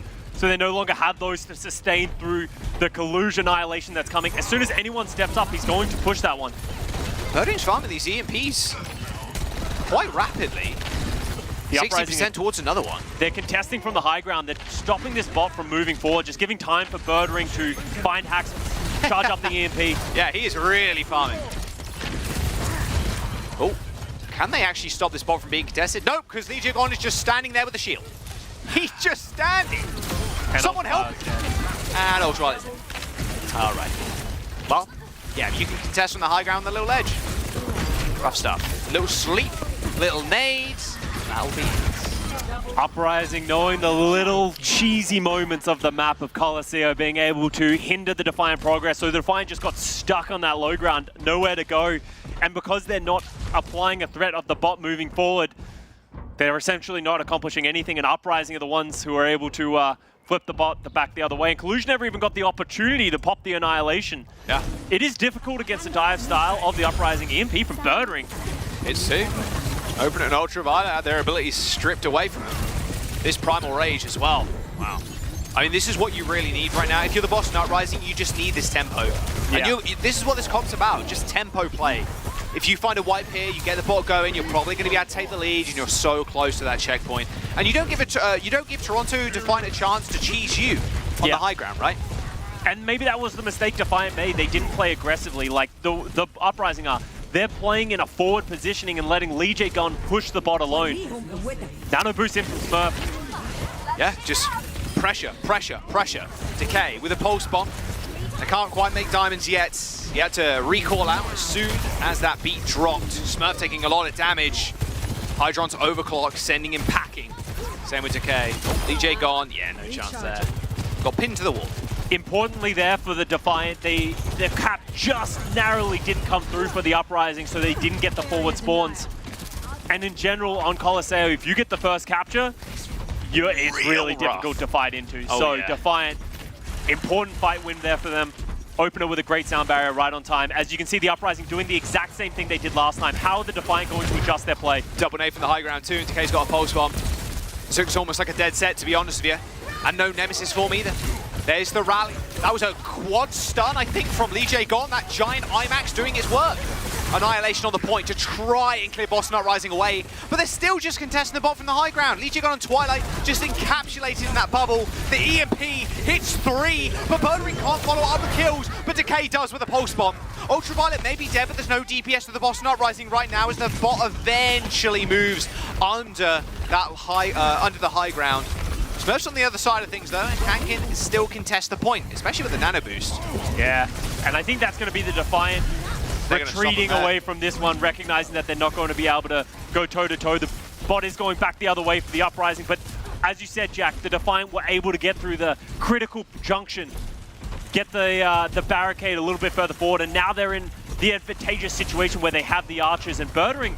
And honestly, the Uprising in general don't have the ultimates. They used a lot of them to keep that hold going. Another Primal Rage from Smurf. He's not on high ground this time. Just looking for a small flank. Leaping over. Good dive. Good dive. Good manual hack. Lamb came out, but Ultraviolet, can he survive? He can, especially with that sound barrier from Opener. Smurf does get out alive. It's hit the Primal already, and it's just going to put him straight back into the conversation. And with Decay taking out UV, I mean, that is just a perfect re-engage. You can't ask for better than that. 58 meters to 63. I mean, now you're in the danger zone, Scott. As soon as the Boston Uprising now take control, Birdwing's going to launch himself with another EMP soon. Like, if you get that checkpoint, it's looking rough. That was a great sound barrier from Opener. Honestly, every single one on this map have been perfectly timed, giving Ultraviolet a little bit more time, but the Uprising dive too clean. They just had too much sustainability, and Ultraviolet eventually falls, as does the rest of the Defiant. But now they have the ultimates. Hydron with another overclock, Spectra with a Blizzard, Kaluge with the Annihilation. You can see Uprising don't want to fight into this. Nah, they're just waiting for EMP. They can't fight with no ults. Wait, that was his Translocator. Third ring, no Translocator. Blizzard, does it hit him? Yes, it does. He's frozen. He doesn't ever go into. He does go down though, but they trade both their DPS and overcommittal to an unbelievable magnitude. They are just going to keep going. They might as well try and find extra kills, but they committed their whole selves to find something now. Nemesis form. Oh, another scrappy fight. Decay's on the bot. Does manage to dash away from that vortex, so he's not going to get grounded. The Boston Uprising still in control. They have the lead, Scott. Yeah, Decay is just all over the place on this Tracer right now. 10 final blows, 5 deaths. It's good. Defiant, and primarily Kaluge is just struggling to find a target to run down. That's the strength of this Uprising setup. They have Lee J gone and Twilight playing so defensively. EMP, no beats, only a lamp to maybe save you. Ultraviolet's far away. Dude, he is so far away from his team. He's lobbing those right clicks from downtown. I mean, Hydron's used his ult. I mean, this will be Boston Uprising backing up here. They have rallied. EMP hits 5. Birdring, 5 down EMP. Toronto Defiant, didn't know what hit him. No beat, no lamp, no nothing. Complete team kill, and here's the roll. If they get this checkpoint, Scott, with a minute to go, rough stuff for Defiant. And Defiant have to recommit themselves to the bridge too, and the Boston Uprising can play super far up. They've got Nano, they've got Primal and Pulse. If they find another pick, this could be it. And they've got the checkpoint, Jack. UV's dead. UV's dead already. Open has gone down as well. They've got a checkpoint. What a good spot for Boston to be in. Yeah, the Defiant was so focused on getting back to the point, they forgot about their backline. Great dive here from the Uprising, and now they're getting even more meterage, Jack. Even more of an advantage. Just back up. You don't need to fight this. You can just get out. You have the checkpoint. You've got the lead. Oh, good nice nade. Is there any follow-up onto There is. Nice hack. Deploys the lamp, but he's dead. What a perfect nade from Twilight again. Just sets them up for success. Toronto Defiant thought they were more than safe, but they didn't expect the cheeky Twilight, sneaky Twilight, and the Primal Rage to the Smurf is going to seal it. There you go. Put a pin in it. Uprising aren't pushing the bot either. They don't need to, Scott. Defiant can't close the distance. Boston Uprising are going to do it. Toronto Defiant had the ults, but they didn't expect Twilight with a sneaky nade from underground. A 3-1 victory and 9-2 in the standings for the Boston Uprising. Toronto Defiant fall. They're not going to match Shock in the 6-5. They're going to be a 5-6 team. Finally, the 5-5s have been broken. But what a good game. And again, another fairly close one, but it was very much just pop-off moments. You expected Toronto Defiant to take circuit at the hands of Spectra, Kaluge playing one of his best heroes, but when it comes to the Winston versus Winston, even Ram versus Winston, I mean, Boston Uprising, they were just beating them down. Yeah, Uprising just so solid at this Tracer Sombra setup. Birdring's EMPs, we talked about his struggles on Midtown, on Colosseo, they were phenomenal. Dropping some big ones, getting 5-player ones, 4-player ones. When they're playing that Ramatra style, those are the big ones you need to hit. Yeah, I mean, they're all going to be grouped up as well, right? So they're going to be deathballing, and then Birdring just needs to kind of wait. We saw him that whole time. Yeah. And we saw Hydron pop the overclock, and the whole of Boston was like, okay, we can kind of disengage. They pop rally, and then Toronto, because they're just deathballing, Birdring just hits Q, and they're all EMP'd. And there's no beat to follow it. There's no lamp, because you didn't have time to deploy it. Like, rough stuff, rough stuff. I mean, Spectra's still looking really good. Hydron 2's having his moments, but it's just the Boston Uprising really just proving that they are here to win. If you want to mess with the best, you got to die like the rest. And the Toronto Defiant right now, they're not getting that, like just above that mid category currently, even with these changes. Still a lot of hope for the team though. But player of the match, the Boston Uprising, who is it going to be for this one? Well, it's going to be Smurf. Yeah, Smurf is just so good. He absolutely tanked Gap here on this Reinhardt setup. Obviously, his team was really there to support him and enabled him to play this setup, but he was hitting big shatters. He was choosing the tempo, and then Smurf is one of the primary reasons that we talk about Boston Uprising being one of the best dive teams in the league right now, because he does so much with so little resources, and you saw time and time again the Defiant just having to commit so much to the sheer pressure that he's exuding. Yeah, I mean, you're talking about like the dives. I think this was a really good example of it. Oh, it was another clip. It was the same situation pretty much, where Opener used the beat after the engage, and then Smurf hit the primal, just jumped out. And then they waited just a brief moment, and then Smurf re-engaged a primal, Decay also re-engaged, and their just dive is just so clean. I mean, you can't expect anything less from Smurf, really. Dude's a championship winning player for a reason, and on this team, it's really just what you need. You know you have fantastic Tracer players, even long-range hit scan players too. I mean, Smurf, yeah, no doubtly won the player of the match for this one. I mean, stats kind of speak for themselves, but yeah, you can look at him. But it was like they're just consistent, and that's what Smurf is. He is a consistent player, and then you pair that up with the synergy that him and Decay seem to have. Like, how many times, almost every single time, you see Smurf go in, Decay's there to follow up, and that's what makes them a scary team. Yeah, super scary. They are 9-2 right now. I mean, they're up with the Atlanta Reign, Houston Outlaws, even like Florida Mayhem right now. They're above Houston Outlaws these days. Well, they are. That's true. I mean, this top 4 is looking scary. I mean, the Atlanta Reign right now, they are head and shoulders above the rest, but we got some scary playoffs ahead of us, Scott, and we are ever so close to actually getting there. We'll see if Toronto can turn it around, obviously, in the next coming weeks. I mean, still, these changes that they've made, they do look good. It's just about maybe getting some more play time in. There was always going to be a tough opponent, but the Boston Uprising do take the game off the Toronto Defiant. We're going to jump to a quick break, though. Des going to break that one down and set us up for the next one after this.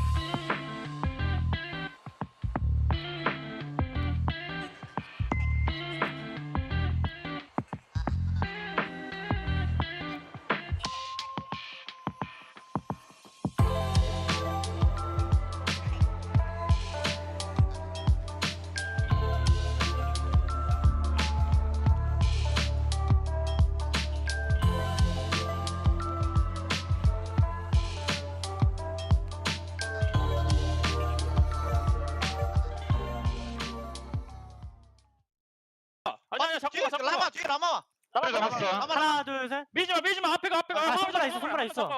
밀지마. 앞에 여기 손발 앞에 손가락 사. 잡을 거다 손발 치기 계속 쏠게 루슈 간다 나이스 Welcome back, friends. Toronto's road back home from the playoffs began this week with trying to defy Boston. No luck. They the tried. vibes were off, guys. The vibes. I just read the vibes. It happened. Vibes were in fact bad. Well, I mean, they did get a map win on circuit. Good for but them. you know, but other than that, you know, Boston just coming out strong. This is their third win in the summer qualifiers now, right? I was counting on Lijiang Tower, man. I was counting on some oddity. I don't know. Don't ask me about numbers. Dan. I don't know. But they're looking good. Don't ask. Yeah. Never mind. I probably they probably did it. I don't know. Still though, Boston. I mean, there's a reason they're among these top teams. The match that's really interesting for Boston though is that tomorrow, taking on the Florida Mayhem. That is true. It's gonna be a spicy one. Yeah, 2 of the top 3 teams going at each other. Boston Uprising off to a hot start here. I mean, Smurf on the Reinhardt. The tank goat. The tank goat. I know some people want to. Some people want to say fearless, but you know, Smurf's versatility, his time on the San Francisco Shock, and he's dominating on the Winston, the Reinhardt. You know, if you're Kalush here on the Reinhardt, Smurf is a pretty tough matchup. It's not a great time. And, you know, Midtown, they did have a chance. I mean, it does feel like Toronto Defiant almost like we're gonna close this one out because they had so much time on B, right? But they just couldn't find the right engage, Jake. Yeah, it was a close series. You know, I think this actually could have gone either way for Toronto on the rebuild. I'm still not feeling bad about their chances. Losing to Boston, this is not a hurdle you needed to clear. It would have been great, but it's not a necessity. You know, I think for Toronto, just this is my favorite moment right here. If you guys playing Mission Impossible. How did he get out? How did he get out? I think he must have gone between these shots. Like he was. That's nuts. You know, and it's let's see. We can see Mission Impossible. Mission Impossible. Where'd they go? They just instinct, quick move. All right. This shot. Oh, by the way, these peaks from Burning, this was so clean. The fake peaks like multiple times, and then uses this angle from under the cover there. Such a nasty angle to play with against an elite Widowmaker like Birdring. There's some great shots to observe. Thank you. Yeah, great shot. Honestly, this was a great series. Like, I think even though it's a 3-1, for me, this wasn't a disappointment at all. I still want to see more from both of these teams. I want to see them match up again. And in a map pick format, like, who knows how this would go, honestly. Yeah. This comp, by the way, from Toronto Defiant, I love it. Not because necessarily it's like what I want all teams to play, because it's very entertaining to see Widowmaker, Sojourn, Zenyatta, Batiste, and Sigma. There's just a lot of damage. There's a lot of damage there in that composition. Love to see it. There was one moment where Kalios was like in front of the window, and he just... He got deleted. It looked like he got one hit. Like, his full health bar was just like gone. It's like, how do you play against that? Like, okay, no play. Okay. He got boomed. Yeah, I mean, but he didn't. I mean, he didn't say no play. He did play. Yeah, today. Yeah, he did. He did a great job. I mean, Boston, you know, looking good, getting another win. So it's time to hear more from Boston Uprising. And for today's post-match interview, we got Birdring to have some chat with him. Birdring, can you hear me? 버딩 선수 들리시나요? 안녕하세요. All right.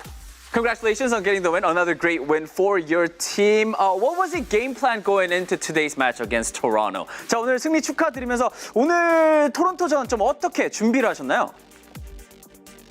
토론토전을 많이 준비하기보다 메이엔전에 좀 더 경기하고 있어서 그냥 토론토는 약간 늘 하던 대로 그냥 연습했던 것 같아요. Nothing really specific for the Toronto. We shifted more of our attention to actually our coming up match, Florida Mayhem. So for today, we just sort of played how we always play and how we always practiced, and that's how we got the win. Talking about Florida Mayhem, thank you for talking about that, because that's actually my second question, because that is, I think, is going to be a big match for the Boston Uprising. You guys are playing Florida Mayhem tomorrow. What are your expectations about that match, and what are your thoughts on the team, Florida Mayhem? 자, 방금 프로에다 말씀해 주셔서 일단 감사합니다. 제가 안 그래도 여쭤보고 싶었거든요. 제가 봤을 때 이제 내일 경기가 좀 굉장히 중요한 경기지 않을까. 이제 2, 3위를 지금 다투는 팀들이기 때문에 플로에 대한 좀 개인적인 지금 의견이 있고 지금 내일 경기 좀 어떻게 흘러갈 것 같으신지 예상을 한다면. 플로리다도 지금 굉장히 잘하는 팀이긴 한데 저희가 요새 분위기도 너무 좋고 한데 저희 스스로 저희한테 말리지만 않으면은 충분히 이길 수 있다고 생각합니다. Okay. Florida is definitely a good team as well, but right now, currently our Boston team, we have a good vibe, we have a great atmosphere, so if we just don't think too much deeply into everything, I'm sure the Boston Uprising is going to get the win. All right, Birdwing, that is it for the questions. Thank you so much, and again, big congratulations on getting the win. 승리 다시 한번 축하드리면서 보내드릴게요. 바이바이, 안녕. 들어가세요. 들어가세요. I love that though. The vibes are good. Yeah, the vibes are good. And I mean, great atmosphere. Yeah. Yeah, Costa mentioned this last week as well. Like they did do some coaching changes during the mid-season, of course. So this is a team that is changing up their coaching a little bit. Kariv is now an assistant coach for the Boston Uprising, for example. That is so true. they're changing things up a little bit, and it seems to be paying off. Good vibes. Good vibes all the way. It's easy to see why. I think they looked really strong against the Defiant. I think going up against Florida Mayhem, another team a little bit similar to the Defiant in the sense that they're going to play likely lots of different comps. That's what we see all the time from Florida. But Boston, they're resolute, they're confident in their strengths, and I think they're ready to match up with anything. Happy to take the Ryan mirrors, right? Happy to take the Sigma mirrors. I don't think there's anything they're too worried about. So, I think that's probably one of the matches of the second half of the season that has like some of the most impact. So I'm glad to see they focus their prep on that. I think that's wise, and it looks wise right now with the 3-1 victory. Didn't need to prep too much for Toronto, so it seems. Yeah, we love great matches, and we love the Overwatch community. So we wanted to thank you again. We've got a great tank bundle available for you to pick up right now. Grab Diva, Junker Queen, Zarya, and a Team Weapon Charm, all for the low price for, how much is it?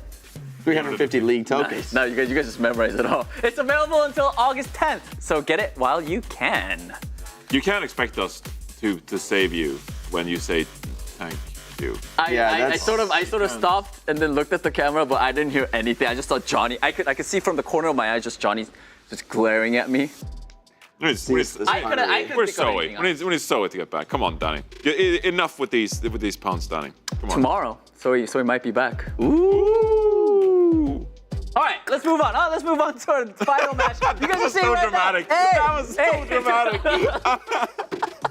Houston Outlaws versus New York Excelsior.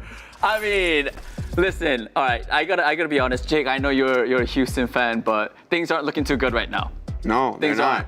They're not. They're 0-2, right? They're struggling. However, they did lose to Boston and Florida. So, I don't think this is the match where, all right, if Houston lose this, I agree they are in serious trouble. But this is the match that they should never lose, I think. Well, one could say that, Danny.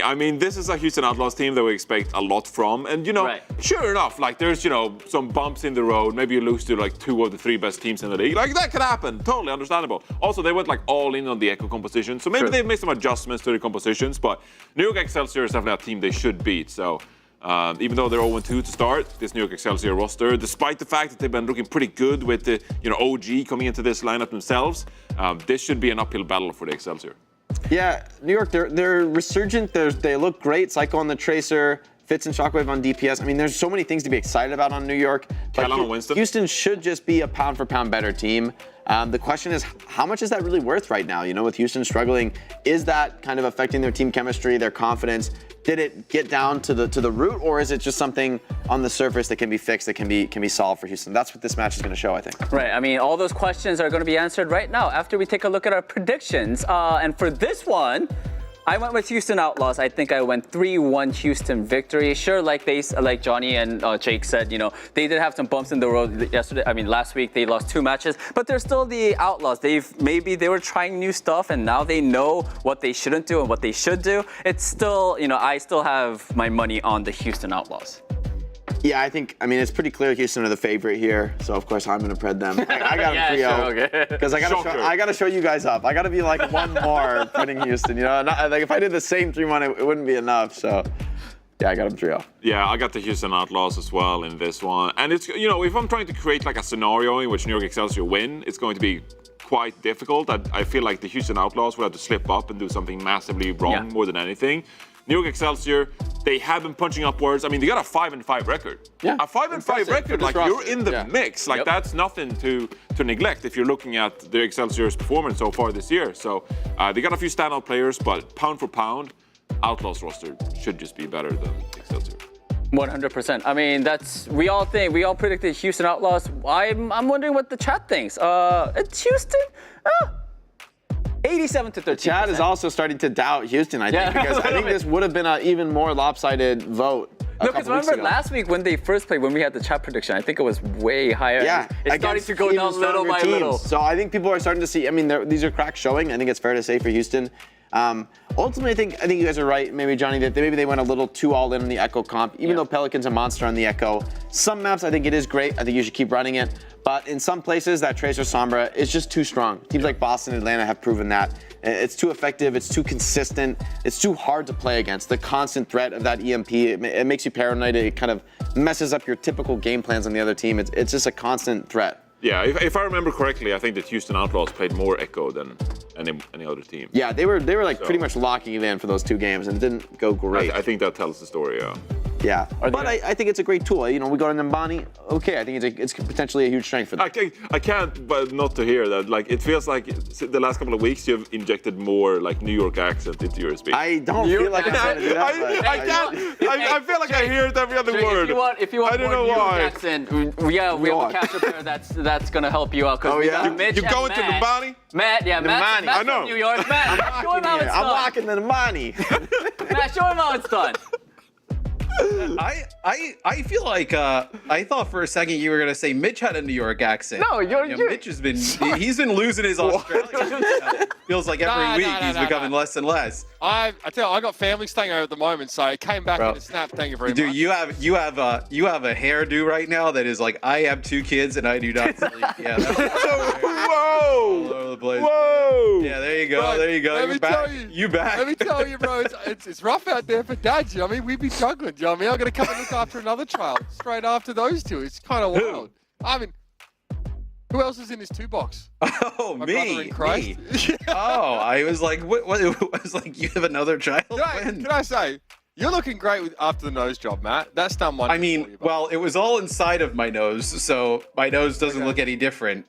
You would never know that my face was just in so much pain last week. I thought I was done. I was like, there's no coming back from this. And then I started listening to how sad you were last week, and it started to give me energy to heal. My body started to heal at a rapid rate. Now I'm back here. Really encapsulates our relationship. I think, absolutely despondent I was, Matt. But, yeah. Back in the booth, mate. Let's hit this one running. The Outlaws versus New York. I think Dude sort of mentioned that like maybe Houston were trying some different things, but to us it kind of looked like they were rolling out very much the same kind of style, the same kind of comps. Okay, maybe a bit more Echo in the mix, but it looked like very much them. I've just got to say, though, coming into this second half of the season, the 2 teams you should be beating in the Defiant and in the Mayhem, of course, didn't go their way. So definitely some cause for concern. Yeah, I mean, look, the Outlaws come off of an 0-2 week. You don't expect them to be, have weeks like that, right?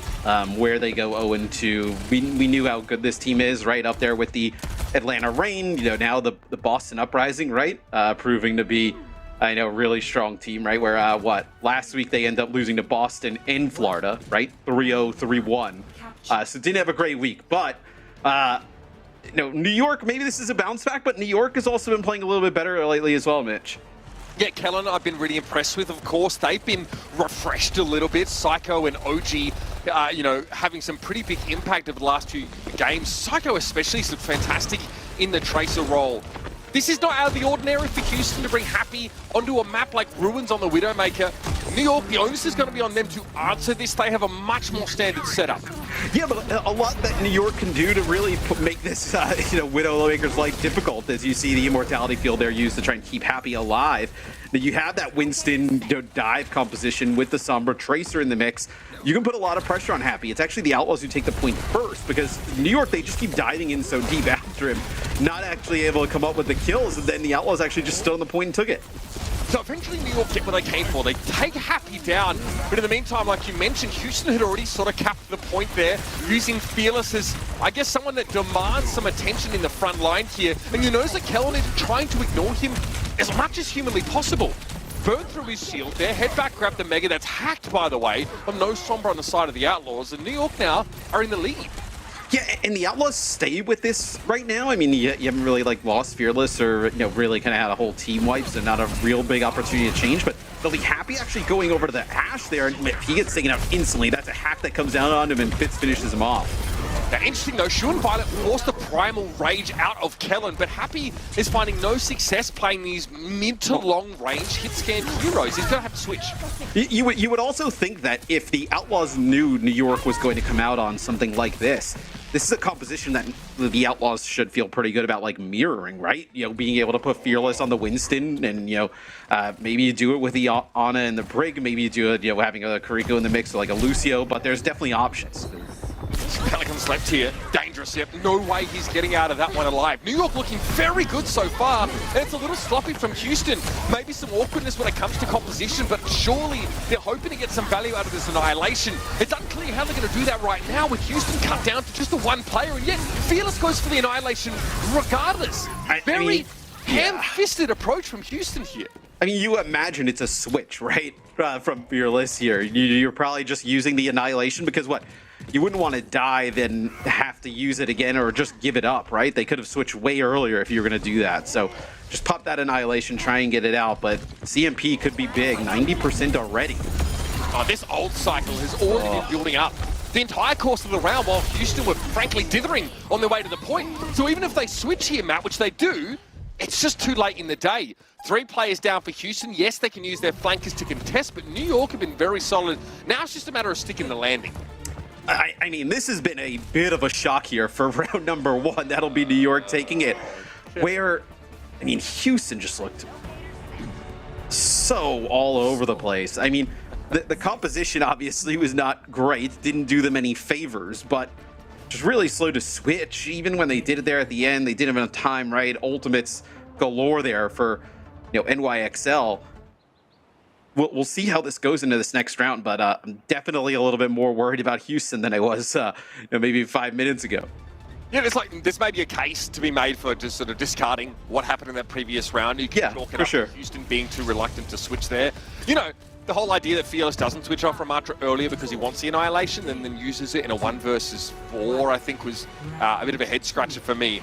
But now, hopefully, Houston looking to wipe the slate clean here. Pelican going to be on that Echo. So this is that point of difference that Houston often display sort of against their opponents here. Let's see if he can get that value, because as Jake was pointing out, and Johnny, wasn't always working.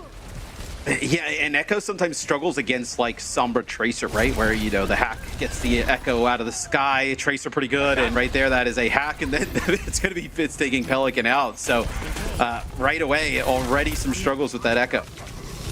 Not a great opening for Houston on what we suspect is a more comfortable composition for them. And it could be an issue of, you know, one of these players from Houston saying, I don't really feel comfortable on the Sombra. I don't really feel like we can match at the same level, which is pretty dire. It's crazy, though. I mean, they definitely can.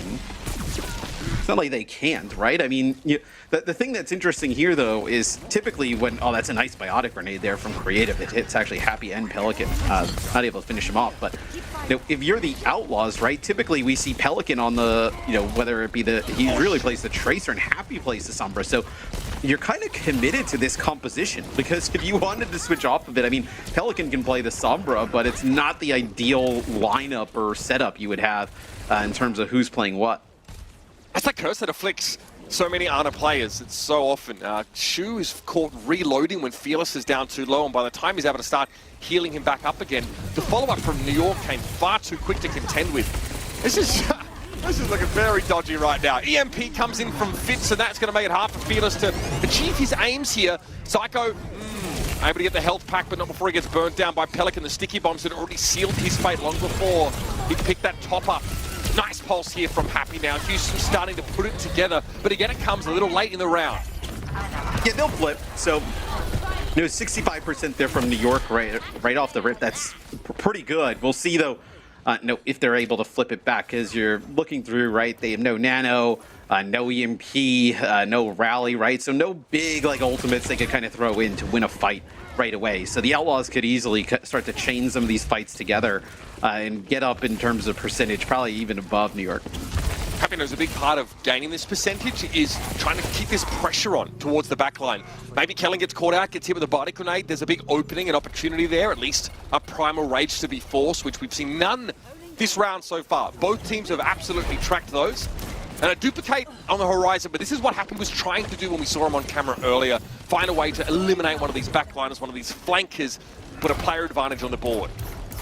In New York now, they're just kind of stuck in limbo, right? They have to wait to get everybody together, go back in, try and make another push. You don't even really have a great use case of Primal here. It's really just kind of used to stall things out. So I think they're going to try and actually maybe make a play for Pelican, right? That's a hack there on the Fearless, gets them back on like Houston's side of the point. Maybe now you can actually make a play for Pelican. Pelican actually uses the duplicate there. Yeah, there it is. So Fearless makes a very awkward jump as he's whip shot and almost falls down the well, and that's the opening there New York look to go for. Happy to another Pulse Bomb connection on Creative and a dupe of Ana for Pelican here. Nicely done for Houston. Get themselves out of what would have been a sticky situation after losing Violence so early. But Matt, they carry both of these support ultimates in what may be one of the last fights.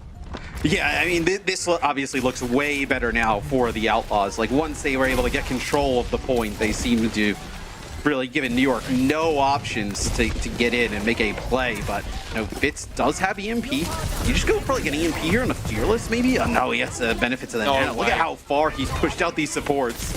There's no good EMP at all here. Primal used by Kellen, presumably to try and intervene with what Fearless was trying to do. He got the nano, which didn't end up being all that impactful, but he keeps OG and Creator back in spawn until now. Whipshot connects with Kellen in midair as he tries to get to a target, but is sent back to his own side of the field. 99 plays 64 here. Overtime is in play. And Happy really, again, trying to work his way through. Fitz probably has some idea of where he's gone to, but another Pulse Bomb is on the horizon. His last two have been picture perfect. And adding a third to that tally would surely seal the round here. Psycho lingering on the open and Happy to send. What a pick-off, and there's no way OG was getting out of that. Overkill perhaps, but Happy got a freebie on Creative as he was back-to-back with the Brig. Yes, I mean, nothing they could really do there. Once you lost the supports for New York, it was all over. First map, pretty close. Gonna go down to the wire here as we'll move to Lighthouse for the final stage.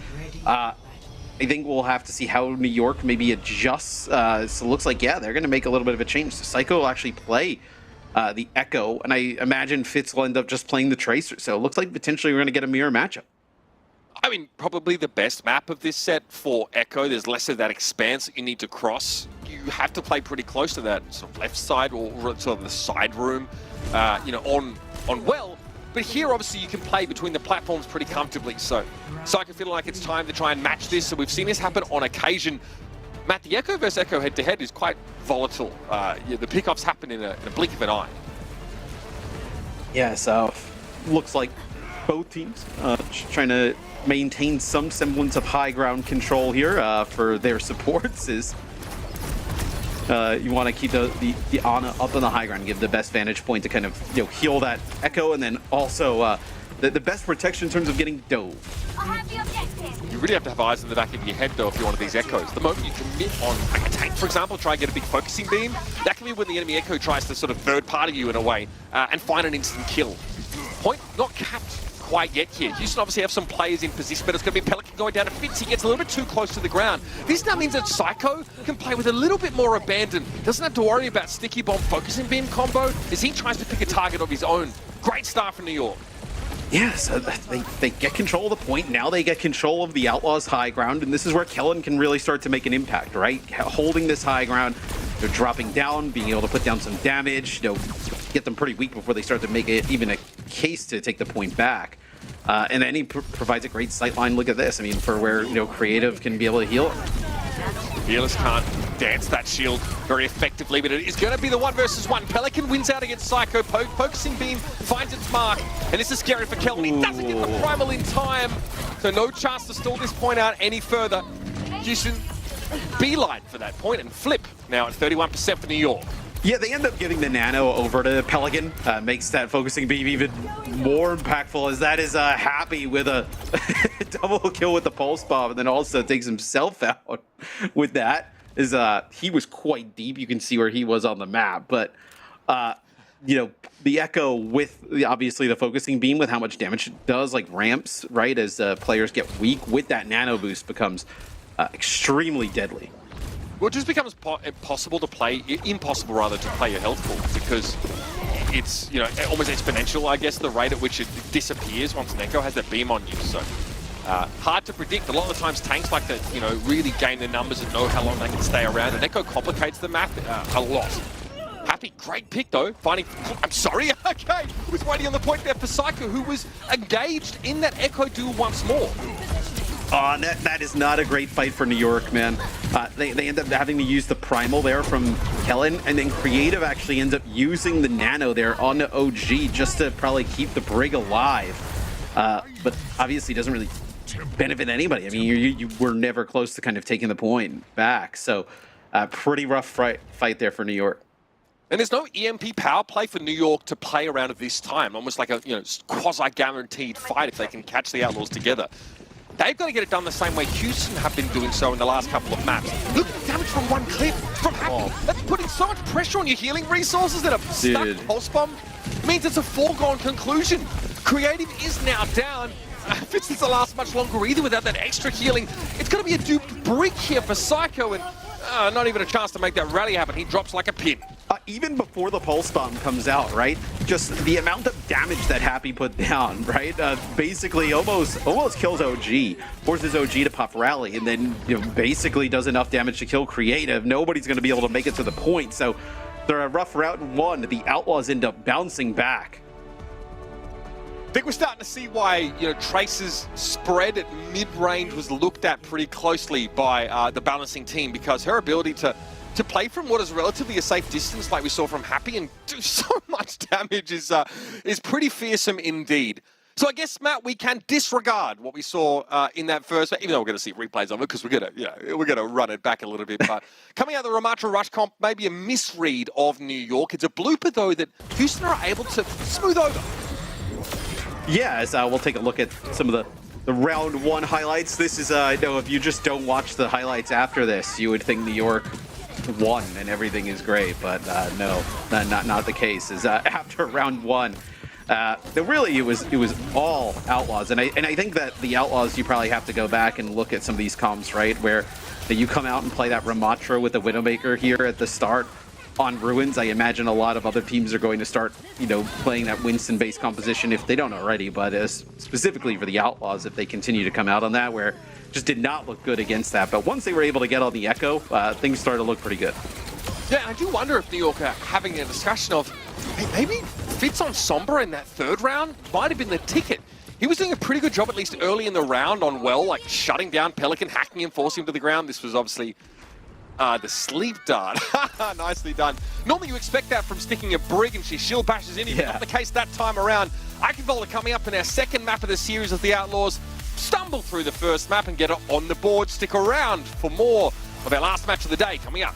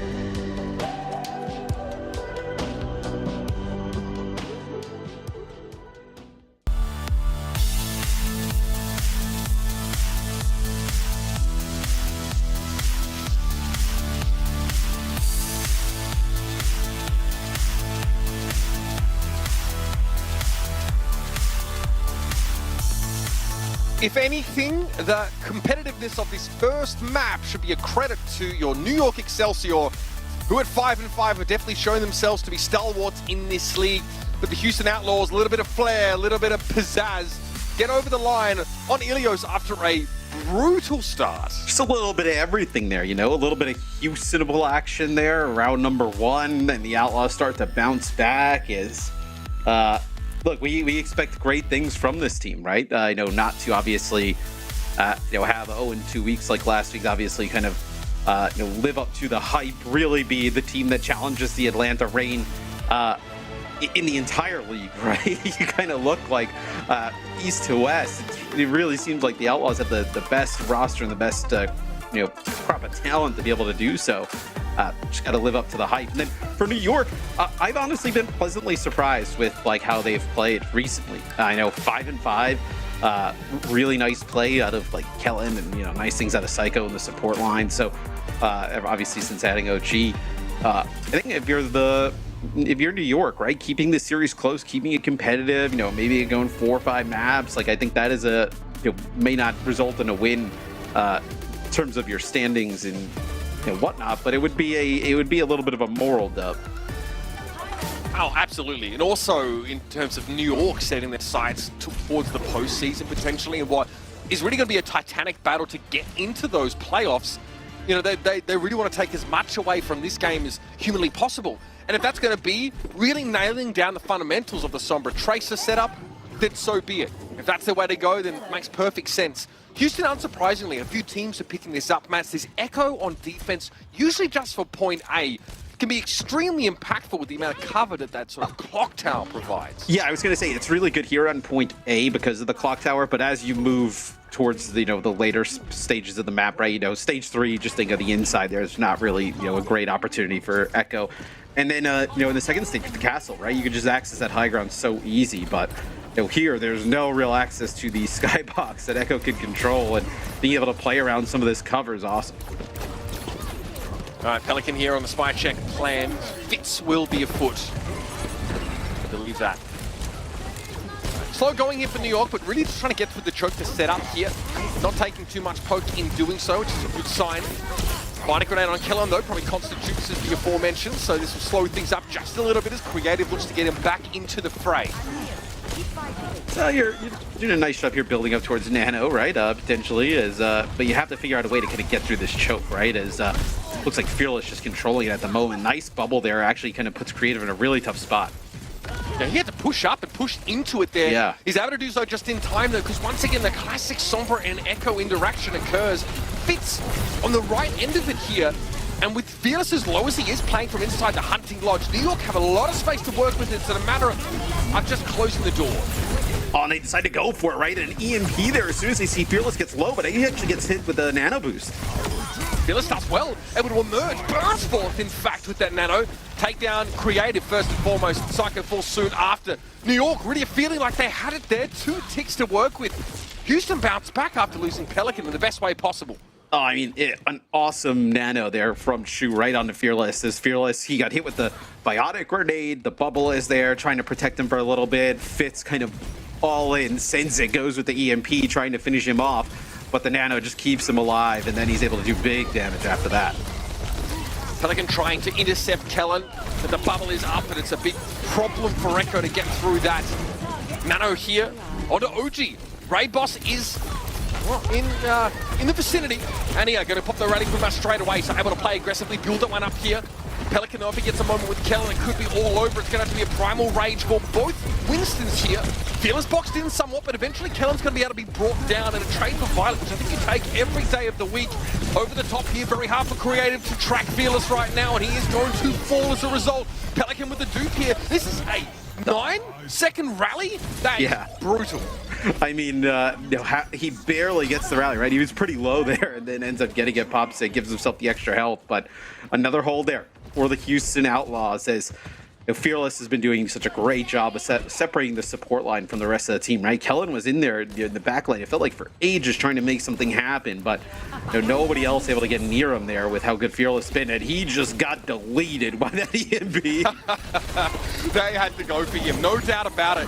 Get him out of the picture quick, smart. Pelican here.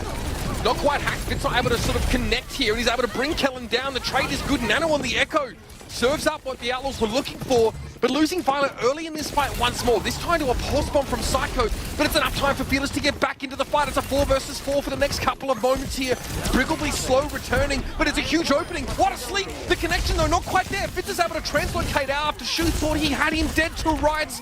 Now Kellen looked to put pressure on, but I think he realized the fight was over once more. Yeah, I mean, Shu just does a tremendous job there, right? You know, the Nano that time on the Pelican as he's up in the sky, right? You had lost Fearless basically instantly. You know, you get rid of the other team's tank, the focusing beam with that Nano boost, just does so much damage, and then able to keep himself alive. Just does an excellent job just rotating out towards help. Violet here, still working towards that rally, then out of the fight in both occasions, these last 2 engagements. A pulse though could be a round ender.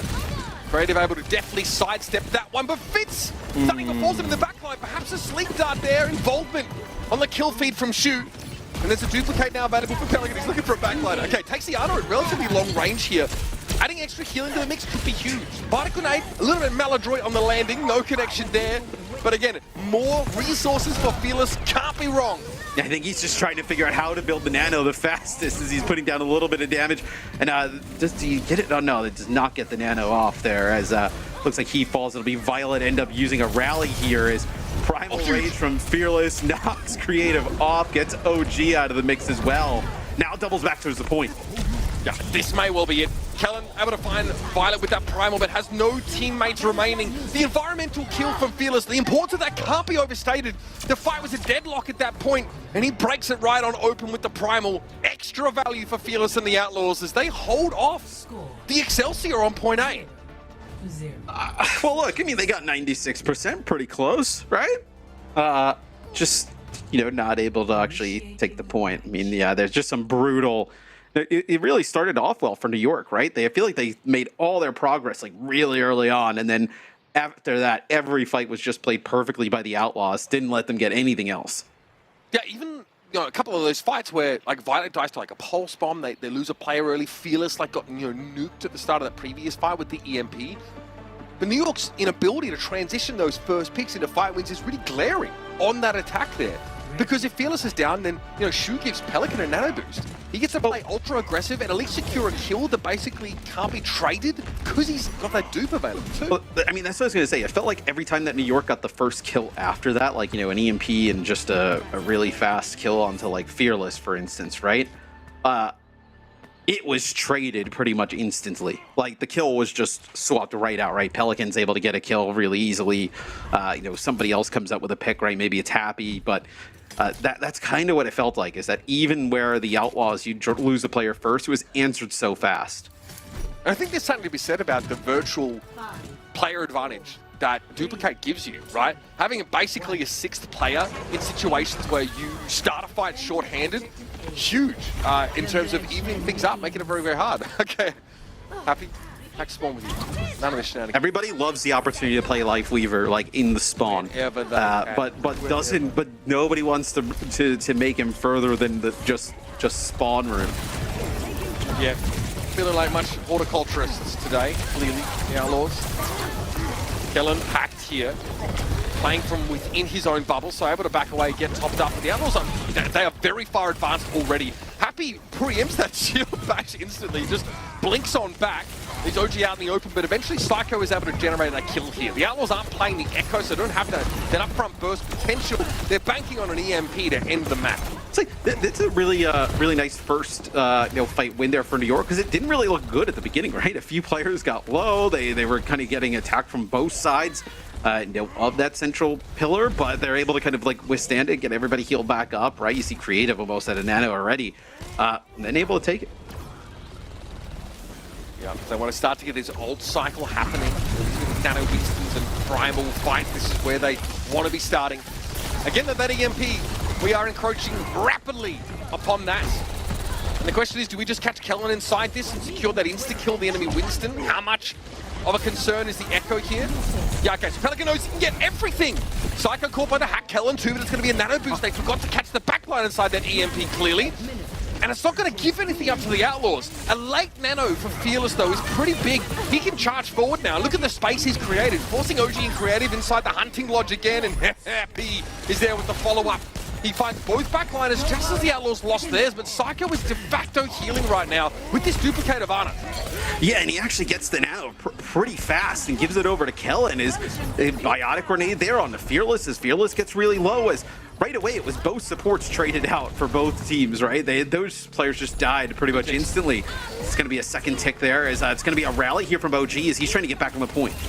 Yeah, Houston trying to exacerbate the spawn advantage here as quickly as they can, but I think that window is closed. They're going to have to do it the old-fashioned way now. Digging their heels in. Fearless looks to disrupt. Kellen's very low elsewhere, was hacked after the primal rage, but is able to stay alive. The pressure on the healing resources for New York, though, is really starting to cause them to buckle. Creative, though, finds a nice little burst there. Biotic grenade connects, but Psycho is down now. And look at the pressure on the point. The EMP connects. It's on 4 players. Every standing member of New York affected by that, and yet the follow-up isn't there. Happy though, belated as he is able to find his way forward, and Kellen has gone down to Pelican. This should be the cleanup here. OG steps up, but no rally available. It's an EMP for Fitz coming very late. Fearless needs to stay alive here. Shu working hard to keep him up. Oh, and OG was so close to getting rally there. He dies at like 99%, as maybe if he would have been able to get that off. It's a little bit more to that fight, but he ends up falling, and that'll be the Outlaws taking map number 2. Again, never a sure thing there for Houston. They knew they'd be working towards an EMP win condition, and it looked like it was kind of perfect. Kellen got slept, so Pelican steps up and says, well, I can catch Kellen and the Echo of Psycho inside this same ability. But then Nano came out, and all of a sudden there's no kills as a result of that. You have to start digging further into the ult bank. Fearless is a menace on this map. Oh my goodness. On defense as well. Really reminding me of a lot of the performances we've seen from Smurf playing Winston defensively. Very proactive and really aware, just on the periphery of the team fight. And the one thing you actually ended up pointing out was, like, once they kind of got a little bit of progress there on the first point, the Outlaws on offense, like, they just used that spawn advantage to perfection, right? Like, they were so aggressive, just jumping back in, like making New York not have an opportunity to kind of like everybody get together and like let's kind of set up for one final stand, right? Just forcing them to just kind of flood onto the point. New York opting for the Echo. We see Houston sort of realize just how important Sombra can be when all you've got to do is capture that first point. So it's a switch there. We get to see the Sombra Tracer comp from the Outlaws, and it still looks pretty darn polished. So all things being equal, this third map is a scary one for New York. If Houston can continue to leverage their strengths in the dive, stick around to see how it all pans out right after this.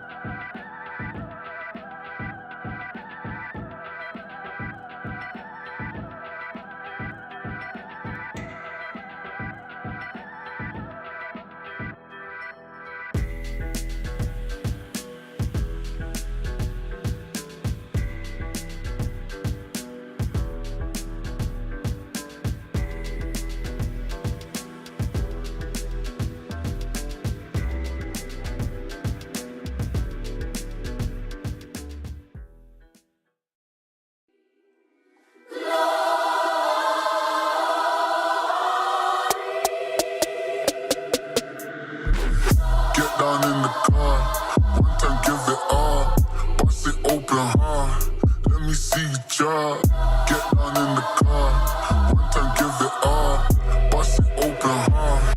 Let me see you drop. Hustle, baby, we hustle, but the Oh my.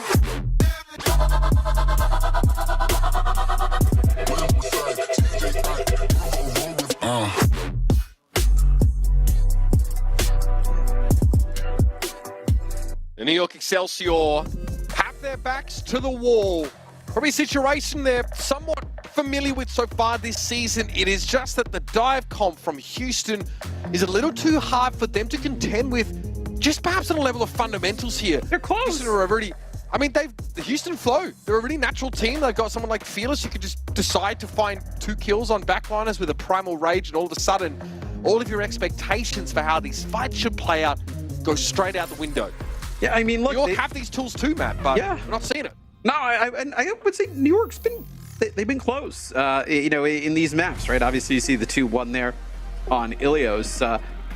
In that previous map, they have like the capabilities to, you know, get that first pick, right? Typically, teams start to really build off of that to get consistent fight wins. It's just the Outlaws just a next step above, I think, in terms of team. As we go into Gibraltar, I expect more dive, right? That's kind of what we're going to see here.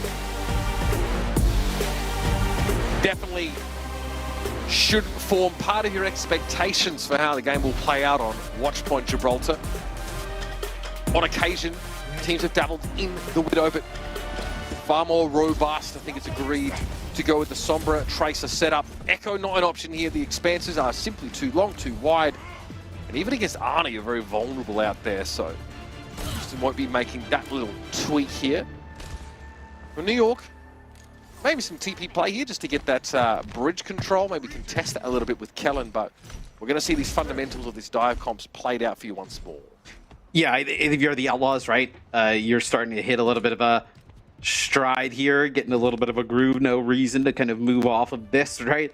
So we know Fearless, one of the best Winstons in the world, is New York. We'll see what they decide to do. Looks like just the TP, maybe trying to get the high ground, maybe trying to get directly across. Actually, it looks like they see Fearless and some of the others on the high ground directly across. They don't want to go directly into it. Yeah, so they actually end up just ditching the sim right away.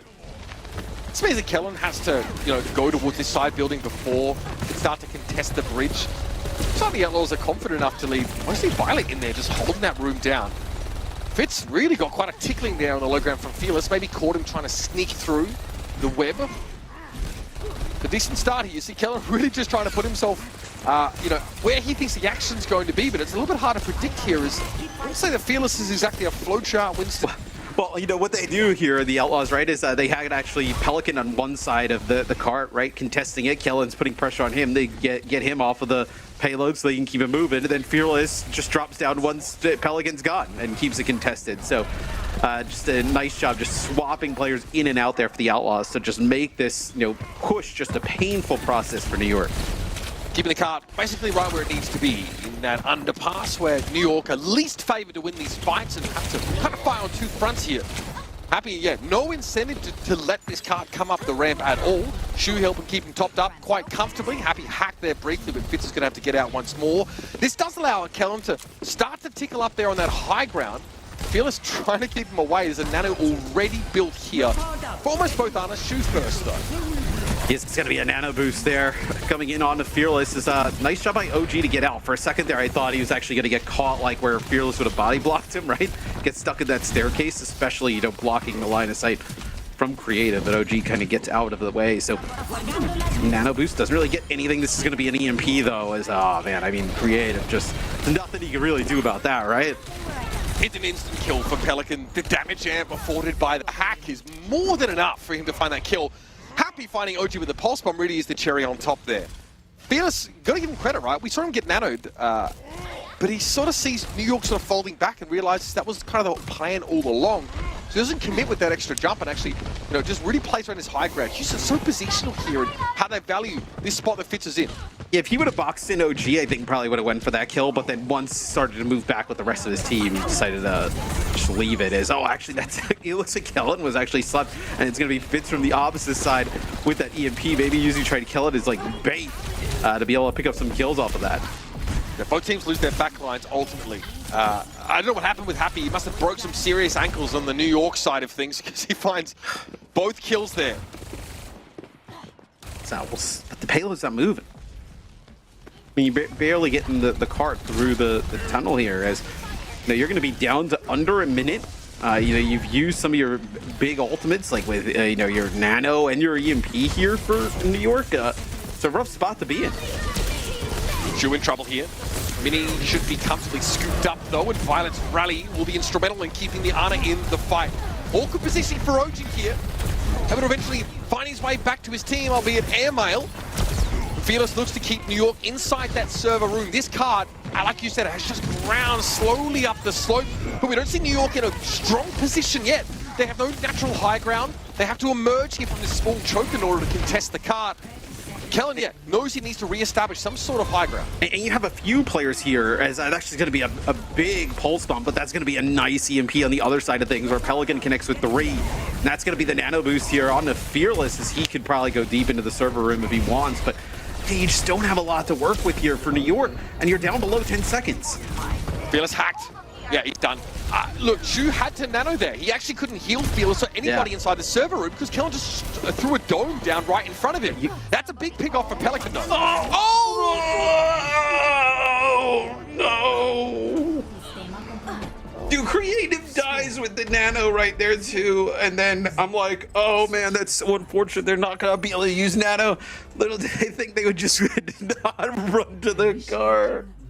I need an adult presently. I'm not an adult, so I can't help you. That is... It's no bueno. Not good. That is heart-rending, folks. New York... Look, it's a scrappy fight, but they're able to invest enough... Did he just not come out of stealth in time? Yes. He did... I mean, Fitz did not reveal himself because he was on the card in stealth there, but perhaps just a split second earlier, if he just shoots some air, anything, he's able to avert the round, ending prematurely. New York, I mean, again, you're pretty frazzled by that point. Things get frayed after you spend all round throwing yourself at what feels like a brick wall. Reality is just using rippling biceps as they shut the door in their face. Look, I've got to say, they had Fearless, right? They sleep him, they hack him, they hit him with the Pionade. They show the adequate amount of respect to your anime protagonist. And it looked like it'd be a decent fight there, but I think Pelican just blows Psycho to smithereens there. And all of a sudden, they don't have anyone to contest, so Fitz has to drag himself out of the server room and try and contest, and might have been there on time. It's who can say, really, Matthew? He's close. It's pretty close. So, oh dear. Right, so virtually a full hold here on Gibraltar. No checkpoint gained by New York whatsoever. TP's thrown out here at the start by Houston. They're going to opt to play from this low ground, as they must. Violet already plucked out of formation. Yes, you know, Psycho's had a pretty good series, right? Being able to pick up some, you know, kills. He had a good round, I believe, when he was playing the Echo for a period of time. Now on the Tracer, but be just a trade here at the start. But just look at how much faster this payload's already moving, right? The Outlaws were just so annoying in being able to kind of contest it and just juggle players onto it at the start, where New York not able to do that. And notice Kellen's being very reactive, trying to shadow Fearless across the map as he goes up to Kellen, lead the cart, and that's why the cart is moving right now, because New York don't have a protocol to keep this cart stalled in moments like this. Now, Fearless may go down here, which could hurt them, but you used to get a decent amount of... Look where the cart is, Matt. Yeah. Like, you don't have a Sombra or Tracer contesting that from New York, like they're not really approaching it in that way. And this just allows the Outlaws to have so much more space, right, to kind of get up, you know, towards that high ground and get to this point. In New York, you're in a position where you have to contest high ground. You lose high ground, you know, you don't have an opportunity to get like a full regroup here where the payload is. Pelican's going to nudge this forward as well. Shu dropping down here, Nano giving to Fearless once more. If he can just attract some attention, then he's done his job. Hack doesn't really affect him too adversely there, but Psycho has the unenviable job of trying to 1v2 to contest. Thankfully, Kellen comes back in the nick of time, but he's not doing anything to help with the issue of Fearless, who takes OG down, and there'll be a pulse bomb here if required, but the EMP should do the job. Also, Fitz has to amble over to the server room to help now with that translocator getting picked off midway through the fight. And it's incremental advantages from Houston that culminate in a series win here, and a very convincing showing on Watchpoint Gibraltar. We talked about the fundamentals. That was what New York wanted to come out of this game, having honed some more. But the Outlaws showed them once more who's boss. Yeah, pretty, look, New York had some moments, but pretty brutal overall in terms of the outcome of this series. A 3-0 sweep in favor of the Houston Outlaws. And look, you can get fearless on that Winston. We know how good that back line is. Pelican and Happy, at a moment's notice, feel like they could just start to pop off, go to another level, and they can dominate series like this. I mean, it definitely feels like New York's game plan on that last map especially was heavily dictated by Houston, by their movements. Very reactive, right? Callan constantly saying, trying to split his time between, can I follow Fearless around the map, or can I die for myself here? The fact that there's not sort of like a solo flanker contesting the cart in some of those situations, I know it's scary to 1v1 Happy. I know one wants to do that, but you have to. That's kind of the game plan here. And if you're in any situation where you require two players to answer the one Tracer or Sombra pushing the cart, you're going to get smashed on the higher ground here. So tough to win out. And I think it's the kind of map that really exposes teams that maybe pound for pound a little bit weaker in the mechanical or in the coordination sense.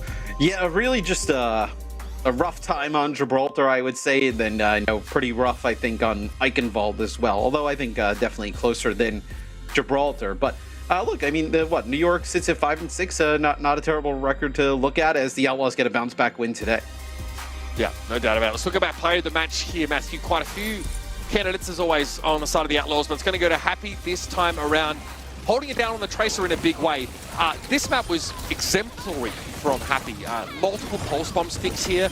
That just put them in such a huge position. I mean, this is the overkill pulse bomb, but he got the freebie here. So many plays like this. Yeah, I mean, being able to come up with pulse bomb kills time and time again on the back line, and it just seems like always in position, whether it's the kind of combo with Pelican or Fearless, being able to pick off some of these players. Just great pulse bomb use throughout the entire day. The 50% attach rate there, very strong. And I mean, you see, in 21 minutes, below one death, pretty decent. Yeah, I mean, this Tracer stat card it really stands out to me. I think it's something that we've seen over the last few weeks. And I think it's a big part of where so much of the success for this team comes on a map like Eichenwald, right? Maybe it wasn't even the Tracer, it was the Sombra at times for Happy. But we saw Pelican get picked off early in a couple of those fights. There was one fight where Fearless just gets nuked by a large amount of ultimates, including the EMP thrown his way. Yep. So many short-handed fights that Houston still end up winning. Some of it could be attributed to being able to use Duplicate effectively, but some of it is just Houston in short-handed scenarios being just a little bit better. Happy's a huge part of that. We saw every player on this team really stand up with a counter today. Yeah, and you think it's a little bit of a bounce back week here for the Outlaws, right? You get this win in commanding fashion after a pretty rough start here to the summer stage. I think just reminds everybody, how good this team can be, the heights that we believe they can reach. Yeah, now we see our sides forward for this Houston Outlaws team, see if they can get into that playoff shape they're going to look to find. Let's take a break. Let's head over to our desk and talk about the game, the day that was, rather. Some great matches, especially those first couple. So stick around for our experts' take on how it went down today.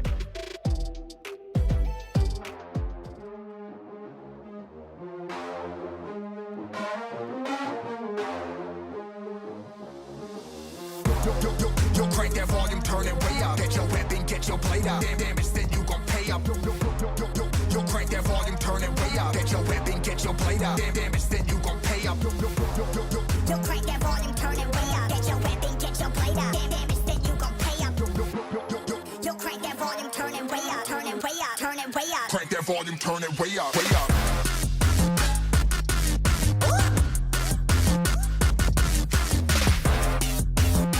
Welcome back, guys. The Houston Outlaws are back.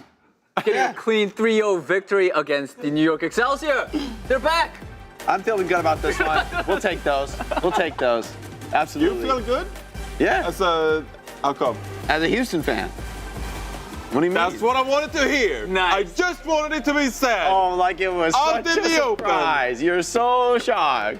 But I mean, they did look a lot better. Because going in, we were all worried. Hey, like they lost 2 matches last week. Is it going to continue? But apparently they woke up. They were like, hey, never mind. We're back. Sorry, guys. I mean, New York's a team you'd feel pretty bad losing to as Houston. I think, you know, Florida and Boston are teams that have been nipping at Houston's heels all season long. It is, I think, a nice little vote of confidence here for Houston. Come back to their basics, the essentials, mostly this Winston comp, a little bit of Sombra on Gibraltar as well. I think that is going to be an important look for them. As great as Pelican is on the Echo, I think there's still going to be maps where you just want to bring that Tracer Sombra to bear. It was a little bit close, though. Yeah. New York took the first round. This hold by Excelsior, obviously, you know, they got held themselves on their attack, but then on their own defense, I mean, it took every little bit from the Houston Outlaws to finally cap it out because the backline kept staying aligned between OG and Creative. OG, you know, he got racked up a few nice kills on the point, actually. And the Outlaws, yes, they got the cap in the end. But it did feel like the New York Excelsior at least put up a fight, but then Gibraltar was like... Lights out. No, Gibraltar was a shutdown. Yeah, Gibraltar was a shutdown. But I don't know. I guess the point I'm trying to make is that, like, yes, it was a 3-0, but the Excelsior still show that they can somewhat put up a fight. Right. And so, you know, they're not like a bottom team. Like, they're still very much in the mix, I feel like. I agree. I don't think this is like the death knell for New York. I do think they, in my opinion, they kind of were always a little bit one of the weaker teams in that 5-5 bubble. So I'm not super surprised to see them go down. However, I don't think anybody can write them off as an opponent. You know, different map pool, different day, different team. Maybe they can come out on top here. So I think New York's team, I want to keep watching. It's those other teams in the mid-table that are really going to contest them, try to take their better or worse seeds in that playoff bracket.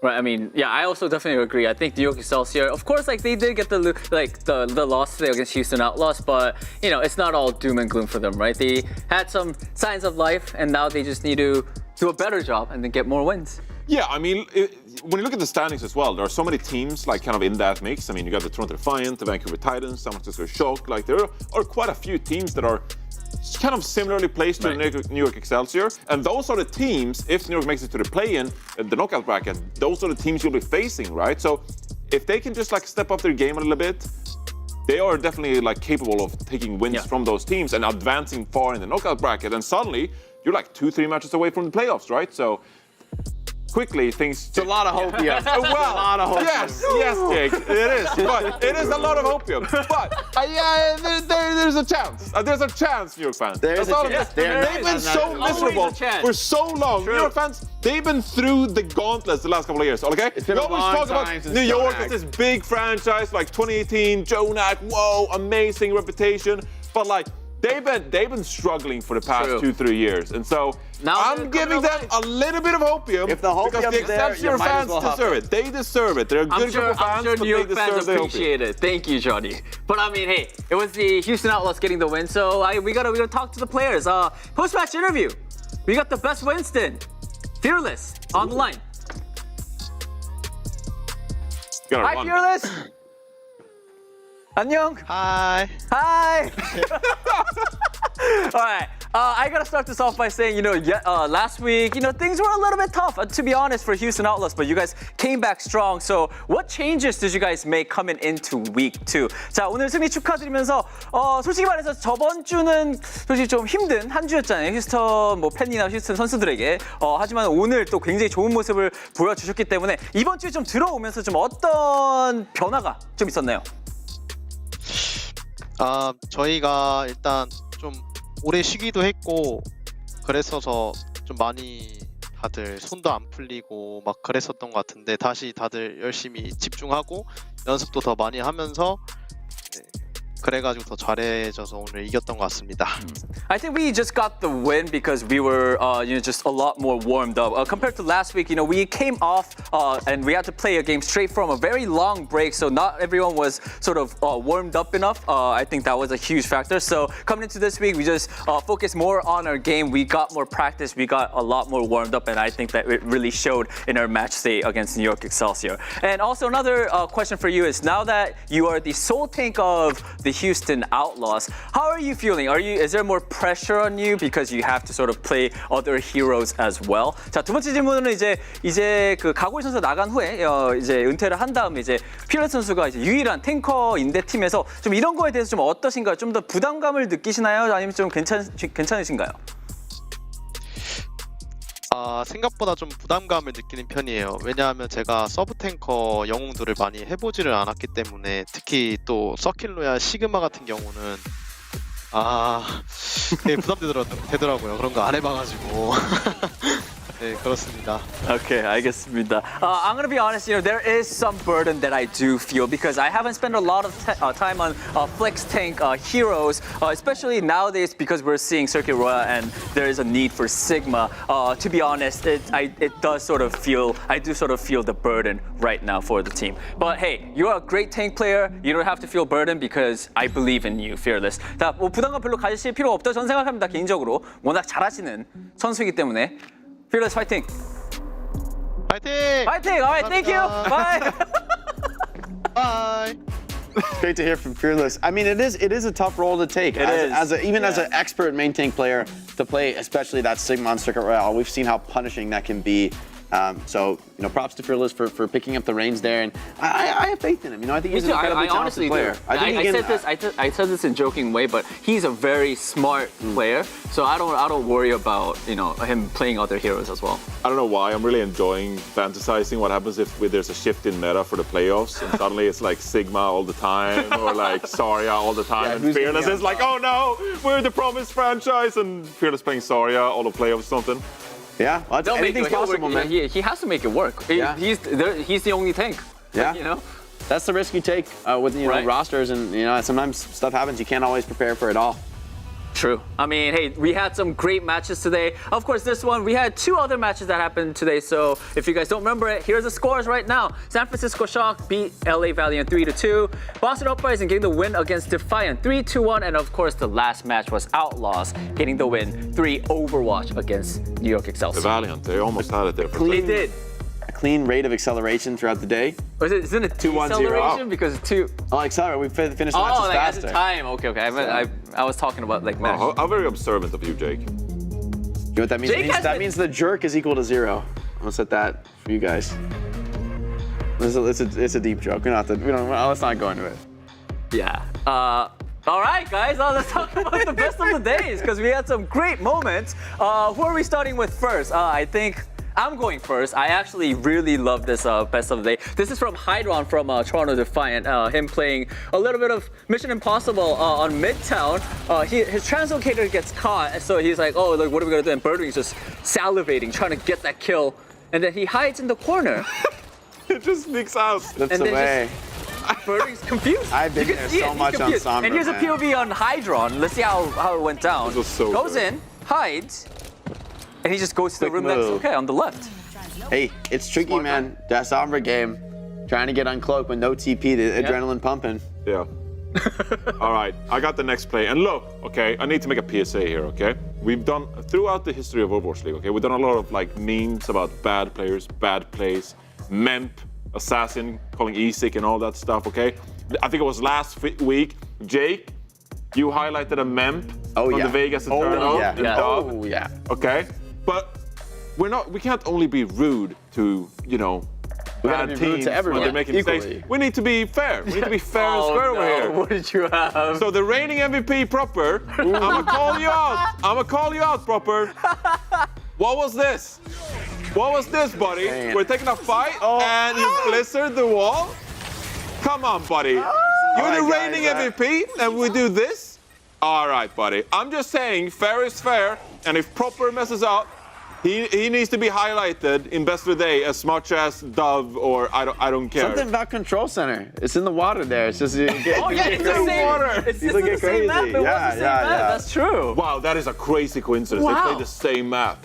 Well, maybe tomorrow we'll have another map. We'll be on the lookout. What does not mess your ults up on Control Center? It's going on. If you do, we're gonna show it. We're gonna be on the lookout, guys. We're watching. What is that phenomena when like you notice something and then you keep noticing it because you noticed this one time? Do you know what I'm saying? There's like a phenomena. So like if you the Mandela effect, or am I? I have no idea. Pavlov. Deja vu. I don't know. You're just saying words. Who are you? All right. I mean, these are like tangentially related. All right. My best of the day. We love a good Charlie Niner. So let's just roll the clip. Let's just watch. This literally just happened. This is pain. I had another one and then this happened. And I was like, I want that. So much pain. Oh! You got on stealth. You know, actually, it's unlucky. funny because you don't get the contest until you're like, Look at until a little bit after you invis. He's like, EMP. This is the. We don't need the gameplay. it's like the opposite of the Lee Jae-gon phase. Yeah. We don't need the gameplay. This was the relevant. It happens. It happens, man. Sombra's tricky with those contests. It's been 0 days. 0 days since the last season. Man. Yeah, those were our best of the days. I think we had some good ones. Yeah. Yeah, I think mine was the best. Sure. Yeah, I think sorry. mine was the best. Okay. I liked yours too, Danny. Yours was pretty good too. You did Thank well. you. I think. Are all you of us losing are it? You seem like you're on the brink. No. I feel like we're all on the No, brink. I'm good. I'm good, man. I'm good. All right. Let's take a look at our schedule. For tomorrow, is it?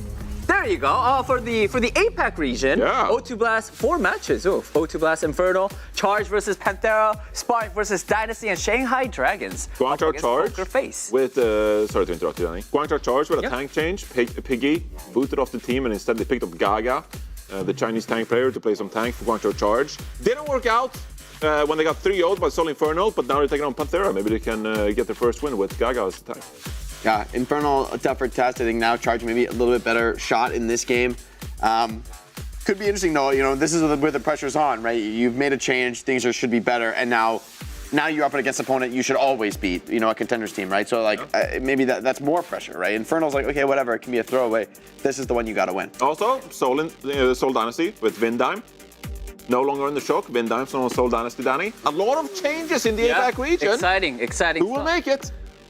APAC. Drama. Yeah. Check it out. Check it on APAC region. It's happening at 1 a.m. Pacific. Guys, what are you guys doing?